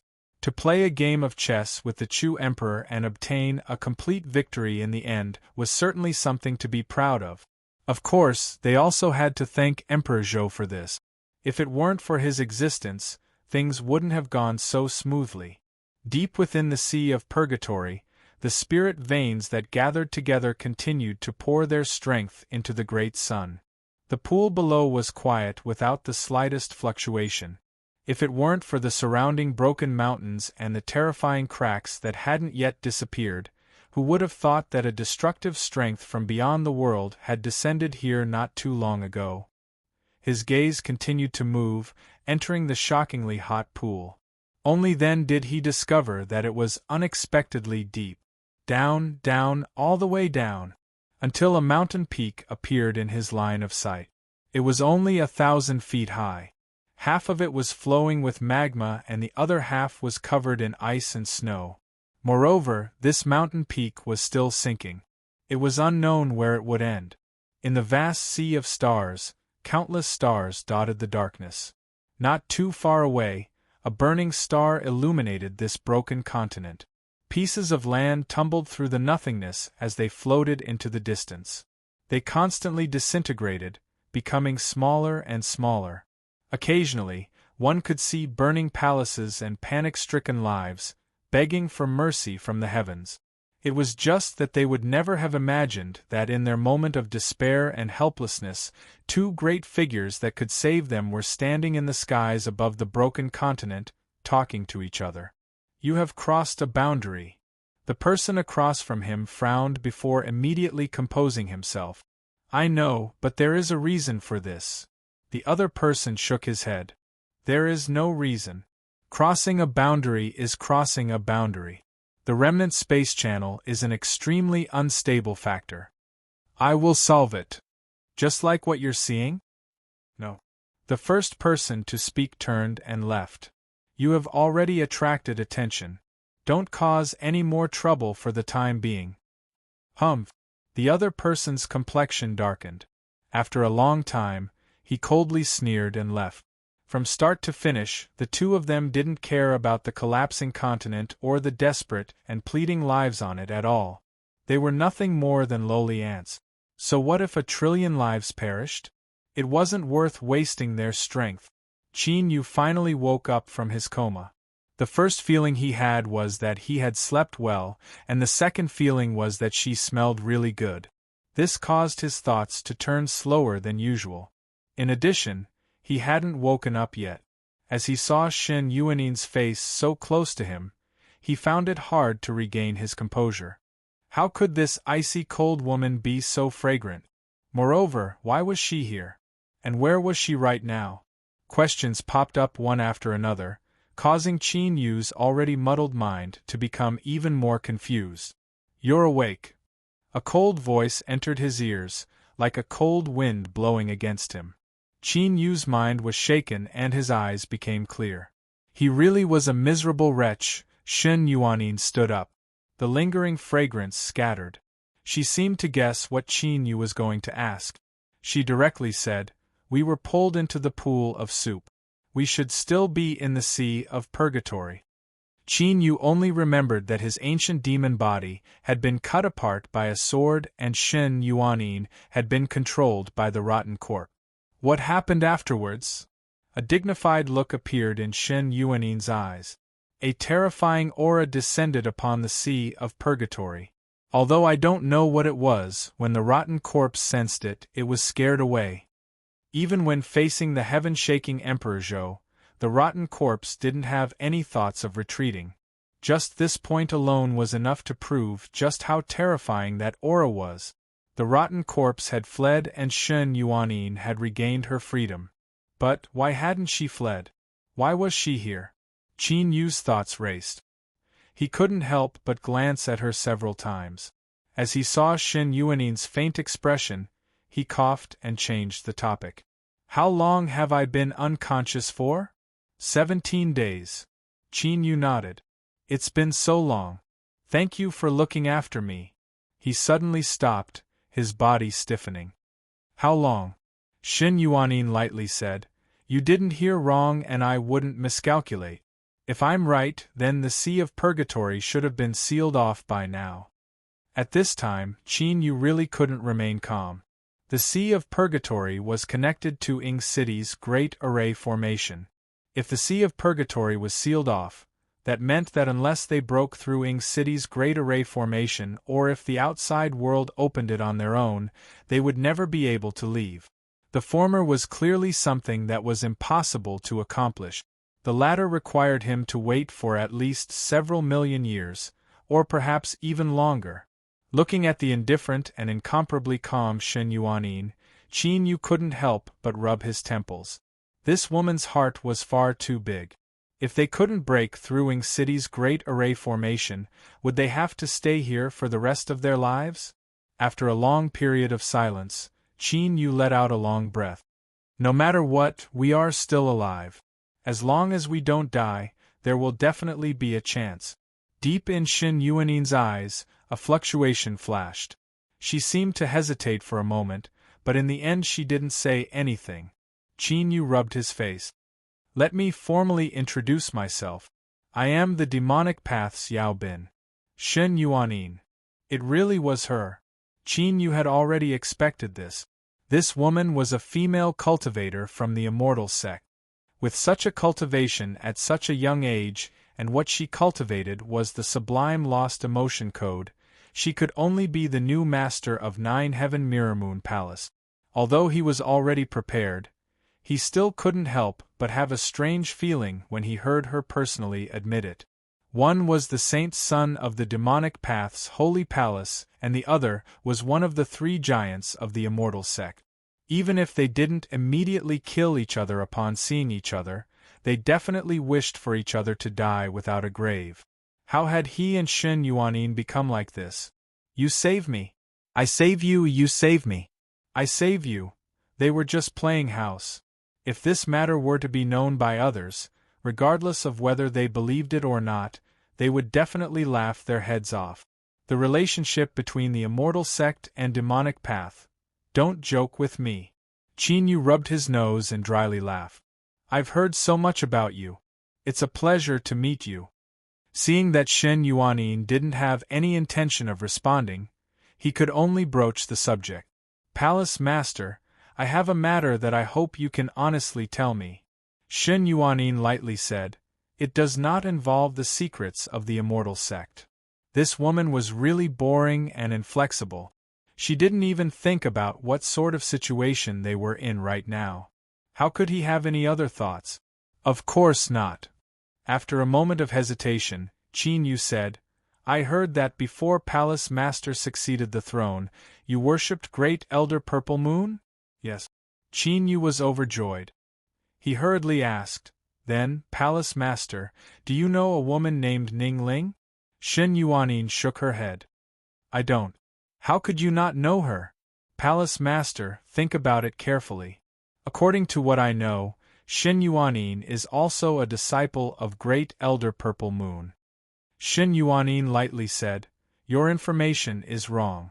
I am the only disciple under Honorable Master. I have never heard of any other disciples.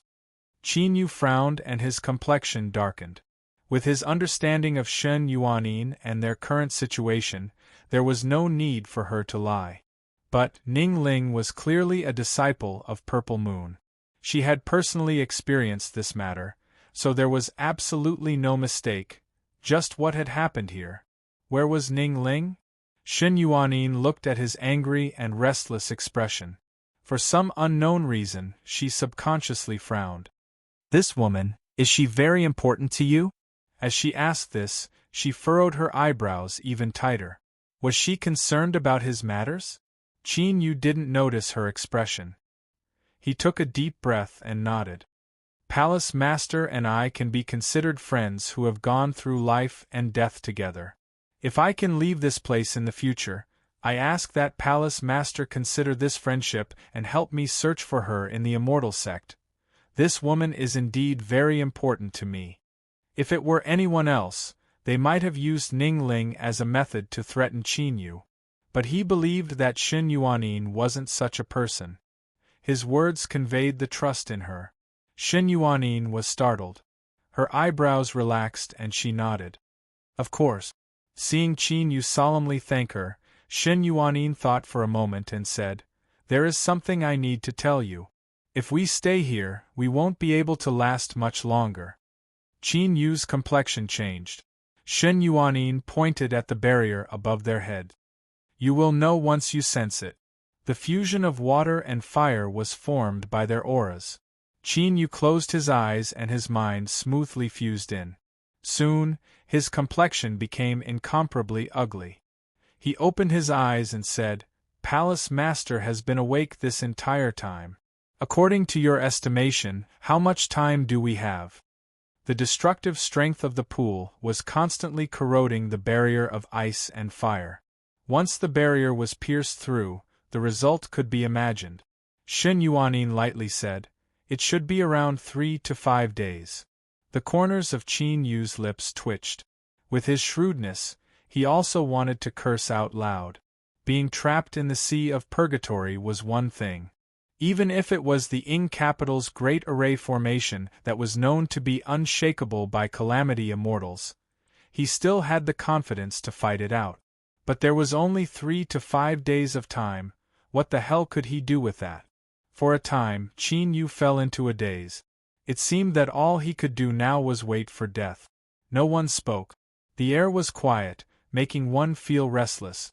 But this clearly didn't affect Xin Yuanin. She closed her eyes and calmly adjusted her breathing. If she couldn't find the Jade Soul Ice Heart, she would eventually die. Thus, to her, being trapped in the sea of purgatory wasn't important at all. In fact, even if she only had 3 to 5 days of life left, it didn't matter. On the contrary, deep in Shen Yuanin's heart, she felt a sense of peace. Perhaps it was because there was someone who would accompany her in death. She told herself this. Although she still felt it was strange, she didn't want to think too much about it. But Qin Yu wasn't willing to accept this result. After a moment of silence, he took a deep breath and stood up. He roused his spirits and walked back and forth in the barrier, making all sorts of attempts to save his life that was nearing its end. But unfortunately, without exception, all of his attempts ended in failure. Chapter 586. Fourth Day. The 1,000-foot-long shadow of the mountain of ice and fire in the pool was now less than 100 feet wide. It was like the translucent membrane within an eggshell, ready to shatter at any moment. And what was astonishing was that the mountain's shadow was still sinking, as if this pool were a bottomless abyss. Qin Yu sat down cross-legged. His eyes pierced through the thin barrier, and he could clearly see what was happening outside. The deeper he went, the richer the color of the pool became. It was like countless drops of blood had been simmered down. The rich scarlet color actually formed a soul-stirring beauty. It was like an endless sea of resurrection lilies, tumbling in the wind and stretching into the horizon, but right now, Qin Yu wasn't in the mood to appreciate this beautiful scene hidden deep underground. Moreover, he was well aware that once the final barrier was corroded and shattered, the beautiful scenery in front of him would instantly eat him up without leaving a single trace. Although his life was far longer and more wonderful than he had imagined it to be, Qin Yu still hadn't accepted the reality that he was about to die. He was going to die, he was really going to die. There were still many things he hadn't done, there were still many wishes he hadn't fulfilled, but thinking about these things was meaningless. He just didn't know, if he died here, would there be anyone in this world who would shed a tear for him? His lips twitched several times, finally turning into bitterness. So deep in his bones, he was also a very sentimental person. To think that he would think of such things. Indeed, in the face of death, all living things would appear. Qin Yu somewhat admired Shen Yuanin. Her calmness wasn't faked. He had no idea just what she had experienced that she could calmly face life and death. His waist relaxed and he fell to the ground. Qin Yu's eyes were wide open as he gasped for breath, as if he wanted to vent all the depression that had accumulated in his heart. Shen Yuanin opened her eyes. After several breaths of silence, she said, "Have we met before?" With death approaching, she didn't want to leave this world with doubts in her heart. If it weren't for this, she wouldn't have asked. Qin Yu didn't stand up nor did he look up. "I and the palace master first met in the Sea of Purgatory." He suddenly paused and shook his head. "Since things have come to this, there is no need to hide it anymore. The truth is that Yao Bin is only an alias. My true name is Qin Yu." He suddenly felt a burst of joy in his heart. To be able to speak his name out loud, especially in front of Shen Yuanin, one of the 3 giants of the immortal sect, was a very good feeling. "Qin Yu?" Shen Yuanin whispered. His eyes blurred and deep in his soul, he felt his heart race. A trace of paleness appeared on her face. Her brows furrowed for a long time before they slowly relaxed. "I feel like I recognize you." Qin Yu's eyebrows arched up. "Palace Master, have you never heard of my name in the immortal sect?" The events that occurred in Four Seasons City had caused an uproar, and it could be said that everyone under the heavens knew of them. Shen Yuanin shook her head. "I don't care about matters of the sect." With her cold personality, this was actually quite normal. Qin Yu bitterly smiled inwardly. Most of the happiness he felt just now had dissipated. So it turned out that from start to finish, these people didn't know just what sort of character he was. He turned around and looked at Shen Yuanin's calm appearance. Indignation rose in his heart. "If Palace Master doesn't know, then I will tell you." Regardless of whether she was willing or not, Qin Yu began to speak. The story of the lowly boy from the land of exiles and the proud daughter of Heaven's senior apprentice sister. It was a long story of knowing each other, of being separated for many years, and finally, after entering the land of divinity and demons, they were reunited in the infinite realm. I thought that my suffering would eventually pass, but who knew that great elder purple moon would prepare such a great gift for me? Even the self-detonation of yin and yang energies wasn't able to kill me. I think she must have been surprised. After saying so much, was it really because he was ignored by Shen Yuanin? Perhaps it was even more because he was unwilling to part with her, He was unwilling to part with the person he spoke of, unwilling to part with her forever. Shen Yuanin had been silent the entire time. She shook her head. Honorable Master isn't a cruel and ruthless person. She must have had her own difficulties. Qin Yu's eyebrows arched up. Palace Master doesn't suspect that I am slandering you. You wouldn't. These 3 simple words caused Qin Yu to pause for several breaths of time. He let out a long breath and said, "With Palace Master's status, it is truly unexpected that you would trust me so much. I won't hide it from Palace Master. I originally planned to wait until I succeeded the throne of the Holy Monarch and wield the authority of the demonic path. Then, I wouldn't hesitate to pay any price to retaliate against the immortal sect. Regardless of whether or not Great Elder Purple Moon had her own difficulties in her actions, from my standpoint, she is an enemy that will never rest until she is dead. Of course, I no longer have the chance to take revenge on her. He gently sighed, a bit disappointed. Shen Yuanin frowned. As you said, Ning Ling is a disciple that Honorable Master values highly. Honorable Master even had thoughts of raising her to become the next sect master. But there is no trace of her in my memories. What did Palace Master do in her early years? Shen Yuanin was silent for a moment. Seclusion. That's right, she seemed to have been in seclusion all this time, perceiving the sublime lost emotion code. Only when she made a breakthrough did she leave seclusion and succeed the throne of Palace Master. Qin Yu nodded. Palace Master has been in seclusion for many years, so it's normal that you don't know what is happening in the outside world. It hasn't been too many years since Ning Ling entered the immortal sect and disappeared. He bitterly smiled. There is no way for me to take revenge now. I can only hope that Great Elder Purple Moon isn't a cruel and merciless person and can give Ning Ling a path to survival. Even if he was about to die, he still hoped that Ning Ling could live a good life somewhere in the world. It would be best if she never learned that he had died. To put oneself in her shoes and consider everything for her sake, perhaps this was true love. Unfortunately, his luck was poor. In the end, he didn't have the chance to live a life hand in hand with Ning Ling. Even though he struggled and worked hard for all these years, he still met a tragic end. Qin Yu couldn't help but think that if he hadn't worked so hard and hadn't come to this world, if he had stayed in that barren land of exiles, would Ning Ling not have encountered such an accident? Perhaps he wouldn't have lost his life so early?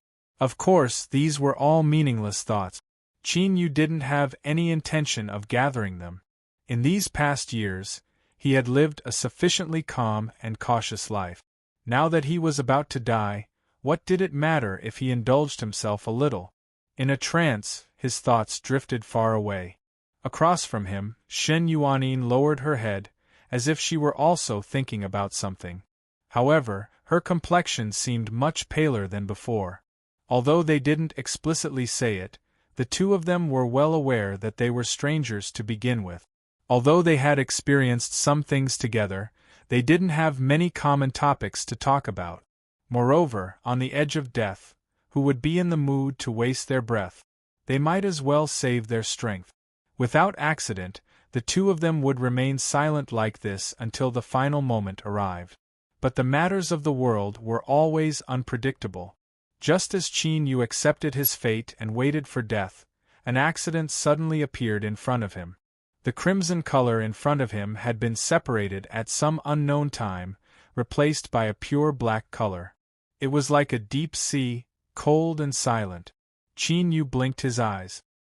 He blinked again and again. Then, he determined that he wasn't hallucinating. A trace of joy drilled out from the depths of his heart. He didn't fear any changes, he feared nothing would change. The situation had already reached this step, so how could it possibly worsen? He quickly stood up and took several steps forward. Then, he leaned against the inner wall of the barrier and stared at the black color that had appeared outside. Soon after, the ground beneath his feet shook. The barrier formed from ice and fire slowly stopped sinking, falling where the crimson and black colors met. Qin Yu closed his eyes and sent out his divine sense. After several breaths of time, he opened his eyes, his face filled with joy. The heavens would never bar one's way. The heavens would never bar one's way.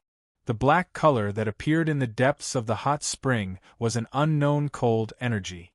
It was the complete opposite of the crimson color. It belonged to the two extremes of yin and yang. Although he didn't know why this situation would appear, it wasn't important. What was important was that yin and yang blended together, counteracting each other's destructive attribute.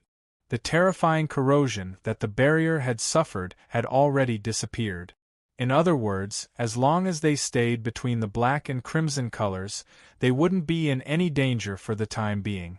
After escaping from death, even with Qin Yu's calm temperament, he couldn't help but laugh out loud, his voice filled with joy. Accepting one's fate and being willing to die were two completely different things. If there was a slim chance of survival, no one would give it up. As he said before, as long as a person was alive, there were infinite possibilities. Crimson and black colors pierced through the thin barrier and shined onto Qin Yu's body, dyeing him two different colors. As the two colors reflected against each other, he suddenly frowned. He felt as if he had forgotten something. Extreme Yin, extreme cold. He seemed to have heard something similar not too long ago. He lifted a hand and slapped between his eyebrows. Joy lit up his eyes. He turned his hand and a seed appeared in his palm. Its surface was gray and without any markings, no different from a stone. This was the seed he had obtained from Yu Yo when he was in Capital's capital city barracks. Because this seed was related to his strange sudden inspiration, he had asked the little blue lamp to help him appraise it. This is indeed a seed. It needs to be in a place where extreme Yin and extreme Yang meet in order to hatch. Before he could finish speaking, Emperor Chu's divine sense swept out. But these words were firmly engraved in Qin Yu's heart. So when he saw the crimson and black colors confronting each other, and that they were two attributes of extreme Yin and extreme cold, he suddenly thought of this. Wasn't this the so-called extreme Yin and extreme cold meet in a place where Yin and Yang meet? Qin Yu looked at the seed calmly lying in his palm, his eyes growing increasingly bright. No wonder he had inexplicably been aroused by this sudden inspiration. Although he hadn't verified it yet, Qin Yu's intuition told him that if he could survive this calamity, the turning point would lie on this seed. Taking a deep breath, Qin Yu lifted his hand and loosened it. The seed touched the barrier. Like a stone falling into water, it directly passed through and was exposed between the black and crimson colors. Like cold water being poured into a pot of boiling oil, it immediately stirred up a violent reaction. The peaceful coexistence of extreme Yin and extreme cold instantly erupted. Bang! A vortex appeared, the core of which was the seed. The rampaging extreme Yin and extreme cold wildly spun along the vortex before finally fusing into the seed. Cracks suddenly appeared on its gray surface. They were extremely small and weak, but they caused Qin Yu's mind to tighten. Luckily, it was just a false alarm. The seed's surface shattered into powder that fell to the ground, gradually revealing its true appearance. On the surface of the purple gold, runes began to grow. They were originally dim, but now they seemed to come to life, erupting with a brilliant divine light. When the seed's gray surface completely fell off, although it had shrunk by a size, it had become dazzling. In particular, as the runes on its surface lit up, the aura it released was vast and boundless, as if it contained millions of changes and trillions of karmic causes and effects. It seemed to cover everything in the world, unable to tolerate anything. Tao Spirit. Shen Yuanin's eyes widened. Her calm and indifferent voice revealed clear shock. Qin Yu hurriedly asked, "Does Palace Master recognize this?" Shen Yuanin didn't reply. She earnestly looked at it for a long time and then let out a long breath. "Yes, it is indeed a Tao Spirit." Her eyes fell on Qin Yu. "Because of my cultivation, I inadvertently learned that there is a spirit fruit in this world called the Great Tao. It hatches in 100 years, blooms in 100 years, and bears fruit in 100 years. It contains the profound rules of the world, and if one swallows it, they can immediately become a calamity immortal. The Great Tao fruit is not something that can be planted by humans. Its seed is called a Tao Spirit and it is bred by the heavens and earth. For such a precious treasure of the heavens and earth, it would take countless years for it to form. Moreover, a Tao Spirit has an ordinary appearance and doesn't reveal any aura at all. Even if someone were to obtain it, they might not be able to discover the good fortune it contains. Moreover, a Tao spirit needs to be in a land of yin and yang in order to hatch and grow. Although the world is vast, there are only a few places that can satisfy these conditions. All of these difficulties have already determined how difficult it is for the great Tao fruit to appear. Thus, it only takes a short 300 years for it to form. It isn't that it isn't difficult to breed it, but that all of the difficulties are concentrated before the Tao spirit hatches. This was the first time she had spoken so much since they met. Her words flowed endlessly, and it could be imagined that her emotions were violently fluctuating right now. Even Qin Yu never imagined that this seed would have such an astonishing origin. The great Tao fruit could be swallowed and one could immediately become a calamity immortal. There was no need for more. Just this alone was enough to cause all the cultivators of the world to go crazy. The great Tao was emotionless. The further one walked on the road of cultivation, the more difficult each step became. Looking at the trillions of lives in the world, all of them bitterly struggled to cultivate. But just how many people could truly become a calamity immortal and reach the peak of the world? As his mind shook, Qin Yu's expression changed unpredictably. He didn't notice that across from him, Xin Yuanin's complexion was becoming increasingly pale and translucent. Then, she spat out a mouthful of blood, and a terrifying cold energy erupted. Palace Master! Xin Yuanin's eyes dimmed. To be able to obtain a Tao spirit and even successfully activate it in a life-or-death situation, you do have a great destiny, but we cannot wait 300 years. I am sorry, she fell backwards.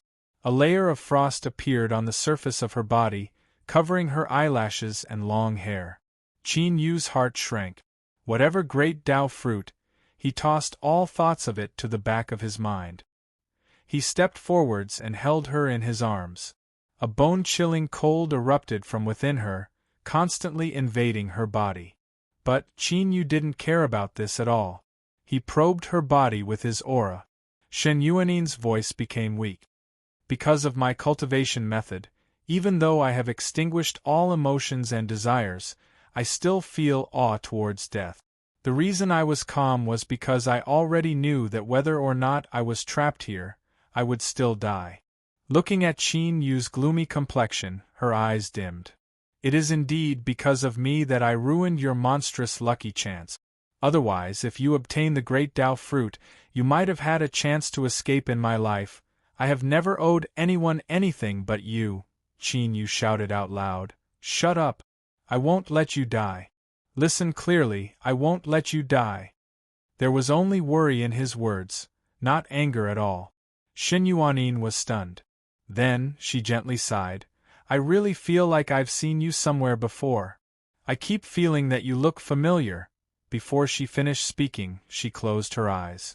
The strength that had gone berserk had completely gone out of control. In an instant, ice and snow spread over Qin Yu's body. His face paled. His eyes fell onto Xin Yuanin's face. This woman's lips were slightly curled up. Was she smiling? She could actually smile. This woman that was cold to the point of freezing could actually smile in the face of death.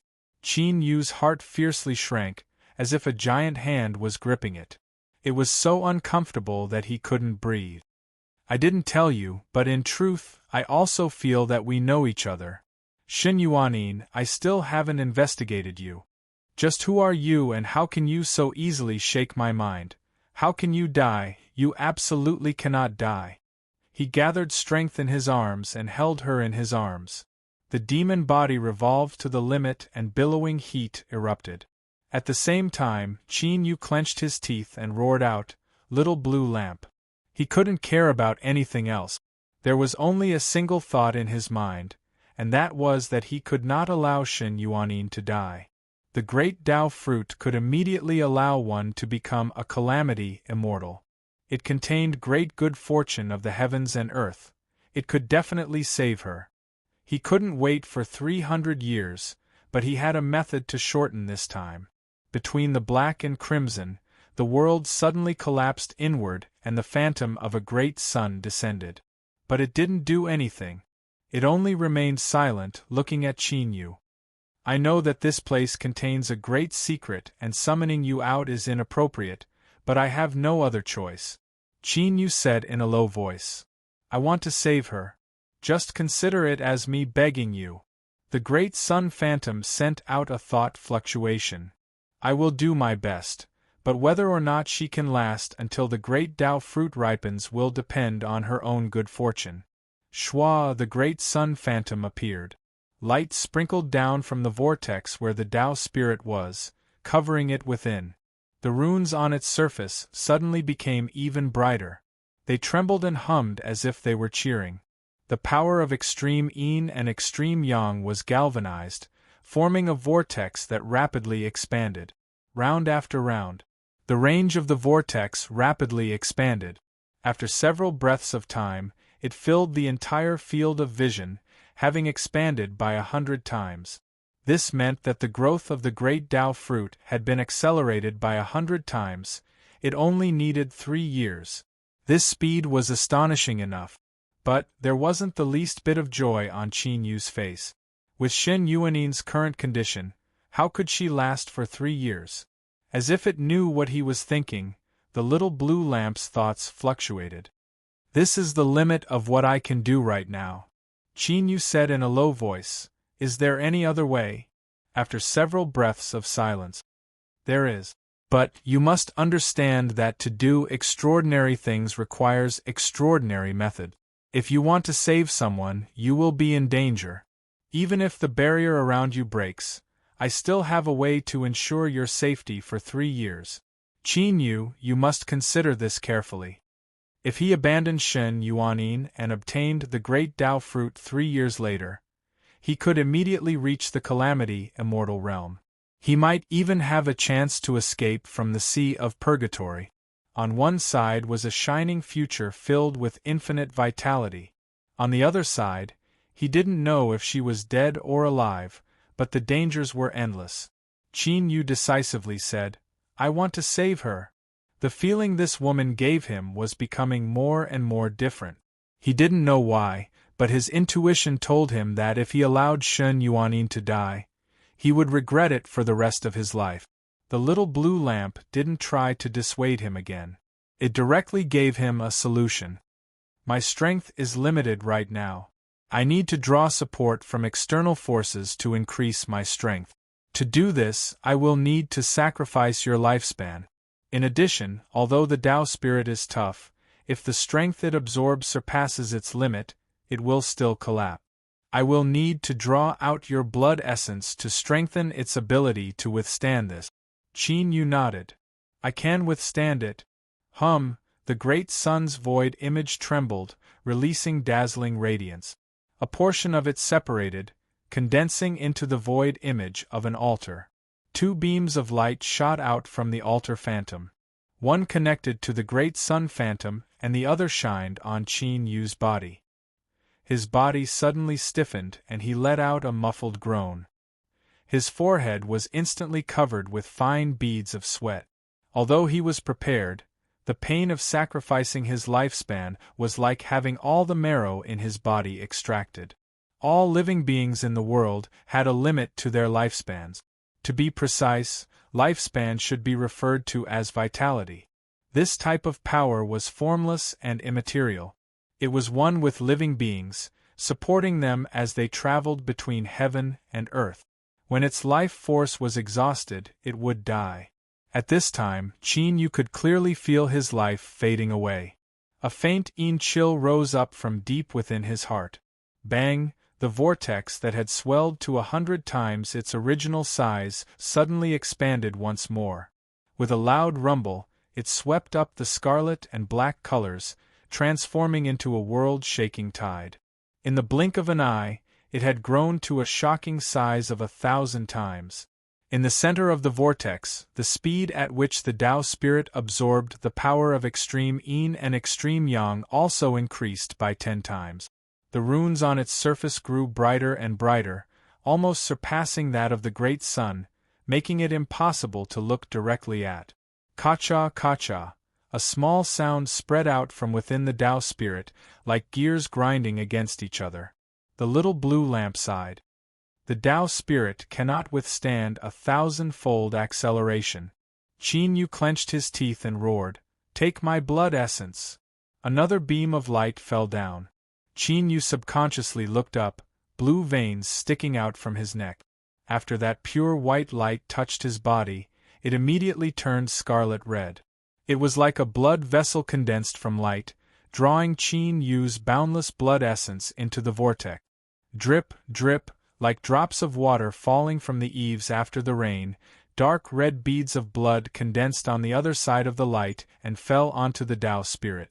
The shockingly hot furnace needed to release heat, otherwise it would explode. To the Tao spirit, these dripping beads of blood were like cooling water. The speed at which it absorbed the power of extreme yin and extreme yang didn't slow down at all. Instead, the brightness released by the runes slowed down by a great deal, and the sounds of collisions within also gradually subsided. But this was the result that Qin Yu had exchanged for with his life. Sacrificing his lifespan and extracting his blood essence, any one of these was a horrifying torture, and now he was withstanding it. Not to mention whether or not he could withstand it, just this terrifying pain alone was enough to cause his will to collapse if his mind wasn't firm. At that time, his soul would wither away. Even if his mortal body didn't die, the truth was that he would die. 100 days from now, the Tao fruit will be formed. After the little blue lamp sent out this thought fluctuation, it fell into a long period of silence. Qin Yu was well aware that it was extremely dissatisfied. He felt a bit guilty, but he had no other choice in this matter. Qin Yu looked down at Ning Ling, who was covered in ice and snow. The faint smile on her lips was even more breathtaking than before. "Don't die, we all don't want to die," she whispered. Her voice was blurred by the pain, turning into fragmented syllables. 100 days. Qin Yu didn't know if he could withstand it. As he felt his consciousness gradually blur from the pain, he said in his heart, "Undying, if you wake up, please help me and let her continue to live." After an unknown period of time, Qin Yu's field of vision fell into darkness. Even so, his body instinctively twitched. Deep within the hot spring, between the crimson and black waters, a giant vortex spun and roared, rumbling and shaking the heavens and earth. Time passed. 1 day. 2 days. 3 days. Chapter 587. As for what death was, unless one personally experienced it, it was hard to say. Shun Yuanin felt as if she had sunk into a pitch-black sea, icy cold and quiet. Her consciousness was clear, but she had forgotten who she was, where she came from, and what she had experienced. She couldn't feel the existence of her body, and was powerless to struggle. She could only allow herself to sink little by little. The deep sea outside became increasingly cold. A chill seeped in and her consciousness gradually froze. Shen Yuanin understood. Perhaps when her consciousness was completely frozen and unable to move, that would be the moment of her death. She couldn't resist it. But every time her consciousness was about to freeze, she would hear a voice. "Don't die, none of us can die." Who was it? Shen Yuanin couldn't remember.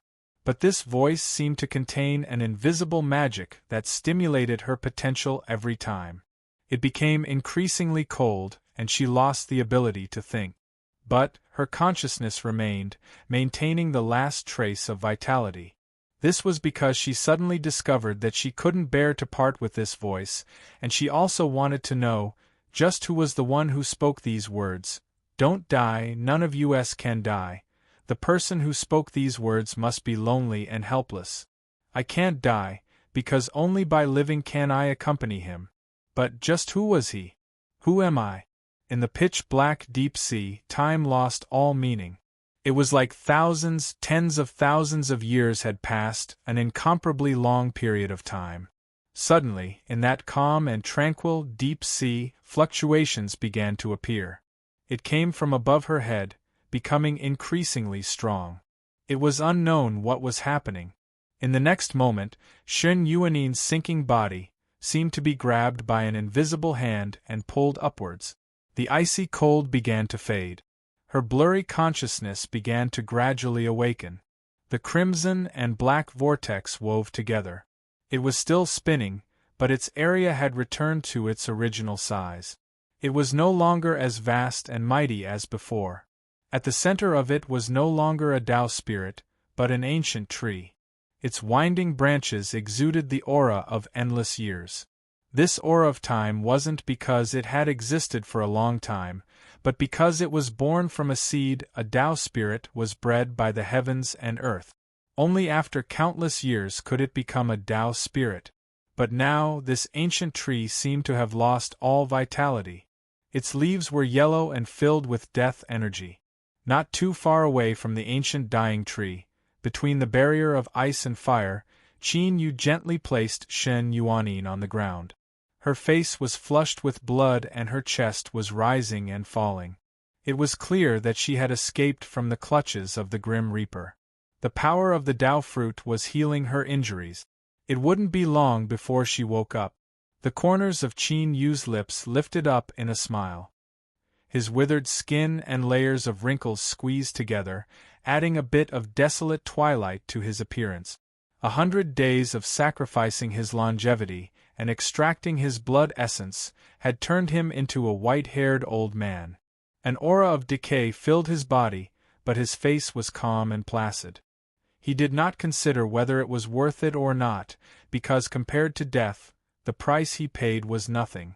Shen Yuanin had come back to life. Just this alone was enough.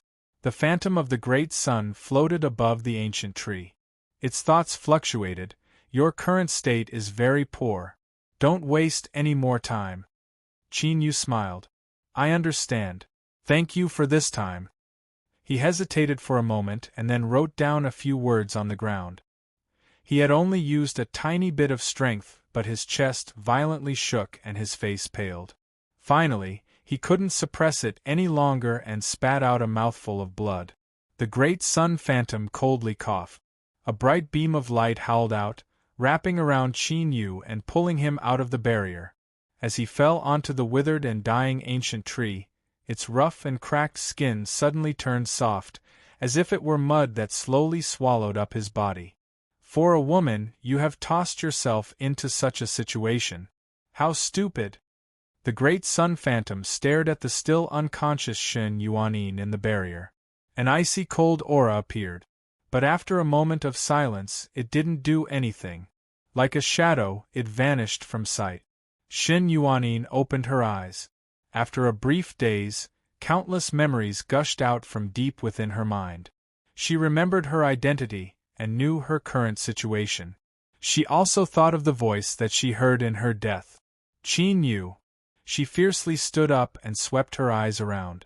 She could see through the small barrier with a single glance. She was the only one here. That man had disappeared without a trace. Where did he go? Shen Yuanin saw the ancient dying tree outside the barrier. She could feel the boundless strength within her that still hadn't been completely absorbed. Her expression became absent-minded and her eyes filled with confusion. Although she didn't know what happened afterwards, from what she saw in front of her and her resurrection, she could guess many, many things. That man whose whereabouts were unknown, after she fell into the deep sea of death, had used some unknown method to allow the Tao spirit to germinate and bear fruit in a short 100 days. He had even fed it to her. A throbbing feeling spread out from the depths of her soul. It didn't dissipate, but as time passed, it became increasingly strong. Finally, it turned into a tide that swept through her mind, shattering all of her restraint and coldness. Shen Yuanin's cold eyes turned red. Faint traces of water vapor gathered, forming some sort of warm liquid. The fruit of the great Tao was a transcendent lucky chance that a cultivator could immediately become a tribulation immortal. It was enough to make anyone in the world go crazy for it. Qin Yu had given it to her to bring her back to life. Where are you? Come out, come out! Shen Yuanin screamed. Her voice echoed through the barrier, but she was destined to receive no response. This was an extremely deep part of the hot spring. Outside, there was a terrifying power of extreme een and extreme cold that was enough to kill a tribulation immortal. Where could Qin Yu go?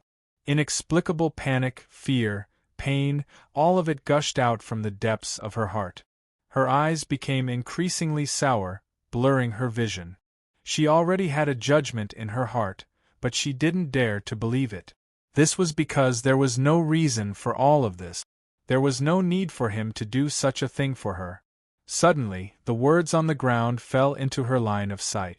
But right now, Xin Yuanin couldn't care about what was written on the ground.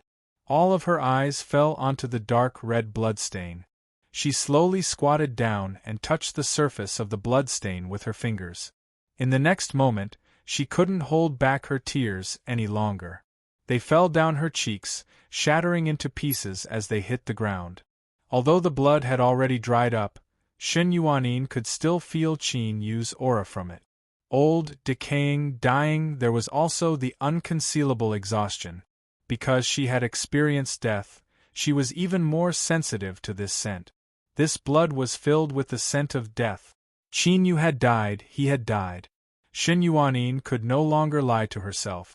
She lifted a hand to cover her mouth. Intense fluctuations of emotions erupted from the depths of her heart. In her mind, the fragments of images that had appeared and then vanished began to tumble out once more. She concentrated all of her concentration on these fragments. The backlash of the sublime lost emotion code appeared once more, but Xin Yuanin didn't care. Finally, in the countless tumbling memory fragments, she found a smiling face. He was sitting in a pavilion, holding a jar of wine in his hands. He was incomparably happy, his eyebrows filled with joy. With a stuffy cough, blood flowed down from the corners of her lips. Xin Yuanin paled. The two faces weren't the same, but when placed together, one would discover that their facial features overlapped perfectly. Qin Yu, it was Qin Yu. They really had crossed paths before. How could she forget him? What was her honorable master hiding from her? 10 days later, Xin Yuanin stepped out from the mountain shadow. The barrier of fire and water that had been maintained to the limit behind her quietly shattered. She paused but didn't look back. Her aura broke through the crimson power of extreme yang and rushed above the hot spring. Her expression became increasingly faint and her eyes even colder. At this time, Xin Yuanin's sublime lost emotion code was flawless. It had entered a perfect boundary. But in the deepest depths of her eyes, in a place that no one could reach, there was a deep sorrow. The message on the ground tumbled through her mind. When we meet again in the future, I hope that Palace Master can help me with a matter and resolve the confusion in my heart. There might have been more, but they were interrupted by the blood. When we meet again in the future, you will already be dead, that person, even when death arrived and his body turned to ash. He still wanted to hide it from her, to comfort her. Qin Yu, I don't know who you are or what you have experienced with me, but in this life, I will never, ever forget you. Several months later, in the forbidden area of 9 Heaven Mirror Moon Palace, the divine crystal throne trembled. Fluctuations spread throughout the immortal sect. Another 10 days passed. On this day, the winds and clouds changed. The master of the lucid nether realm and the Buddha Bone Lord arrived together. News of this was tightly locked down, and no one knew what had happened. After the Chu Emperor negotiated with the 2 immortal sect giants, he returned to the imperial palace. On this day, there was a strange movement in Ing Capital's Great Array formation, as if it were unstable. Outside Ing Capital, Xin Yuanin's face was thin and her aura was icy cold. She looked at the excited Great Elder Purple Moon and asked, "Honorable Master, may I ask if you know a man named Qin Yu?" Purple Moon instantly stiffened. Time passed year by year. Although news of the demonic path's Saint Sun perishing caused a brief sensation, the dead had no value. It soon became a thing of the past, and no one paid any attention to it. Mu Mo appeared in front of everyone once more. It was said that after he had tempered himself, his cultivation had made tremendous progress. His demon body cultivation had advanced by leaps and bounds, and he wasn't too far away from the Emperor realm. The Mu family that had been in a state of panic seemed to have passed through a crisis. The disciples were restored to their former arrogance. Wuma Sijan had returned from the Sea of Purgatory. Although he had suffered heavy injuries, he had obtained some formidable lucky chance that no one could speak of. After 2 years of seclusion, he broke into the Calamity Immortal Realm and regained the title of the #1 powerhouse of the younger generation, the elder senior apprentice brother. Because Wuma Sijan was far too dazzling, the other 2 rapidly growing disciples of the younger generation seemed unremarkable at all. They were Dong Hanju and Sun Zifu. In particular, the latter had made successive breakthroughs in several years and had a lofty momentum that seemed as if he had caught up from behind. The Holy Palace in East Sun City was now completely sealed off. Besides a small number of people that were willing to keep a festive vigor for the Saint Sun, there was no longer any life here. From bustling prosperity to quiet death, this happened in less than a year. This allowed the entire demonic path to witness what it meant to be a blessing in disguise. These were just some minor matters that occurred in the demonic path. If one were to look at the entire land of divinity and demons, it would take 3 days and 3 nights to recount. The river of time rolled on. It didn't stop because someone was missing. Like this, it flowed into the unknown future. 33 RD year, Sea of Purgatory. A monster beast with compound eyes and 4 limbs was gorging itself on the ground. In front of it was the corpse of another monster beast that had been killed. The air was filled with the rich smell of blood. Although there were wounds on its body, this monster beast's eyes were sharp. It was clear that it hadn't been injured at its core. As it ate, it looked around, keeping a high vigilance.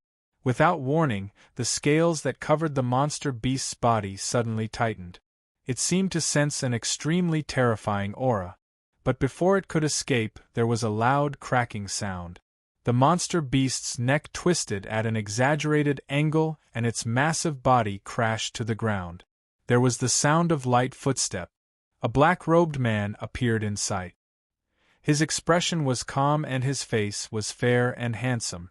Between his eyebrows, there was an indescribable sense of dignity and nobility. His slender body, handsome appearance, and breathtaking temperament were all combined into a single person. This was enough to cause the hearts of the vast majority of women in the world to sway. Although this face seemed unfamiliar, if one carefully examined it, one would find many familiar aspects of it. The black-robed man walked to the side of the monster beast's corpse. He stretched out his hand and spread open his fingers. The flesh and blood rapidly withered and drops of blood rose up, fusing into a ball of blood between his fingers. The phantom of a miniature monster beast tumbled and roared within the ball of blood, as if it were questioning the murderer as to why something as cute as it had been killed. Unfortunately, the black-robed man couldn't develop any pity for a monster beast, even if it was a beautiful mother beast. He took out a jade bottle and opened the seal. The roar of a beast immediately erupted, billowing like thunder. Slaughter energy surged out, piercing straight into the mind. The black-robed man frowned. He tapped the surface of the jade bottle, and the roar of the beast immediately subsided. Whoosh! The bead of blood flew towards the mouth of the bottle. As it did so, it rapidly shrank and fell into the bottle. The black-robed man couldn't help but reveal a smile. In these past years, because he was bored, he had plundered many good things. Although this soul-blood jade bottle couldn't be considered a peak treasure, it was actually very convenient to use. After probing it with his divine sense, the black-robed man muttered, "I'll hunt some more, and I'll have enough for the purple-back blue-wing ants to awaken to the 3rd stage." That's right, this familiar yet strange black-robed man was Qin. If he walked the world, he would surely have countless fangirls. In the past, in order to save Shen Yuanin, he had exhausted himself in broad daylight. Luckily, besides the fruit of the great Tao tree, it was also a supreme treasure. In addition, because it had extracted Qin Yu's blood essence and fused it into the Tao spirit, the great Tao tree was connected to Qin Yu's bloodline. And with the help of the little blue lamp, the dying Qin Yu had fused into the great Tao tree, borrowing its strength to restore his source. 15 years ago, Qin Yu had awoken. Unfortunately, Ying City's Great Array formation had blocked him, and he hadn't been able to find a way to break it. Qin Yu could only wander around the Sea of Purgatory like a wandering ghost. In these past years, in order to find a flaw in Ying City's Great Array formation, he had walked to nearly every corner of the Sea of Purgatory. Since he had nothing better to do, he would find something to do to pass the time. Wherever he went, monster beasts and evil spirits howled in anguish as he casually killed countless of them. The Sea of Purgatory hadn't opened many times, but every time it did, a massive number of cultivators would swarm in. Moreover, each one of them had a tyrannical cultivation. Not to mention those that left alive, most of those that died had left behind their entire wealth. In the past, that dead water demon had been able to plunder a nearly extinct treasure like the Jade Soul Ice Heart. From this, it could be seen just how rich the life forms of the Sea of Purgatory were. Now, most of it had been placed into his storage ring, becoming Qin Yu's private property. Moreover, there were also some lucky chances and treasures that were bred in the Sea of Purgatory. Qin Yu didn't let go of anything that he could. This so-called plundering wasn't just a few words. Since he had killed them, he naturally wouldn't waste them. Thus, Qin Yu searched for suitable ones and collected their blood essence and souls so that the purple-back blue-wing ants could undergo the third stage of their transformation. Once this was completed, the purple-back blue-wing ants would possess the strength of a calamity immortal. Their might would be terrifying to the extreme, leaving one filled with anticipation. They would punch the monster beasts of the north and step on the evil spirits of the south. If anyone was displeasing to the eye, they would go up and beat them up. It had to be said that these past 15 years had been a bit boring, but Qin Yu had truly enjoyed himself. But being happy was being happy. If he really couldn't leave the Sea of Purgatory, then even if he managed to survive, he would be able to ruthlessly take a bite out of the good fortune that had been cultivated a long time ago by that unknown but extremely fierce character, regardless of whether it was a mouthful or not. If he couldn't leave, Qin Yu would still end up in a tragedy. Qin Yu didn't want to become a tragedy, especially now. He already had the qualifications to enter the immortal sect, and Ning Ling was waiting for him outside. Chapter 588. In the extreme north, in a land of bitter cold all year round, white snow fluttered in the skies, filling one's line of sight and causing them to open their eyes. Several tents were nailed into the frozen earth. As the strong winds howled, the taut ropes emitted cracking sounds that made one's scalp tingle. Not far away, a few shepherds wearing thick fur robes that covered their heads and faces, revealing only their eyes, were doing their best to herd a flock of sheep into their tents. Hurry, the snow is getting heavier and heavier. The tall and sturdy Duoluo held 2 thin sheep in his arms as he struggled forwards in the wind and snow. Even though he used all of his strength, his voice still didn't travel too far. He walked in front of the tent and carefully placed the 2 sheep down. In this bitter cold season, he didn't dare to let them be injured, otherwise they would never be able to survive. The cold winter grew longer and longer. No one knew when it would pass. These sheep were the only food for their family to survive. Suddenly, a loud rumbling sound echoed in his ears. Duoluo shivered and turned around to look at the skies above him. The fear of the unknown caused his face to pale. The sky, which was dark all year round and covered with thick cumulus clouds, was like a piece of soft cream that was split open by a burning red long knife. The scorching temperature caused the clouds to burn, and the falling snow below directly evaporated into nothingness. Sunlight fell onto Duoluo's face. His eyes widened as he looked at the miraculous scene in front of him. A giant blazing fireball cut through the skies like a comet. The flames on its surface condensed into the phantom of a heavenly phoenix. It had gorgeous feathers, a long tail, and a cold and indifferent gaze. It had an aura that disdained the world. All of this revealed its strength and nobility. In the 10th era of the divinity and demons era, a divine stone fell from the heavens. Starting from the northern frontier, it crossed through the land of divinity and demons and fell into the South Sea. As the stone fell, it stirred up trillions of waves, shaking the entire land of divinity and demons. Sea of Purgatory, 41st year. Qin Yu's eyes suddenly flashed open, a sharp light exploding from them. Excitement lit up his face. His aura spread outwards. The cave dwelling he was cultivating in was instantly smashed to pieces. Whoosh, his figure shot up into the skies, soaring into the heavens above him. The gray skies were like a raging sea in a storm. Clouds crazily tumbled about, emitting an aura that left one terrified. At this moment, even a towering mountain would be crushed into powder if it fell into the roiling clouds. Qin Yu didn't pause at all. He rushed straight in. The barrier around him rubbed against the destructive strength, causing blazing flames to ignite. His entire person was wrapped in a giant fireball. As he sensed it with rapt attention, wild joy lit up his face. Qin Yu didn't know what was happening outside that could cause Encapital's great array formation to shake so violently. But to him, this was undoubtedly the best chance. Blazing flames illuminated Qin Yu's face.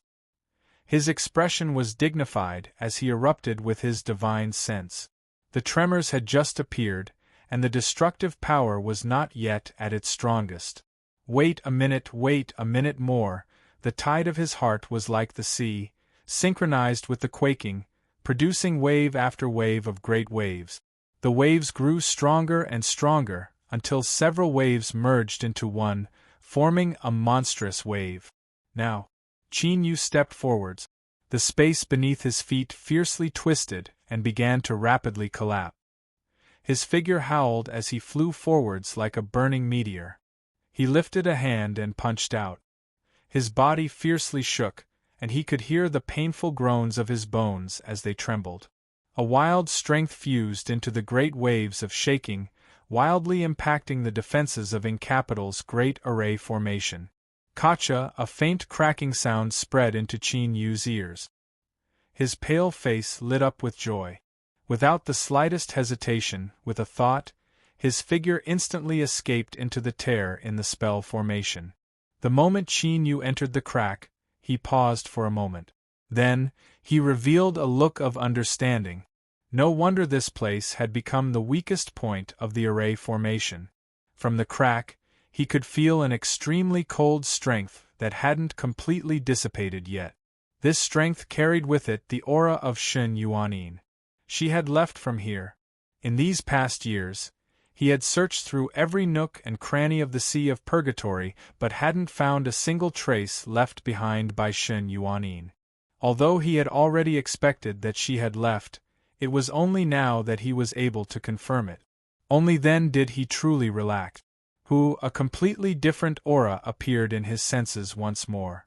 Qin Yu restrained his thoughts and revealed a happy smile.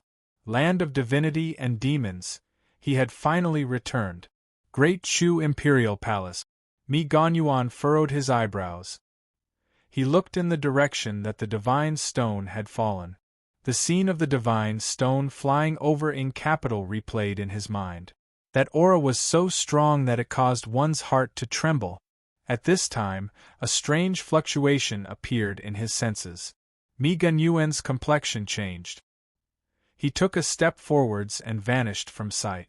When he reappeared, he was in a corner of Encapital. Cracks appeared in the space in front of him. They immediately disintegrated, forming a giant crack. A figure rapidly flew out from within. "Who are you?" A low and deep voice carried with it an incomparably strong aura. Qin Yu frowned. He immediately recognized who this person was. This was the Great Chu Emperor, one of the world's peak super powerhouses. At this time, no matter how he tried to explain, it was useless. Qin Yu lifted a hand and thrust out a palm. Mi Ganyuan coldly shouted, "You are courting death." A terrifying fluctuation instantly erupted. It was like a mountain crashing into the heavens, crashing down. Bang! There was a heaven-shaking explosion. Qin Yu was sent tumbling backwards. He spat out a mouthful of blood and instantly vanished from sight. Mi Ganyuan flicked his sleeves. "Stay behind." Everywhere he looked, space began to twist. The strength of Ing Capital's great array formation had already been mobilized. Not too far away, space shattered. Qin Yu staggered out, his face even paler than before.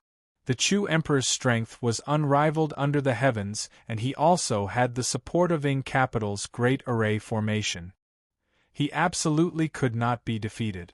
Qin Yu turned and continued to flee without a single word.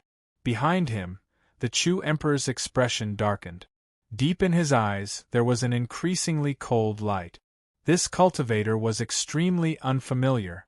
He had never heard of him before, but his strength was actually astonishing. Although he could only flee in distress in front of him, even with the Chu Emperor's cultivation superimposed upon the might of Ing Capital's great array formation, he still wasn't able to kill him. Looking at the world, just how many people could do this? And most importantly, this cultivator had broken through Ing Capital's great array formation and escaped from the Sea of Purgatory. That person from the immortal sect had an incomparably precious status. Even though he was the Chu Emperor, he still couldn't do anything to her. Today, this cultivator was the best chance to resolve his doubt. Ing Capital! Mi Ganyuan shouted out loud. The entire might of the great array formation was gathered together. In his battle with Emperor Zhou, Ing Capital had been severely damaged and countless people had died in the city. Today, he would not allow such a thing to happen again. Feeling the thick air and the terrifying aura that began to condense in the skies, Qin Yu shouted out loud, "Undying!" In terms of escaping, of course he was stronger, but this bastard was actually watching from the sidelines. All around Qin Yu, space began to collapse inch by inch. It formed a giant black mouth that swallowed his figure. The Chu Emperor revealed a shocked and angry expression. "Suppress!" The giant black mouth that was about to close twisted for a moment before vanishing from sight. The entire Ing Capital was shrouded in the anger of the Chu Emperor. His complexion paled. With his cultivation and the strength of the great array formation, this person had actually escaped. Just who was this cultivator? Hashtag. Chapter 589. Blue waves surged, stretching for tens of thousands of miles. The clouds were light and the wind was light. The sun was just right. Without warning, strong winds rose up, ruffling the calm sea in front of them. Rumble, rumble, as the waves roared, the space beneath the skies exploded from within. A black-robed figure staggered out. He spat out a mouthful of blood and then violently coughed. He swept his eyes around and his eyebrows relaxed, revealing a relaxed expression. Luckily, although the spatial fluctuations had been disrupted, his destination was still the land of divinity and demons. He was truly worried that he would be sent to some unimaginably dangerous place again. This black-robed figure was Qin Yu, who had escaped from the hands of the Chu Emperor. Although he had fled in a distressed manner, there were countless cultivators in the world. Those that could face the Chu Emperor, activate Ing City's great array formation, and then escape unscathed could be counted on one hand. Qin Yu suppressed the tumbling in his chest and smiled. Although his injuries weren't heavy, it was always better to be cautious. He had just achieved large success in his divine art, so he didn't want to fail miserably. Bang! His figure rapidly sank, like a stone falling into the sea, vanishing from sight. Black clouds piled up, thick and heavy, blocking out the skies. Thunder roared within and a torrential rain fell. A 10,000-foot ship bobbed up and down in the turbulent wave. Countless short-sleeved sailors ran across the deck, their shouts drowned out by the great waves. On the balcony outside the control room, a petite figure held onto the railing as she looked at the raging sea, her face calm. The rain soaked through her dress and the fabric clung to her body, revealing her alluring figure. Several people behind her lowered their heads, not daring to glance at her. She seemed like a charming woman, but no one dared to underestimate her if she could become the captain. Moreover, Madame C's ominous reputation had spread far and wide. In these past years, many people had tried to swallow her whole, but none of them had a good ending. "Pass down my order. Lower the anchor." The woman's voice was cold, filled with the dignity of a superior. The subordinate hurriedly responded. He turned and left, his body as nimble as a monkey as he rapidly moved forward on the shaking ship. Soon, there was a loud rumbling sound as the capstan turned. The bow and stern of the ship had two anchors that rapidly sank to the seabed, stabilizing the hull. But the situation was still not optimistic. The storm showed no signs of dissipating. Rather, it became increasingly terrifying. The ship had already begun to groan as if it couldn't bear the burden. If this continued, it wouldn't be able to escape its fate of breaking apart. On the balcony, the woman was silent. She gripped the railing so tightly that her hands turned white. On the deck, the sailors no longer cared about the cargo, desperately holding themselves in place, their faces filled with fear. Just as the disaster was about to befall them, the thick and boundless black clouds above their heads disappeared like mist under the scorching sun. The wind dissipated and the waves calmed down. The sea that had been as cruel as a tyrant a moment ago was now as docile as a sheep. A group of cultivators appeared in midair with cold expressions. They were like gods looking down at the people on the ship with faces filled with shock. Several days ago, a huge fireball fell from the sky. Part of it landed in this sea. Did any of you witness it? A cultivator spoke. His voice was activated by his powerful cultivation base, and it blasted into everyone's ears, causing their hearts to tremble incessantly. The sailors with weaker cultivations screamed miserably as blood flowed out of their ears, and they fainted. Madame High's face was pale. She suppressed her fear and bowed. "I greet the exalted immortals.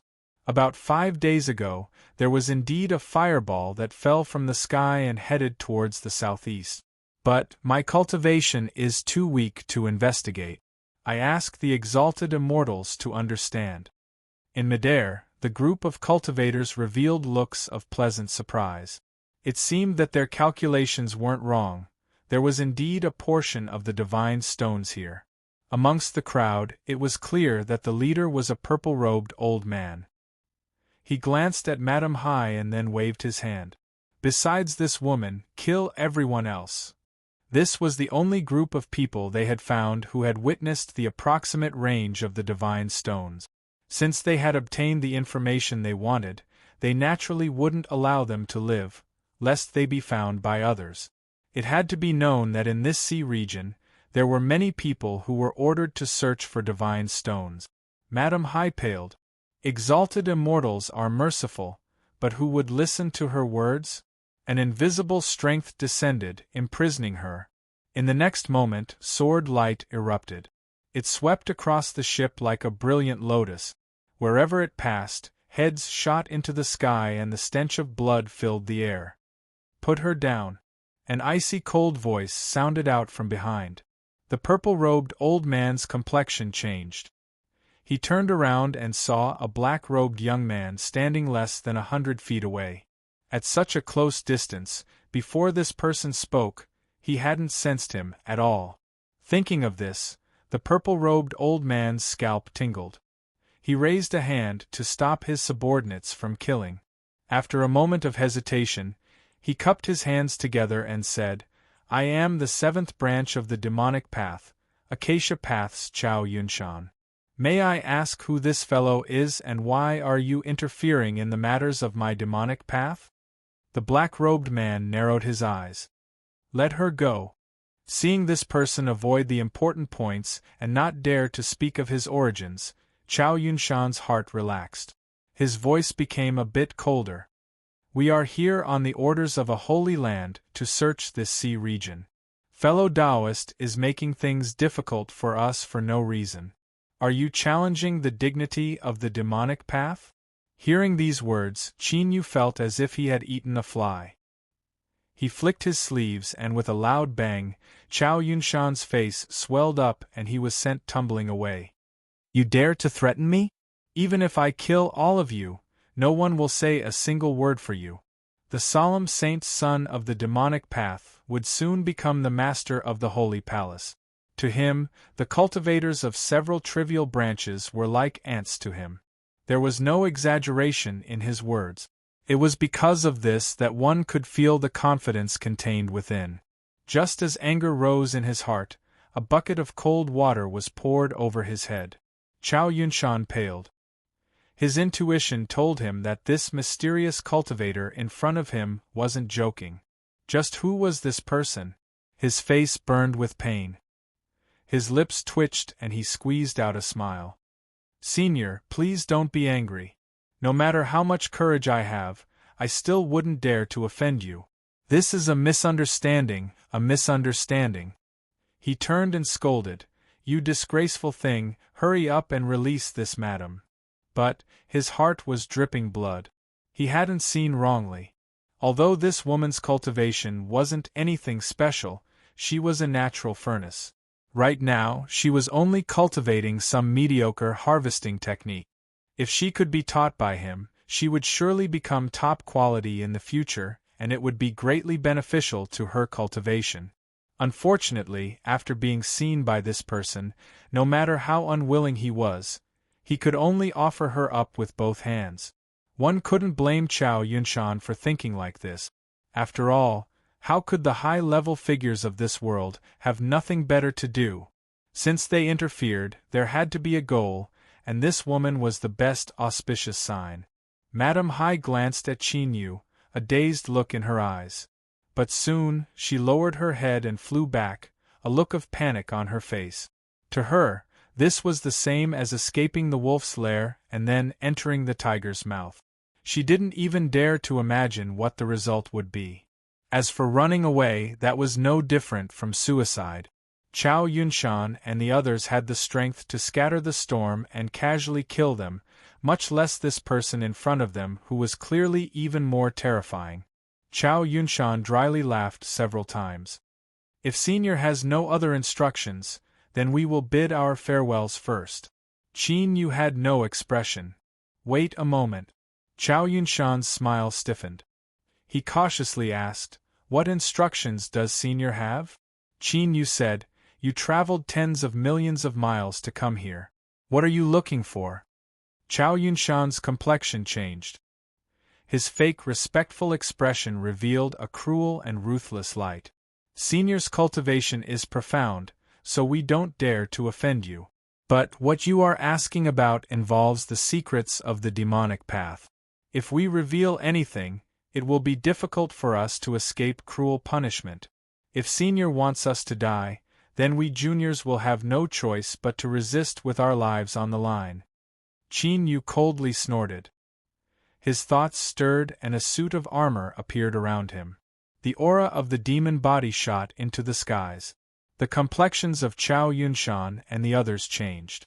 Their bodies shook and they bowed in the void. We greet the Lord of the Holy Land. Whether it was the demon armor or the demon body, it was absolutely impossible to fake. The group of people paled and sweat dripped down their foreheads. Who would have thought that slaughtering a group of native cultivators would actually draw out a great figure of the Holy Land? And the most important point was that they had never seen this person before, and in addition to the previous questioning, this person seemed to know nothing at all. Although he couldn't figure out what was going on, with Qin Yu's precious status, there was absolutely no way he would be mistaken. As he thought of the previous offense, Chao Yunshan's body shook like a sieve. Luckily, this lord had only given them a warning. Otherwise, if he really killed them, they would have died in vain. Speak. Chao Yunshan didn't dare to hesitate at all. Without any hesitation, he spilled everything he knew. Qin Yu asked several questions. Although his expression didn't change, he was actually thinking in his heart. It seemed that the reason he was able to escape from the sea of purgatory was thanks to this divine stone that fell from the heavens. If Chao Yunshan was able to draw out so many forces in the land of divinity and demons to search for him, then although he didn't know what he was, he knew it was absolutely important. Qin Yu remained silent.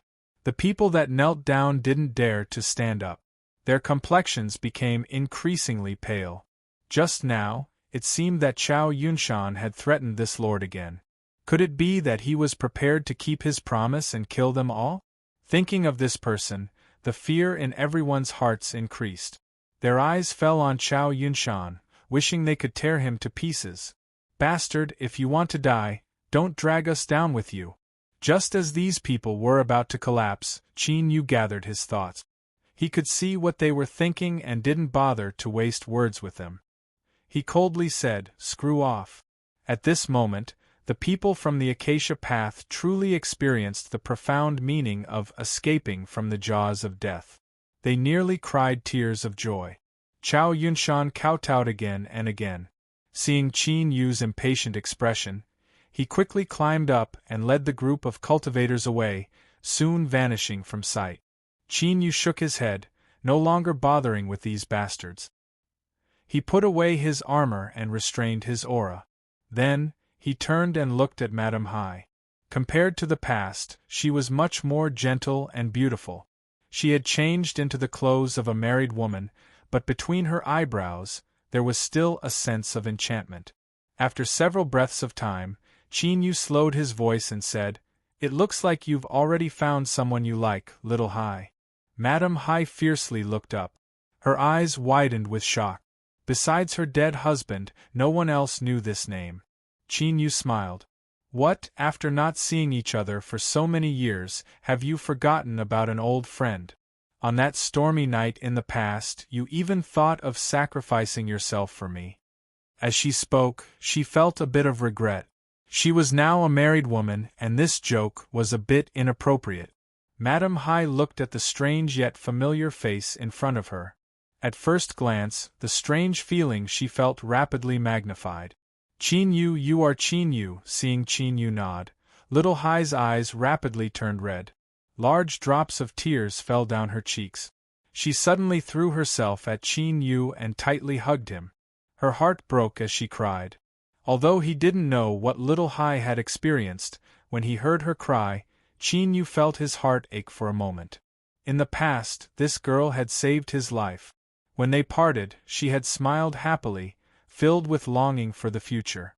But now Qin Yu reached out and hugged her. He patted Little Hai's back and said in a low voice, "Cry. Cry it out and everything will be fine." Only when one was heartbroken to the extreme could they cry like this. At this time, any consolation was pale and powerless. It was much shorter than Qin Yu imagined. Little Hai emerged from his chest. She wiped her eyes, a bit restless. The two of them from the past had already changed. She had fallen into the mud, and he had soared into the highest heavens. Qin Yu looked down at his clothes that were wet with tears. He smiled and said, "You are responsible for helping me wash it out." Little Hai revealed a smile, but she still found it hard to conceal her bitterness. Suddenly, there was the sound of a little girl crying. "Mommy, Mommy, where are you?" Little Hai hurriedly flew back. She hugged the little girl that ran out from below the deck. She was around 7 or 8 years old and her appearance was similar to her mother's. It was just that her pale skin made her seem even more delicate. "Haya, why aren't you listening? I told you not to casually walk out of the room." The little girl hugged her mother's neck, her pitch-black eyes filled with fear. "Mommy, there's blood, there's so much blood. I'm scared." Only then did Little Hai notice that the deck was soaked in blood. Her face stiffened and she hugged her daughter even tighter. "It's fine, don't be afraid. It's just some blood. Our Haya is the strongest child." Qin Yu stepped through the void. With a flick of his sleeves, the corpses and bloodstains on the deck were instantly swept away, falling into the sea. He glanced at the pale little girl. "Little Hai, is she your daughter?" Little Hai wiped her eyes and turned around. That's right, Haya, hurry and call me. She didn't know how to continue. Chin Yu smiled. Call me Uncle Chin Yu. He turned his hand and a light flashed in his palm. A 7-colored jade butterfly appeared, sparkling beneath the sunlight. This is the first time we've met. This is a gift from Uncle to you. Little Hai hurriedly shook her head. It's too precious, we cannot accept it. Chin Yu shook his head. It has nothing to do with you. I like this child. Don't you want her to recognize me as her uncle?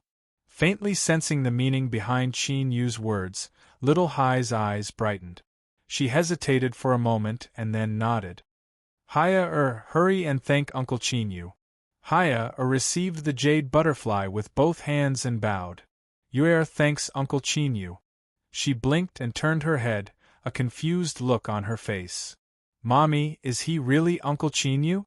Why does he look so different from the portrait you showed me? Little Hai revealed a flustered look. Haya, don't be rude to Uncle. The portrait, because it was too long ago, Mommy doesn't remember it clearly. Chin Yu sighed inwardly. He smiled and said, Haya, the reason your uncle became so handsome is because of my cultivation. You must remember that if you want to become more beautiful in the future, you must earnestly and diligently cultivate. Haya didn't seem to understand, but she nodded. Thank you, Uncle, for your teachings. Her eyes dimmed. But Mommy said that I don't need to cultivate. It's fine to just be an ordinary person. Chin Yu glanced at Little C, who had an awkward expression on her face. He thought for a moment and said, Mommy's words are reasonable. Haya didn't hear anything wrong. He reached out and rubbed her cute little head. What an obedient child! 2 maids crawled out from beneath the deck, shivering as they prostrated themselves on the ground. Little C coldly said, I gave the miss to you so that you could take good care of her. Don't let today's events happen a second time. Thank you, madam, thank you, madam. One could see that the 2 maids were extremely excited. Chin Yu glanced at them. His expression didn't change at all. Little Hai whispered a few words to Haya. The little girl politely bid farewell to Chin Yu and then followed the maids back below the deck. Turning around, Little Hai pretended to be relaxed. When a person drifts on the sea, if they don't have some methods, they would have already been eaten clean by others. Chin Yu didn't comment. He swept his eyes over the ship. It wasn't easy for you to return to land, so why did you come back to the ship to make a living? Little Hai was silent for a moment. She let out a deep breath and said, How can everything in this world go according to one's will? I was wrong in my early years. To live on the sea and die on the sea, perhaps this is my true destiny. She lifted a hand to brush aside her long hair. Her eyes fell on the sea and she suddenly smiled.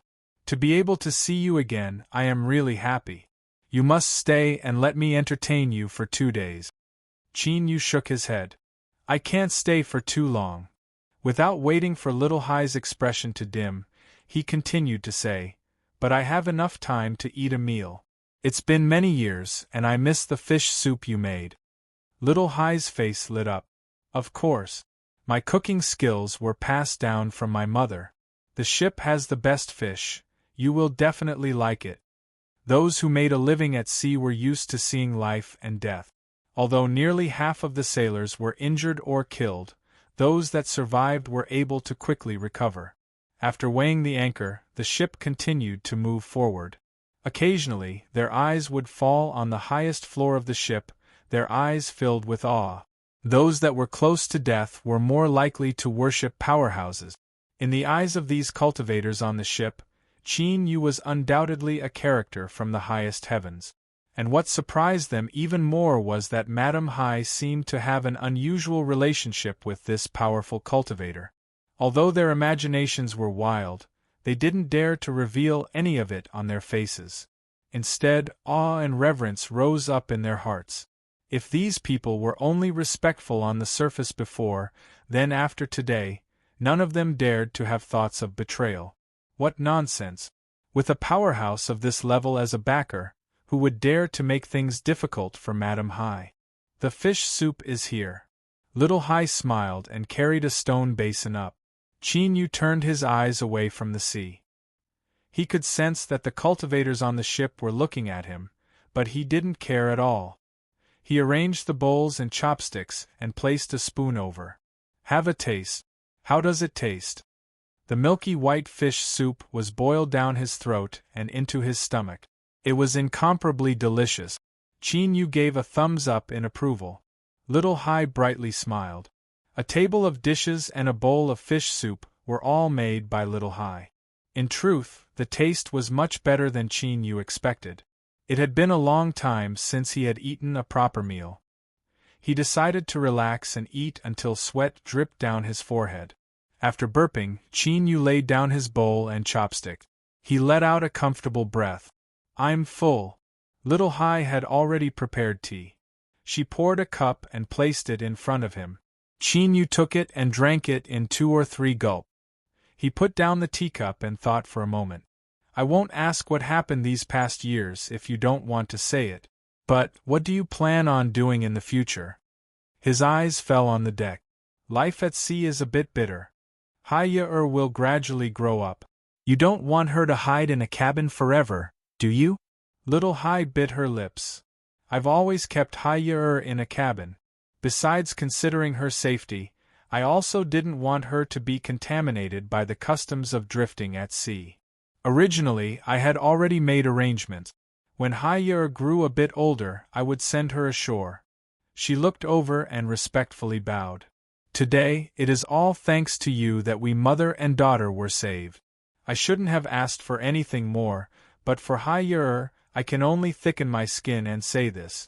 Qin Yu, I hope that you can leave with Hai-er. You don't need to take care of her too much. I only hope that she can live a peaceful life. Qin Yu let out a breath. Stand up and talk. You are making me uncomfortable. Seeing that Little Hai had no intention of standing up, Qin Yu frowned. Little Hai, what are you doing? Since I agreed, as Hai-er's uncle, I will definitely take care of her. As for you, why do you want to separate from your daughter? I can't bear to see her living alone in this world. Little Hai's eyes turned red. She didn't say a single word. Qin Yu lightly said, If you want to leave, then stay with Hai-er. I will make arrangements for you. Otherwise, as your daughter, I will have her suffer with you. Little Hai looked up, tears falling down her cheeks like rain. I am not worthy to be Hai-er's mother. With me by her side, she will never be able to raise her head, Qin Yu coldly sneered. Just because you cultivate the art of charm and walk the path of plucking? Little Hai's crying stopped and her face paled. She originally wanted to hide it, but she never imagined that Qin Yu would already see through it. Shame swelled up in her. Her body swayed and she forced herself not to fall down. So you already knew, then why did you still eat, Humph? Why did I still eat the food you cooked? Little Hai, remember this. In this world, the most sinister thing is the human heart. Some people appear bright on the surface but are filthy on the inside. Some people, even if they are covered in scars, can still maintain their original intentions. No matter what others do, in my eyes, you are still the Little Hai of the past. You are my friend, and this will never change.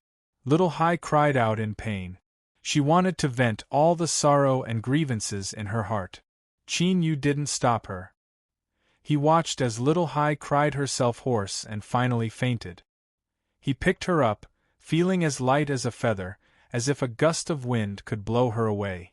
Looking at her pale face and her red and swollen eyes, Qin Yu suddenly overturned his previous decision. He wanted to investigate just what Little Hai had experienced and whether or not there were man-made reasons behind it.